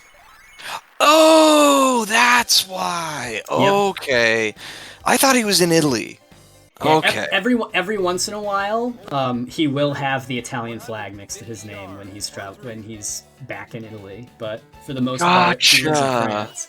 Okay, that makes sense. I was so confused for a minute. I'm like, wait, why does he have a French flag by his name? Alright, library opening up. Backspin, bring it down. All the way down Hell the hill. yeah. Yup. Nice. Just like that. Great approach. Scuddy should be able to follow a pretty similar line, just maybe a little more to the left. Yep. And Oh, doesn't backspin it though. so now he's got a much... Like, this hill is non-negligible. It actually does exist. It's not like some other first par 3s on other courses. Fantastic putt though. Just arcing it perfectly into the middle of the hole. Great line. And that's nice to see. You know, like, Scuddy in a position with a difficult putt after losing the last hole, you know, that sometimes you start getting nervous. Sometimes you start letting the nerves, like, sort of work their way in. But you do that kind of thing, you land a nice, tricky putt with a good curve like that, and all of a sudden you're like, yeah, I'm back in the groove again. 500. Yeah, I feel... as they always say, golf is played between the 6 inches between your ears. You've really got to be in the mental game. Yep. Oh, nice shot. Just nestle it right by the bunker. That actually gives him the best line to see the pin, hopefully. Might be difficult between the trees, but... Unfortunately, though, Library missed the max shot there, so is actually going to be... Oh! Scuddy clips the sand. I think you can roll it on. You can roll it onto the front of the green with a max shot here. This'll make it. Yep. Oh wow. It's purely because it was a back pin position.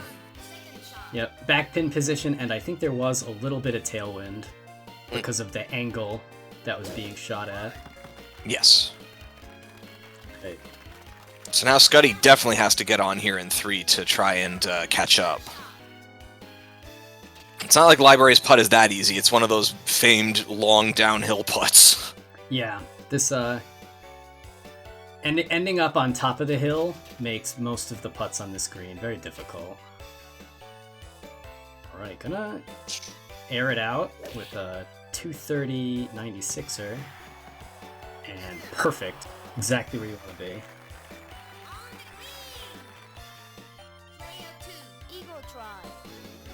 Oh, the grain is totally helping here. That's a very favorable grain for a downhill putt like that. Over adjusts though, unfortunate. Guess he thought the hill was going to pull more to the left, yeah. Yeah. Well, this is Scuddy's chance. Don't want to over adjust. Dinks it right in. All right. Keeping it playing slow, keeping it consistent. Scuddy dodging a little bit of a bullet after ending up in the sand trap there. Absolutely.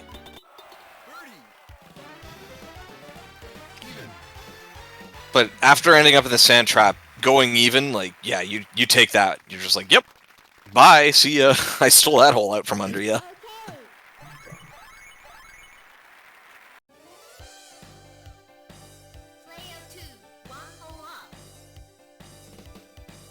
Going on to 5? Yeah. Oh yeah, my favorite.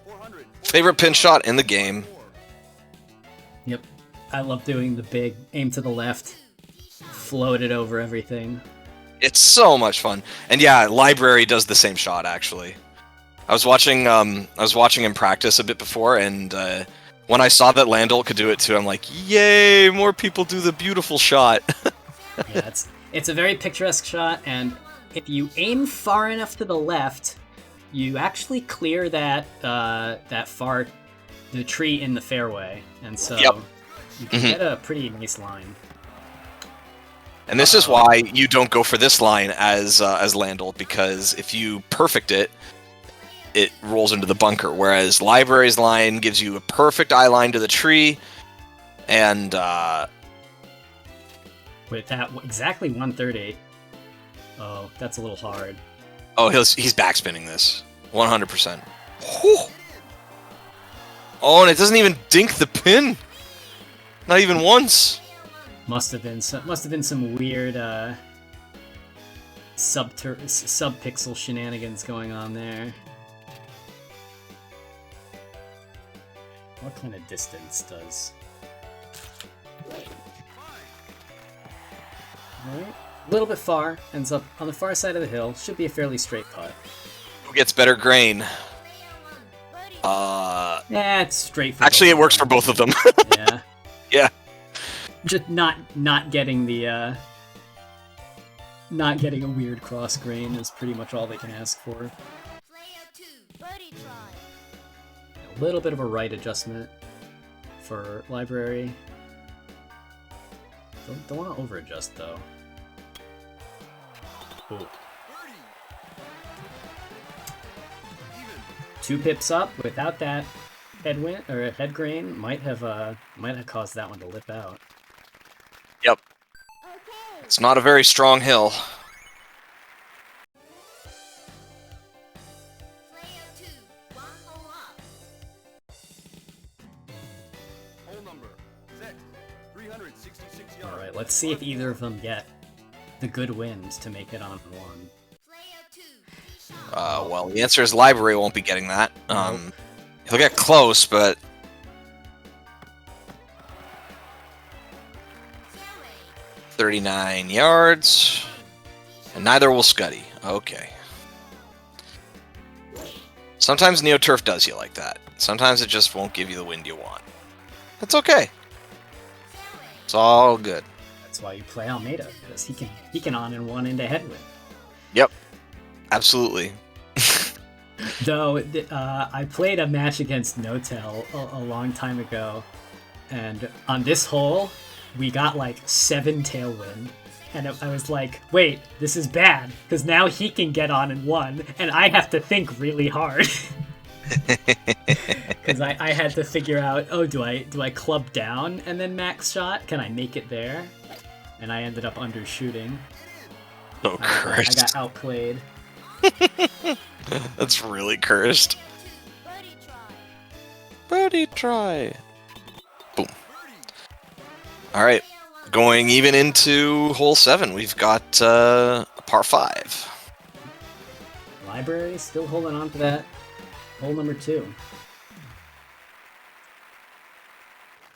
Scuddy back in the game though, hasn't given up any ground since. Yep. Really just just stemmed the bleeding. Kept it consistent ever since. It's just looking for the one little opportunity. Hole number 7, All right, this is a good hole to make a move though. It's pretty difficult to get an eagle in this hole. Even Landel may be Lord of Consistency, but it's not free. You've got to actually execute. And this is a very far out angle to take leading into the hole. I think there's still a way to do it, but it's kind of weird. I've not seen it go that far out before. Usually this is the line I see.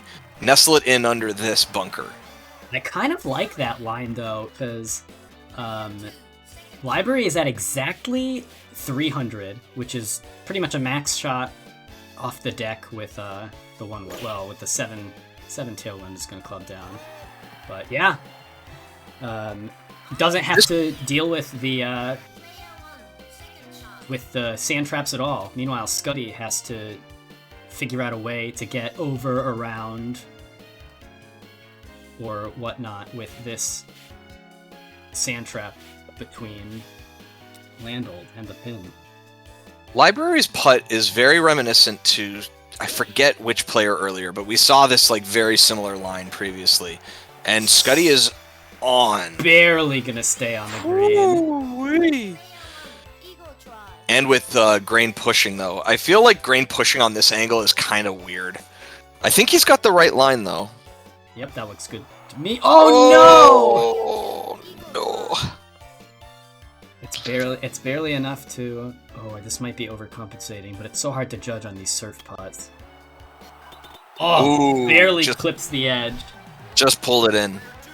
Library will take a 2-stroke lead. Prize for winner. Penalty. Okay.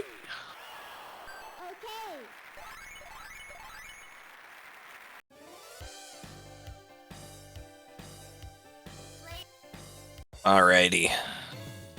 Hole number 8. Hole number 8, par 3, 180 yards. Good luck. Player 2, tee shot. Okay, we've got the back pin position, so pretty much the only thing the players had to contend with here is dealing with the wind. Undershooting shouldn't be too much of an issue. Good backspin shot, Nice. right of the pin, so no pin to, or no hill to contend with.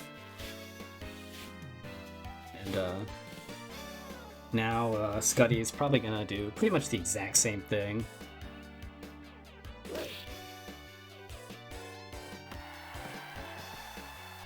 A little bit farther away, but basically the same shot, no obstacles. Player 1, birdie try. Oh, with the straight grain. Easy confidence putt. Player 2, birdie try. There we go. Even.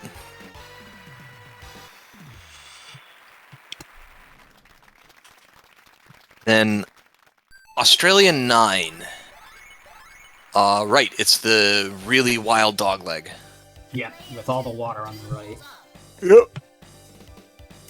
Usually there's a lot of wind on this hole. Yeah, I'm starting to remember the holes before they show up again. I used to have them all memorized. It's starting to come back to me. Player 2, tee shot. Not too bad, but you definitely got to go to the left of that tree to stay safe here. Gonna hit Yeah. the tree. I actually kind of like it. Use it as a catcher's mitt. Yep. 154 is a bit of an awkward distance for Landol, but we don't know what the wind is gonna look like yet either, so. If it stays as headwind, it should be fine. But it's got to stay as headwind. 134 is also kind of weird. Player 2, second shot. I mean, this is ideal for this headwind. This is ideal. Yep. Yeah. I'm probably expecting a max shot, gonna air it out. Oh, low? Maybe low backspin? Yeah. Oh, no backspin. Wow, I'm surprised. I guess Landell's shot height is pretty naturally high, so I guess it is catching enough wind, even on low. Scuddy backspinning. Same No. story. Yeah, Wow. I didn't expect backspin on the pitching wedge. Player 2, birdie try. It's just awkward angled putts on hills all day. Yeah, this is a tricky one. And it's Oh! gonna lip out. Yep. Player 2, for par. Library threatening to lose a hole here. Player 1, birdie try. If Scuddy can tap this one in, one over, looks pretty good. Yep, gets the other side of the hole. The game nearly said to him, "No, I don't want to give that to you. No, I don't want to let you have that." Prize for winner. Right. Penalty.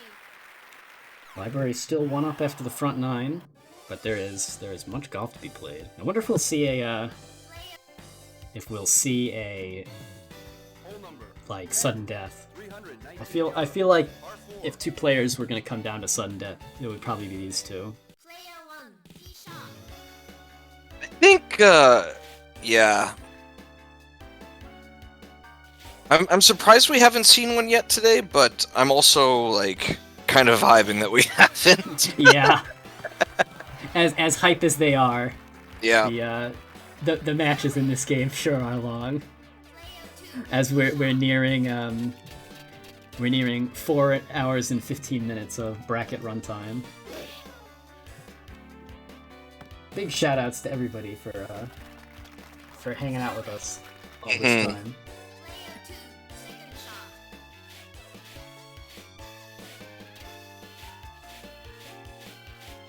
We got some tailwind on this approach, makes it a little awkward, especially with the 130-yarder. I would have maybe gone with the 100-yarder and let the wind push me. An interesting approach. That's probably gonna be a tough putt to make. So I suspect I know why Library did that. When he was playing Australia earlier, he got it into this weird little, like, the nook that Scuddy's in now, actually. This nook is super, super cursed, and it is super hard to read which way the ball is going to go. Especially with the way the grain is pushing right now. Yeah, and the strength of it is wild. It's so strong. So I think the Library took that shot because of the experience that he had literally like 5 hours ago where he was in that nook. Right. Yeah. Just overpower it. Just overput it and hope.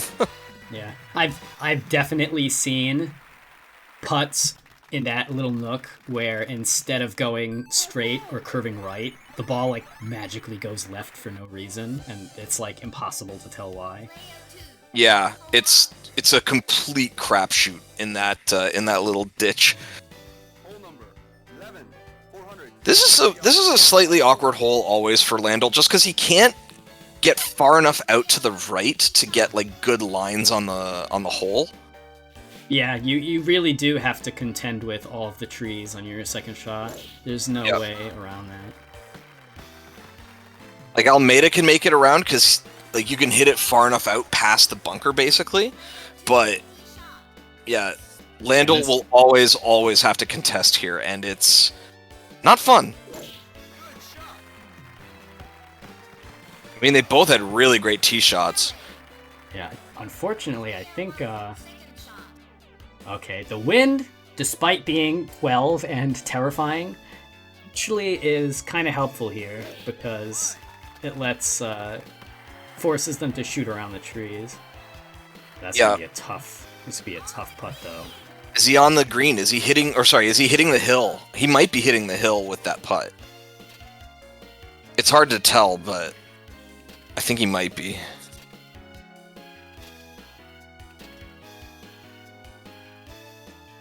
We're gonna slice it into the wind. I kind of like it. Let try to mitigate some of the wind. And you see again that the weird effect of doing a slice shot with backspin. The ball backspins to the left.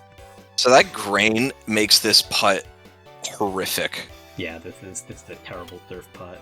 And yeah, a good attempt, but that's a weird one where you have to put it more into the hill. Yeah, it looked close, but had you just aimed a tiny bit to the right there, it would have gone even farther to the left. Yep. Oh my god, barely 2 under, barely. Grain and hill assist. There. Yep. All right, Library's gonna go back to 2 up. 5-4, winner. Okay.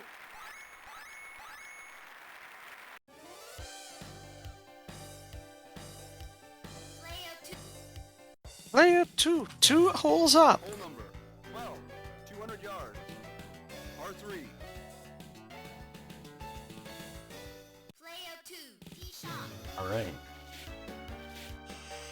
This is a good pin position for this hole. Pretty much just a straight shot. Yeah, Nothing this is major about to as contend with. this is about as ideal as you could ask for here. Oh, I think the backspin on a 6-iron there, a little aggressive. Oh, and Scuddy gets 0 and... Now the question is, like, 195 is a bit awkward. Do you just try to, like... I think you go 180 and then... Oh, I was going to say 180 and then air it out, and you'll take a little bit of distance off the ball.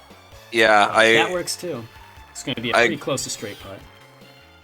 I agree with you. And the nice thing, too, is that it's more likely that it'll just, like, if you don't backspin it, you just bounce it and let it rest. Yeah. All right, good putt from Library.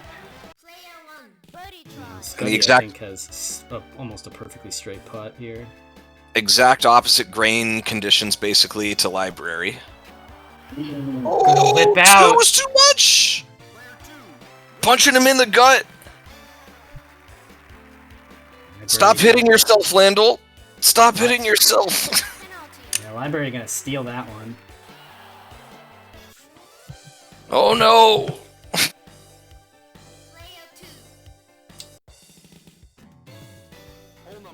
Yep, though. 16 is still on the table.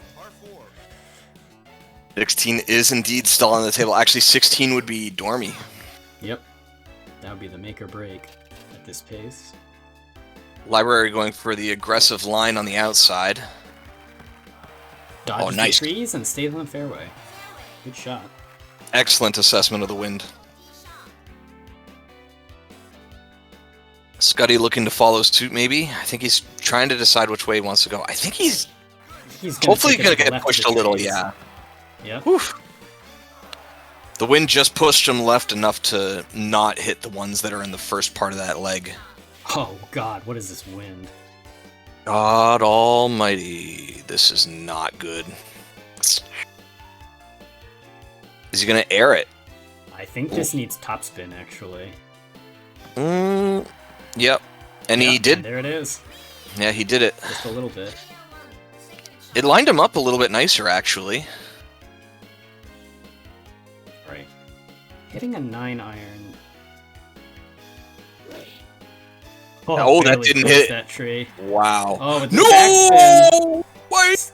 Gonna stay on the green, but that's a kind of rough putt. That was terrifying. As soon as you see the animation start, you're like, no, not like this.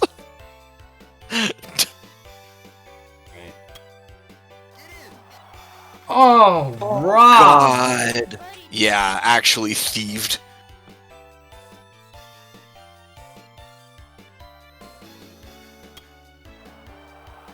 Right, oh, jeez, they're both... Let us roll all the way back down the hill. Look, let's never speak of what happened here again.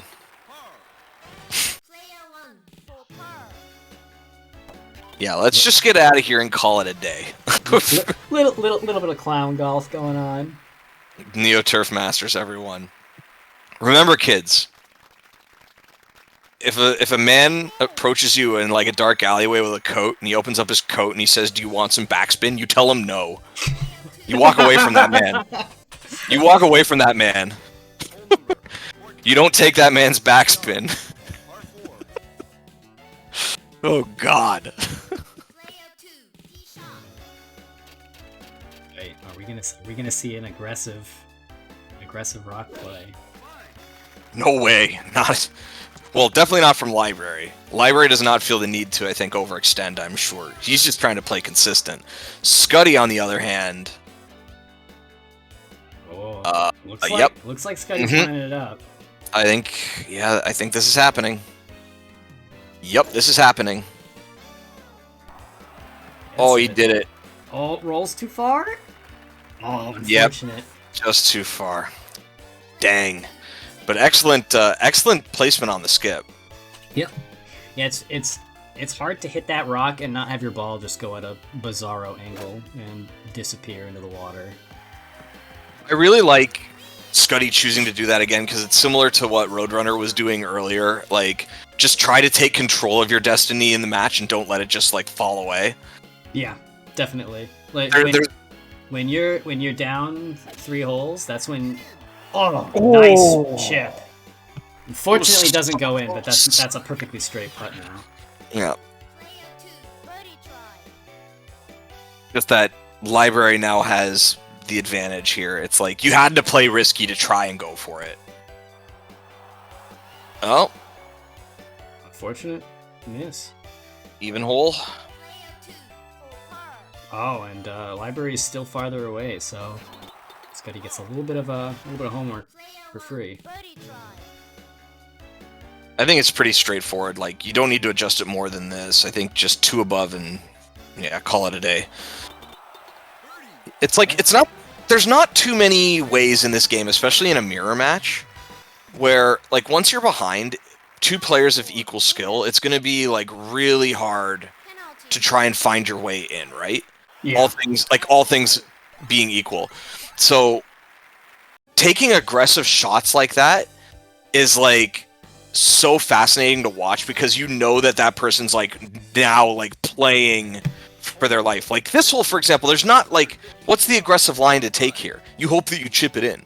But on like last hole, taking the rock skip is just so I don't know, it's so gutsy. I love watching that.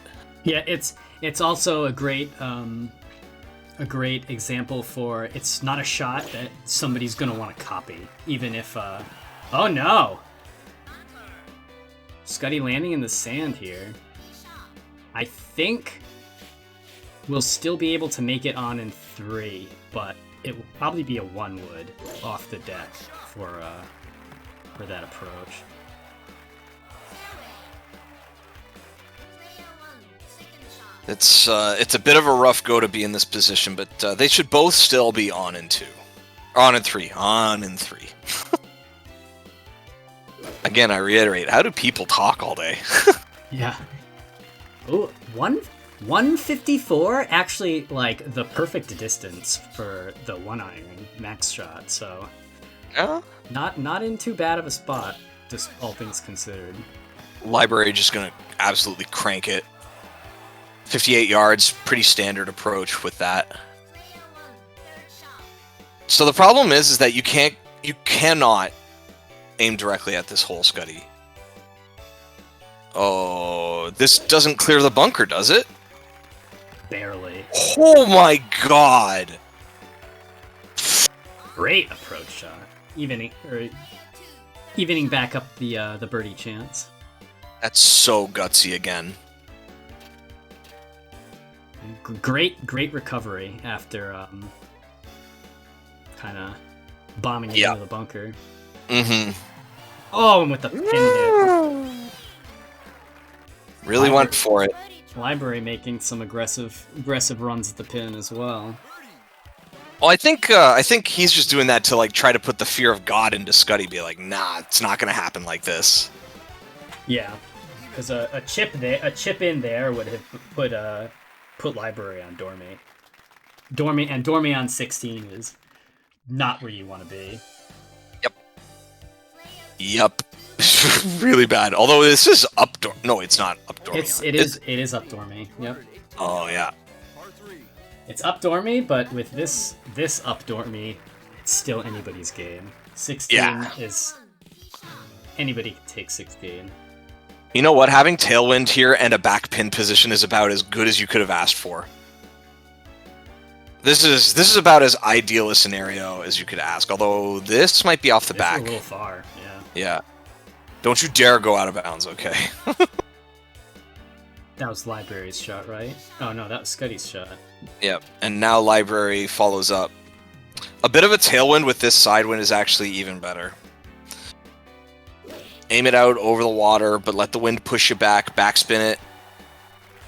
Not an ideal putt, but A tough putt, but it's better than contending with the goalkeeper, for sure. mhm. Alright. A little bit of backspin on that. Oh wow, dinks the pin. So Library can win third on this putt. For the game. Thinks it's a pretty straight putt. And it is. Nails it. A little bit of left to right action. And with that, Library is going to take 3rd place. Excellent game. Really good match between these two. GG's to Library, GG's to Scuddy. Thank you for that. That was very fun. Thank you for coming out. And now, for the grand finale.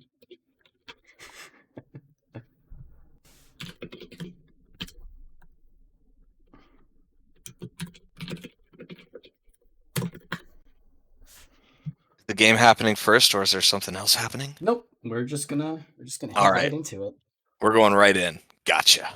as soon as they're ready. This is the Transcontinental Grand Finals. Argentina versus France, or Italy by way of France, I should say.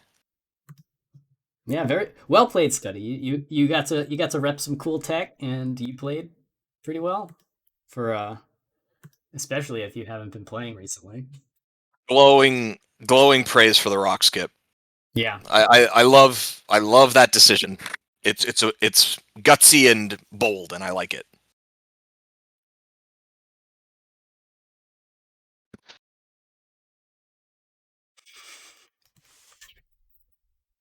All right, we got Notel versus Ken. We are waiting in it. It looks like Ken is still set to away, so we're just waiting for him to come back.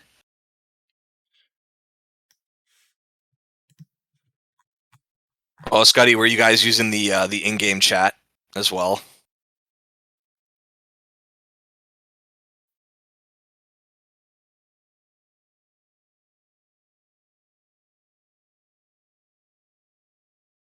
All right.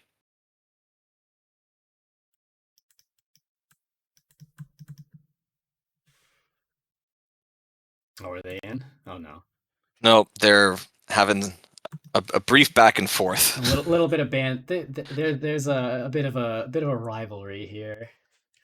A bit of a rivalry, a bit of a history. Yeah. Yeah. All There's right, and they're in. Okay. We have. Who do you play as? Robert Lando. And on the left, Robert Lando.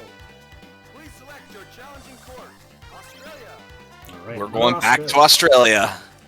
That's a lot of Australia today. I don't remember seeing it that much during Bad's tournaments. Final match. I mostly remember just getting like Japan all the time and absolutely losing my mind trying to play precise with Almeida.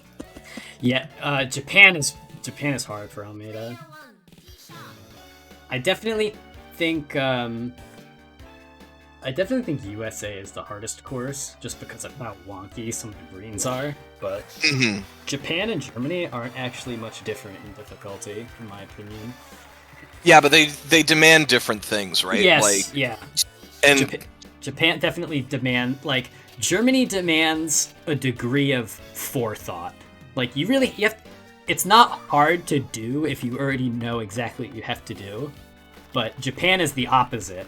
It's like it's obvious what you have to do, but the execution itself is the difficult part.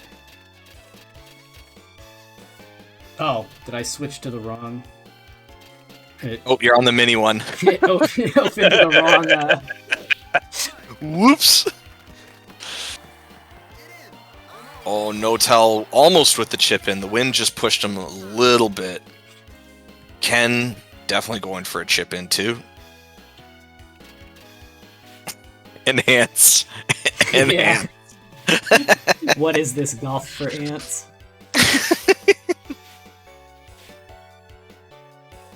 All right. I heard somebody press a coin, so I hope that that's. I hope that that's not Notel. If y'all are pressing coin on each other, don't do that. Yeah. Well, let's try to keep the BM to the minimum. Notel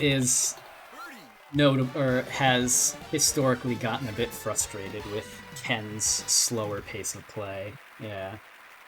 He's got a. Ken is very thoughtful and very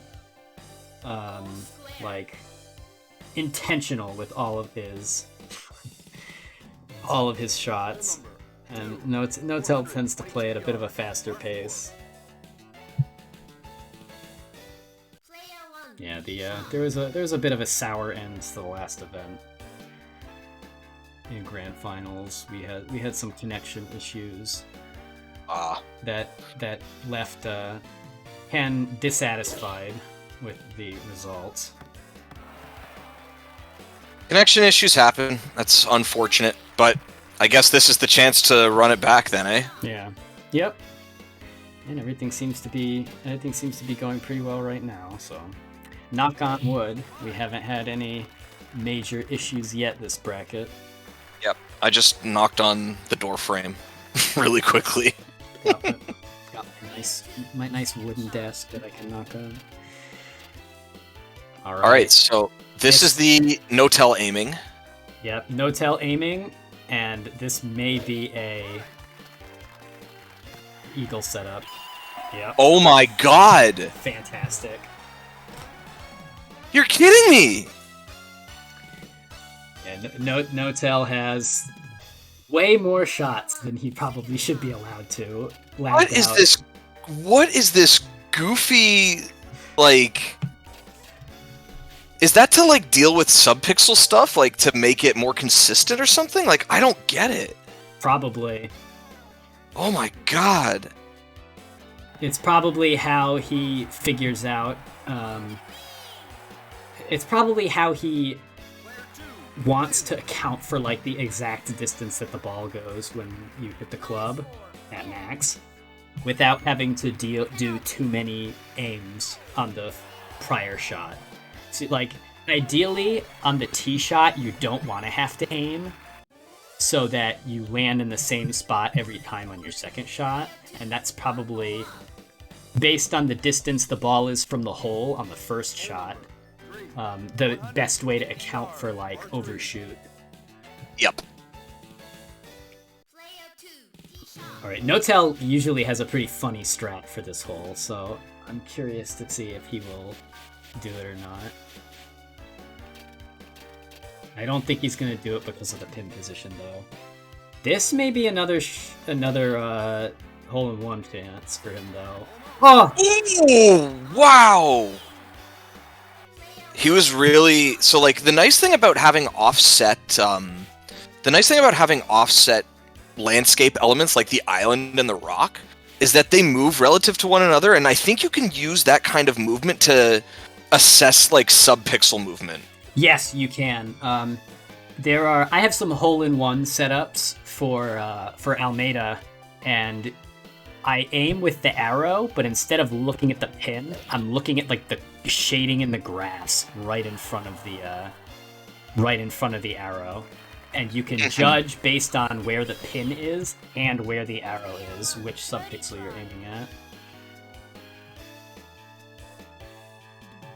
Trying to get setups with Almeida is incredibly cursed, though, because his power meter and his aim meter, or his height meter, hit different pixels on the way up and down.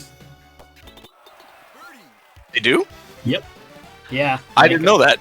Yeah, so you've probably never hit exactly 100% as Almeida. That's because he can't if the meter is filling. You can only hit 100% when it's emptying out. I didn't know that. Yep. Oh my god. Yeah, so there. I mean, I just always, like, I modeled my game with Almeida around never hitting 100 anyway, so... Oh, yeah. You don't typically have to, but that's just, like, a good example. But the same thing applies to his height meter. He has, there's, like, tiny differences. Because his meter moves so fast, it hits different subpixels on the way up and down. This game is so janky. Yeah, it's just a limit of the low resolution.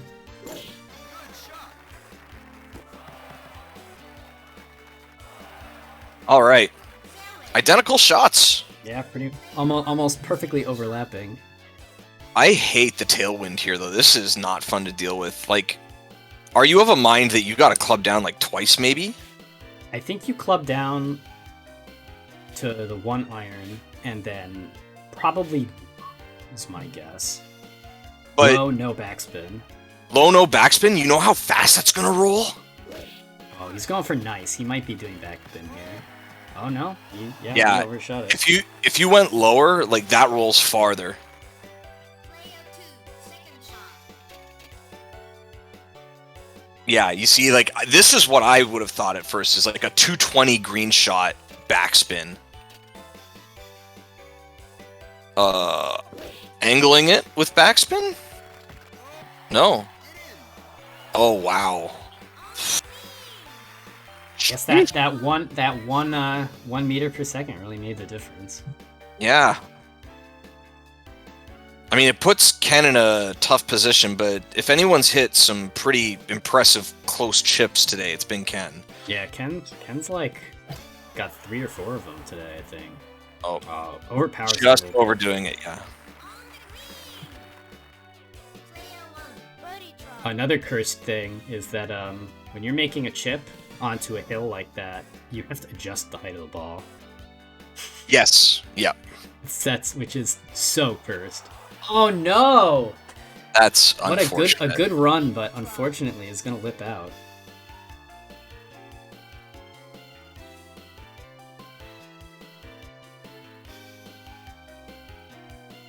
I don't know why he's doing this. Trying to get, probably got something he's doing to like see if he can see the pixels of the hill.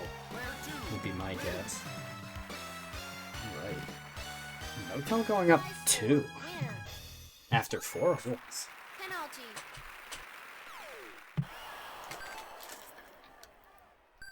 Okay. All right. All right. Notel is up 2. 2 holes up. Hole number 5, 414 yards, par 4. Player So what setups do we have here? This wind is kind of janky. Notel does not like to hit it over the river at all. I guess he Lay it up prefers the right on longer. right on the edge. I think I remember this. I think I remember him always preferring laying it up here. Yeah, he really likes hitting with the 190 and the 200 yard club. So he will very often club down on holes and just undershoot by quite a bit. Nice shot from Ken. 134 is a pretty reasonable distance for Landel to deal with. Yep. Depending on the wind, you can probably get that with some adjustment on a pitching wedge max shot. Though Ken is also notable for doing a lot of club down stuff. So Club down club, max club shots. up. Oh. Club up. I mean, he might club up to the 150 and then do like an 85%er. I see. Just personal preference on the shot. That's a really nice approach from Notel there. All right. I was worried that the tree would be in the way and Ken wouldn't be able to see, but this is a pretty comfortable spot to be. Yeah, it's offset just enough that he can still get his sight line. Yeah, And yeah, you're right. 150. Doing his math. Yeah, this is like how Library likes to overshoot and backspin. You can tell when Ken is playing because he's one of the few Landolts who will very consistently club up and then undershoot. Player 1, birdie try.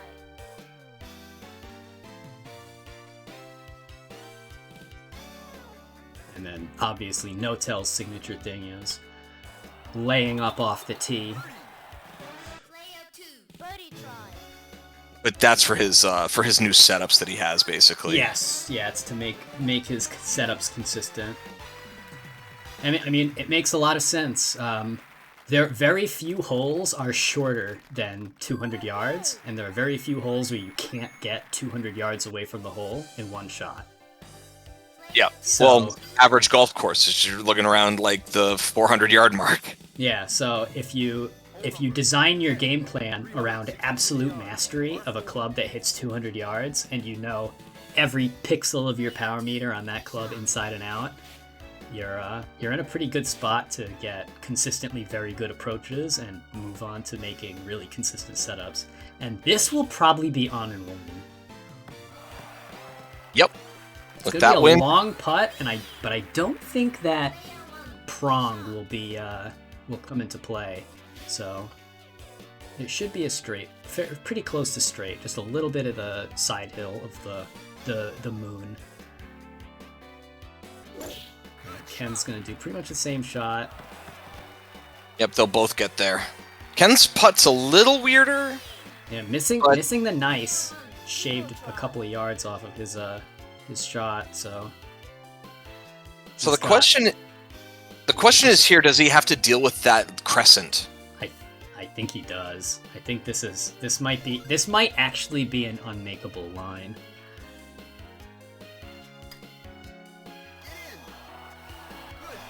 Yeah, I think had he adjusted any farther to the left, it wouldn't have curved to the right.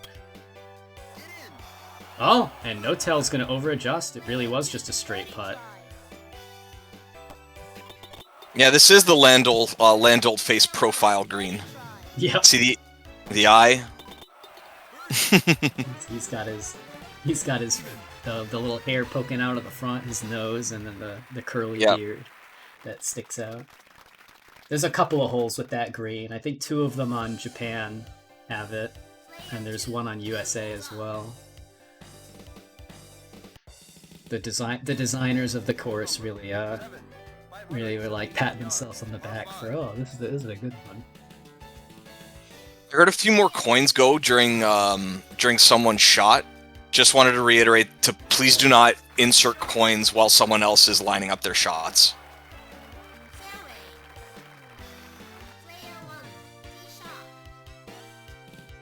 Please stop doing that. Yep.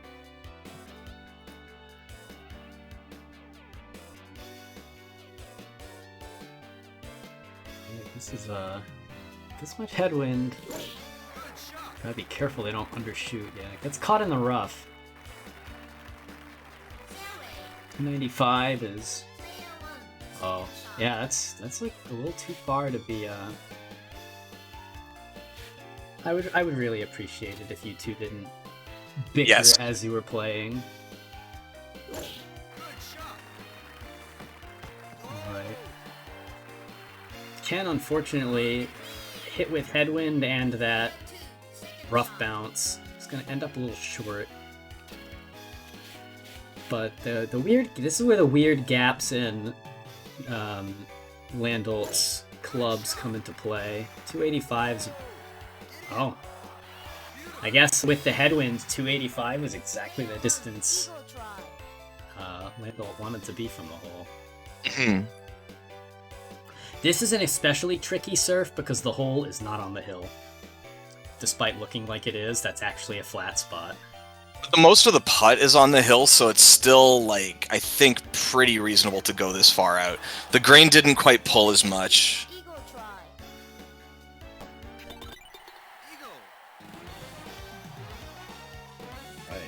Still going up 3. He's on a warpath here.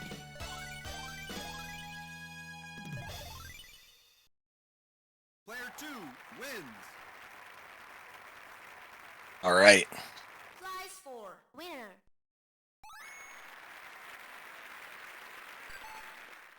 Okay. I just noticed for some reason all of the colors in my OBS stream chat and all of the name colors in my Twitch window chat are different. Everybody has like a different colored name. That happens a lot. I've noticed that with like other streamers who put their chat on the screen. I don't know why it does that. Something about how Twitch's like internal stuff loads the chat whenever you open it, randomizing the color or something. Alright, this is a tough wind to adjust for. Oh, no backspin. I wonder... I don't think you could have backspinned there because there's a likelihood that, like, there's the worry that you eat too much off your shot doing the backspin, and you end up in the valley.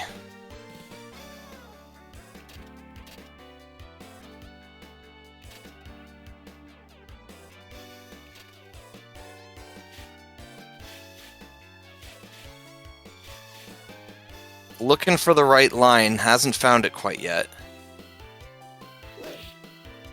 This will definitely have backspin on it. Yep. Keeps him on the top of the hill. Not the best putt in the world, but probably better than No Tells. This is gonna be a tough one to adjust for.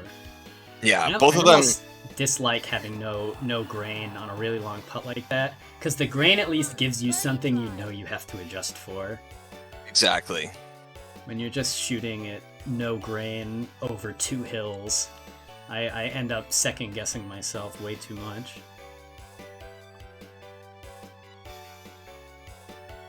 One under with a little bit of adjustment to the right. Good putt. Ken's All right. one back, putting himself on the board. Mm-hmm. Prize for winner. Fighting back. Definitely not over yet.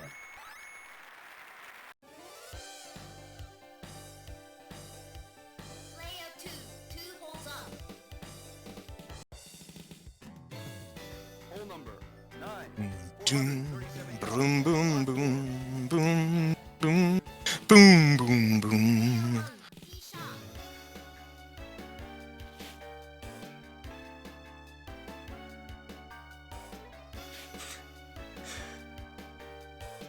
Lining it up.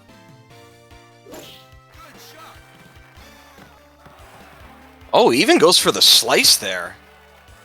I've never seen someone like that. Feels like a risky line to take, but maybe it gives him a slightly better distance. He's 124, I think, is 96% on the sand wedge, or this pitching wedge. And Nestling it. No-tail looking for that 184, 185, 186 range. That's the 170 max, right? Yep. Almost exactly. This is such a weird setup. And 0 wind. Oh my god, it was so close. Wow. Yeah, 186 is max nice. So just have to adjust for that little bit of those 2 extra yards. I don't know if he got the hill pixel, the hair pixel quite right. Ooh. And he had to backspin because he hit 100. I think if he had underhit it by 1 pixel, like the 96, he would have he was looking for that 99%, yeah. Mm-mm. Luckily, the green lined up such that doing a max low backspin didn't take him off the top of the hill.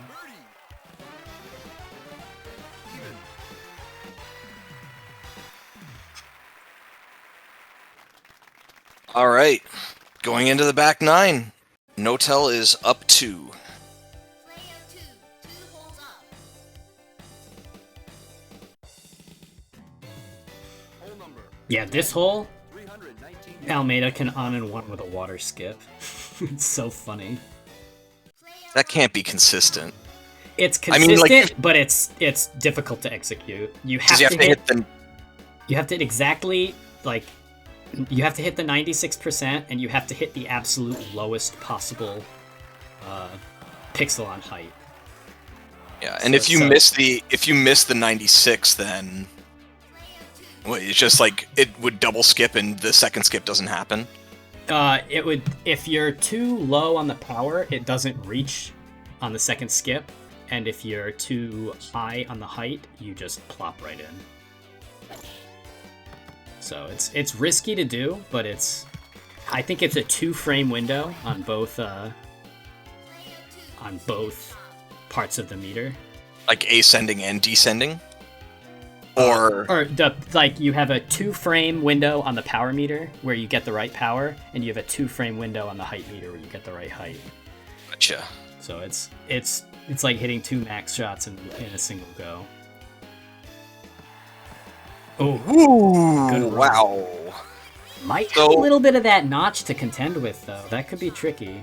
Yeah, that's the thing. It's really, really tight, and that hill is very, very deceptive.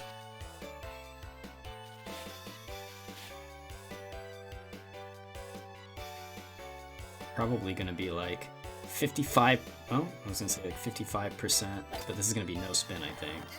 Yep, I like the under. Oh, that was nice. That was really nice. I think this yeah, that amount of grain is gonna make this shot pretty easy for No-Tell. Birdie try.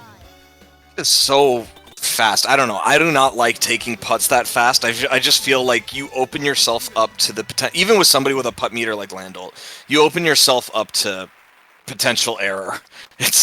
It scares me to watch confidence putting. Always has.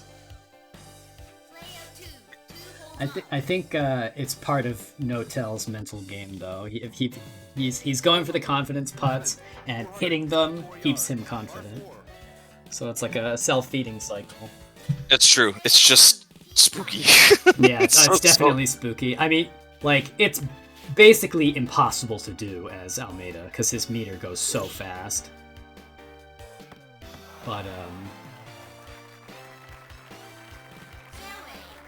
But, it's, Player 2, tee shot. probably a way to feel yourself if you know exactly what you're doing. And the number of times No-Tell has played these courses and these holes, he's probably got, like, some of these putts are probably borderline muscle memory as well. Yeah, that's also fair. Alright. 208 is, like, exactly, oh, gonna Where he club wants down to one be. more. Down the hill. Ah, catches the hill a little bit late. Player 1, second shot. But the distance was almost perfect on that one.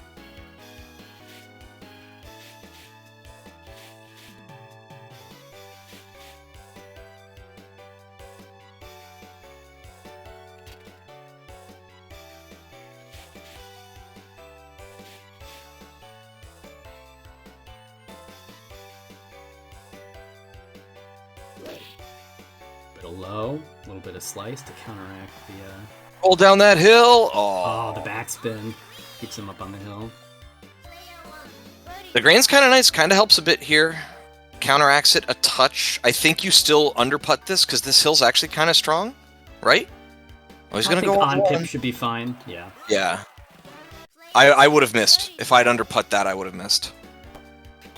Yeah, if you were gonna underputt that, you would have had to play way more onto the hill. Yeah, like go way further right. Really Yeah. drag your shot over. Yeah, you could probably do some like triangulation where if he had shot like perfectly right, the ball would have gone the exact distance required, and then just rolled straight down the hill. Player 2, 2 holes up. Hole number 12, 200 yards. Par 3. Player 1, tee shot. All right, we got a pretty clear line to the pin here. We've got 4 headwind. Ken lining up. Yeah. 4 meter headwind at this angle, about one club up. Maybe gonna do low to counteract a little bit of the wind, so he doesn't have to backspin too much. Oh, and then there you go, sits right on top of that hill. Player 2, tee shot.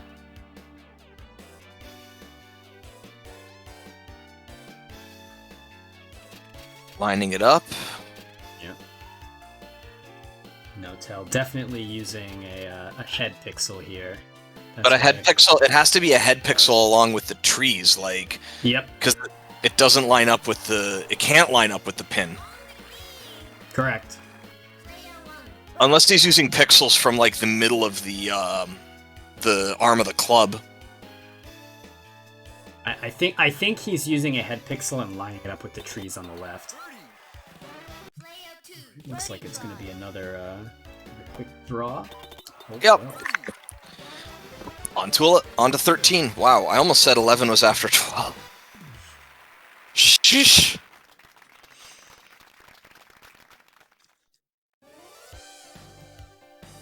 player 2, 2 holes up.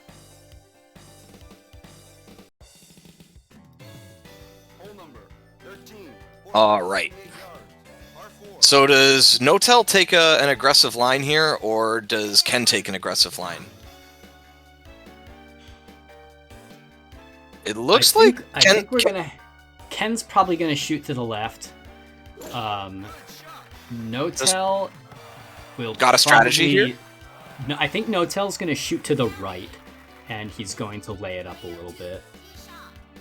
Yeah, I was about to say, he's probably going to club down.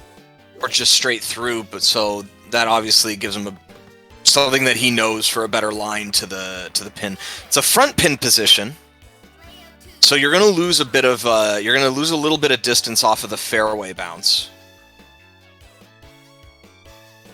But you're going to gain a little bit of distance because there is 4 tailwind. Uh-oh, 100%. This is probably going to need topspin. Oh, backspin? Yeah, I think he was going into it thinking that he would hit maybe the green. Oh, hit a max shot? Exactly, because then backspin would have worked like perfectly in his favor. But you're right, like hitting the 100%, he needed the top. I'm surprised he didn't opt to adjust back from.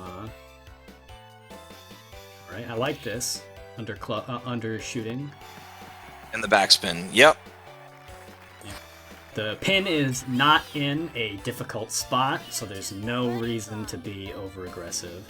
Your opponent didn't make the chip, and making the chip yourself would be nice, but you really don't have to force something that's going to be awkward. Yeah, we're not quite at the point where forcing it is necessary. It's not that late. And also, you never know. There might be another hole coming up where you could try to force things a little bit. Like, was it hole 14? Actually, this one, yeah, This is the literally rock here. skip. It's just a matter so have we ever seen Ken use the rock skip? I've never seen Ken play Australia, so I can't say. Par 4. I don't know. It seems like something he would do in a score run, but I'm not sure if he's going to. Oh, it looks like he might do it here. Yeah, I think he's debating it based on. Yeah, he's going for it. Oh, I hope that's that the enough. 3 wood hits. Oh, Wow. it does. Almost Oh my hits God. the pin. Wow, nice. And now there's pressure on No-Tell if he wants to. Oh, No-Tell's got something in the banks. Oh my God, they're both doing it. Unfortunately, the wind does not Jesus. favor No-Tell here, so he's gonna have to chip this in. Oh my God, he's got it pre-programmed. Oh, That is so A cursed. pixel off. Come on. Come on, man. Player 1, Eagle Try. Actual, like, Actual- AI behavior. No-Tell didn't even get the meter a chance to come back down. It's like he had the whole thing pre-planned. Yep, just queued up. I'm doing this shot, then I'm doing this shot. 1, 2. Holy crap. Alright, well. Ken 1 up. Or sorry, no. No-Tell 1 up. Ken takes another hole. Yep. Okay. Alright. We're on to a long par 5. All things equal between both players, so depends on what kind of lines they choose here. I remember seeing that No-Tell laid up. Par 5. Yep. Likely we'll see No-Tell pick a similar strategy. Just take the bunkers out of the equation. Lay up where you don't have to shoot far. But Ken's leading off here, so yeah, it looks like he's gonna lay it up as well. You don't even want to risk this bunker at this point. Like, if you give away a shot now we're starting to talk scary. Yeah, with one hole lead is not a lead when the next hole is 16. Yes. There's been some really good fighting back here. Player 1, second shot. Yeah, this is the most boring hole in the game. It's kind of right. It really is just you follow the curve of the course. I've been meaning to go into the lab and figure out if Almeida can get on in 2 without wind. Because I feel like he should be able to if you use the right curves and really hug the inside. But you have to be like so tight and like, I mean, you're basically in the water if you go too far right anyway. So I was gonna say it's not like you're gonna be playing from the rough, most likely. Yeah. It's mostly a matter of avoiding the water and then not hitting the sand trap. This But is a weird shot with this tailwind. It's a lot of crosswind for Alright, let's see where this ends up. Backspin? Good Yeah. backspin, keeping it on the green. Mm-hmm. So that was Ken, I think, and now it's No-Tell? Yep. Yes. Similar wind issues. No-Tell will probably club up to 160. 170, yeah. Low backspin. Doesn't want to deal with the wind. And then dink. Oh. Unfortunately, it is incredibly difficult to get those to go in the hole. Yeah, rolling is so tricky. Because there's only 2 times the ball won't get hit away by the pin, and that's when it touches the ground. So if you touch the ground on the exact pixel the hole is on, you'll go in, and exactly when it stops. So if your ball is moving, it's almost impossible to get the ball to go into the hole without bouncing it in. That's why it's so hard to chip in when the ball's on a hill. Because if the ball's rolling down the hill, the only way it's going to go into the pin is if you hit the pin and get 0 knockback. Oh. And it stays on the pin, which is very, very rare. So while the worst hole in the game is going on behind us, I had a question actually regarding that. Is grain active while you're not in the putting mode? No. Okay, that's what I thought, but I wanted to confirm that was the case. This is actually the best pin position because it's the only one where you get the semblance of a straight shot. Yep. Although this looks like No-Tell may be cooking up some hole-in-one shenanigans. This is some No-Tell tech by the looks of it, yeah. Ken's big debut in the Neo Turf Masters server was playing against No-Tell and hitting a flyby hole-in-one in 15-mile-an-hour wind on this hole. Oh my gosh. He's off the tee, 15 cross tailwind, just doesn't even touch the green, straight in the hole. That was our first introduction to Ken. You want to make a statement? Yeah, that was Goku apparently. Oh, it was Goku. Ah, okay. I like the extra weight on that putt. Make sure that you're ignoring grain as much as possible. Yeah, Goku had some super cool strats. I loved the I'm almost positive that the grain does not affect shots off the green. Cause like you can get hole-in-one setups on holes that have grain that don't change because there's grain. All right, we've got up Dormy for No-Tell. Yeah, we are on. Forgot. To Is update. this really? Wow. Yep. So is this where you shoot it? Yep. I shoot it a little bit farther than that, but that's generally exactly what I do. You can that first tree on the right. If you just aim straight at it, you end up to the you end up in that little pocket that Ken ended up in. Now, No-Tell chooses to lay up completely on this hole, which I experimented with a little bit, but I found it too inconsistent. I kept hitting the bunker.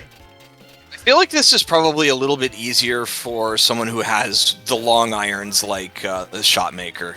Yeah, Oh, wow. Wow, almost running that. Yeah, the problem I ran into was if I wanted to put the ball in the spot that I wanted it, I had to hit a max shot with an iron, and I was like, I don't think that's reasonable to expect if it's just a layup. Yeah.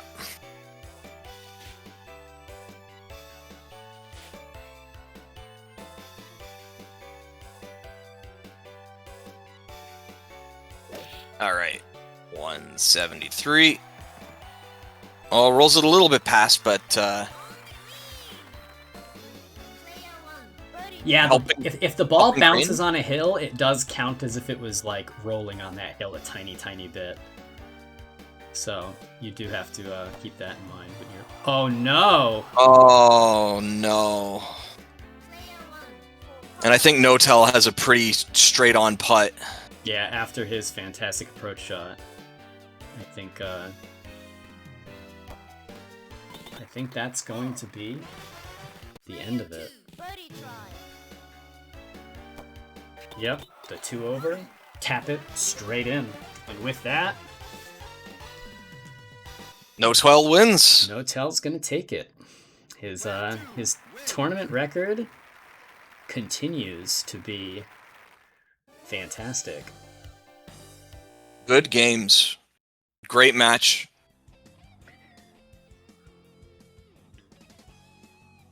And props to Library for getting third as well.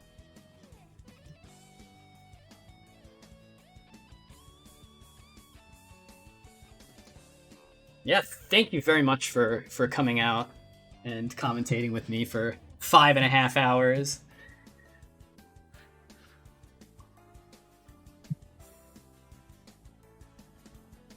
Yeah. Also, big shout outs to Crooked for helping me call matches and run things behind the scenes. He did a lot of the stuff on Start GG so that I didn't have to manually enter everything myself, which is a big help. So, thanks to him as well, and thanks to everybody for. I actually can't put you in the booth, Notel. I don't have admin powers to give you VC.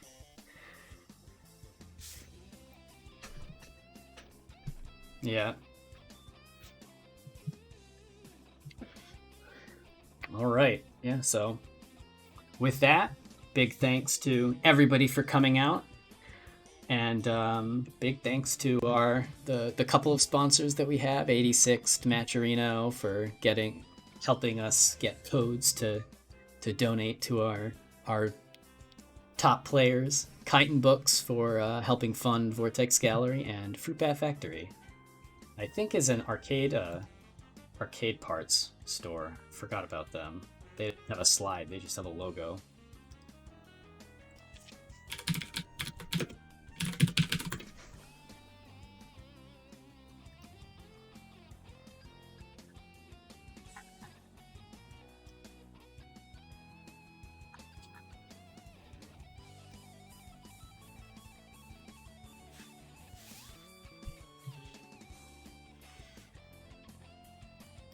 Yeah, well played to everybody who came out today, and let's see if there are any other Vortex Gallery events going on. I should send you over.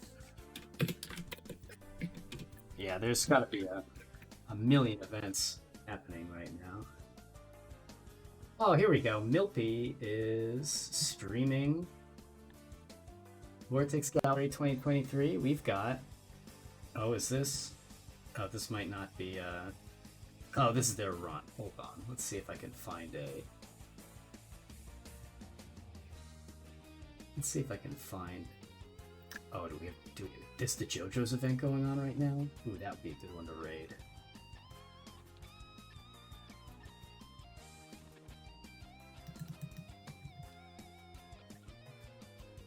Alright, if I could figure out who's this. Is this the right channel to raid? Let's see. Right. Oh, I gotta remember how to do this. It's been a while since I did streaming. Oh, it's like slash... raid? Yeah, go. Oh yeah, this is this. It's not just JoJo's. This is the super cursed JoJo's. So I'm gonna send you all there.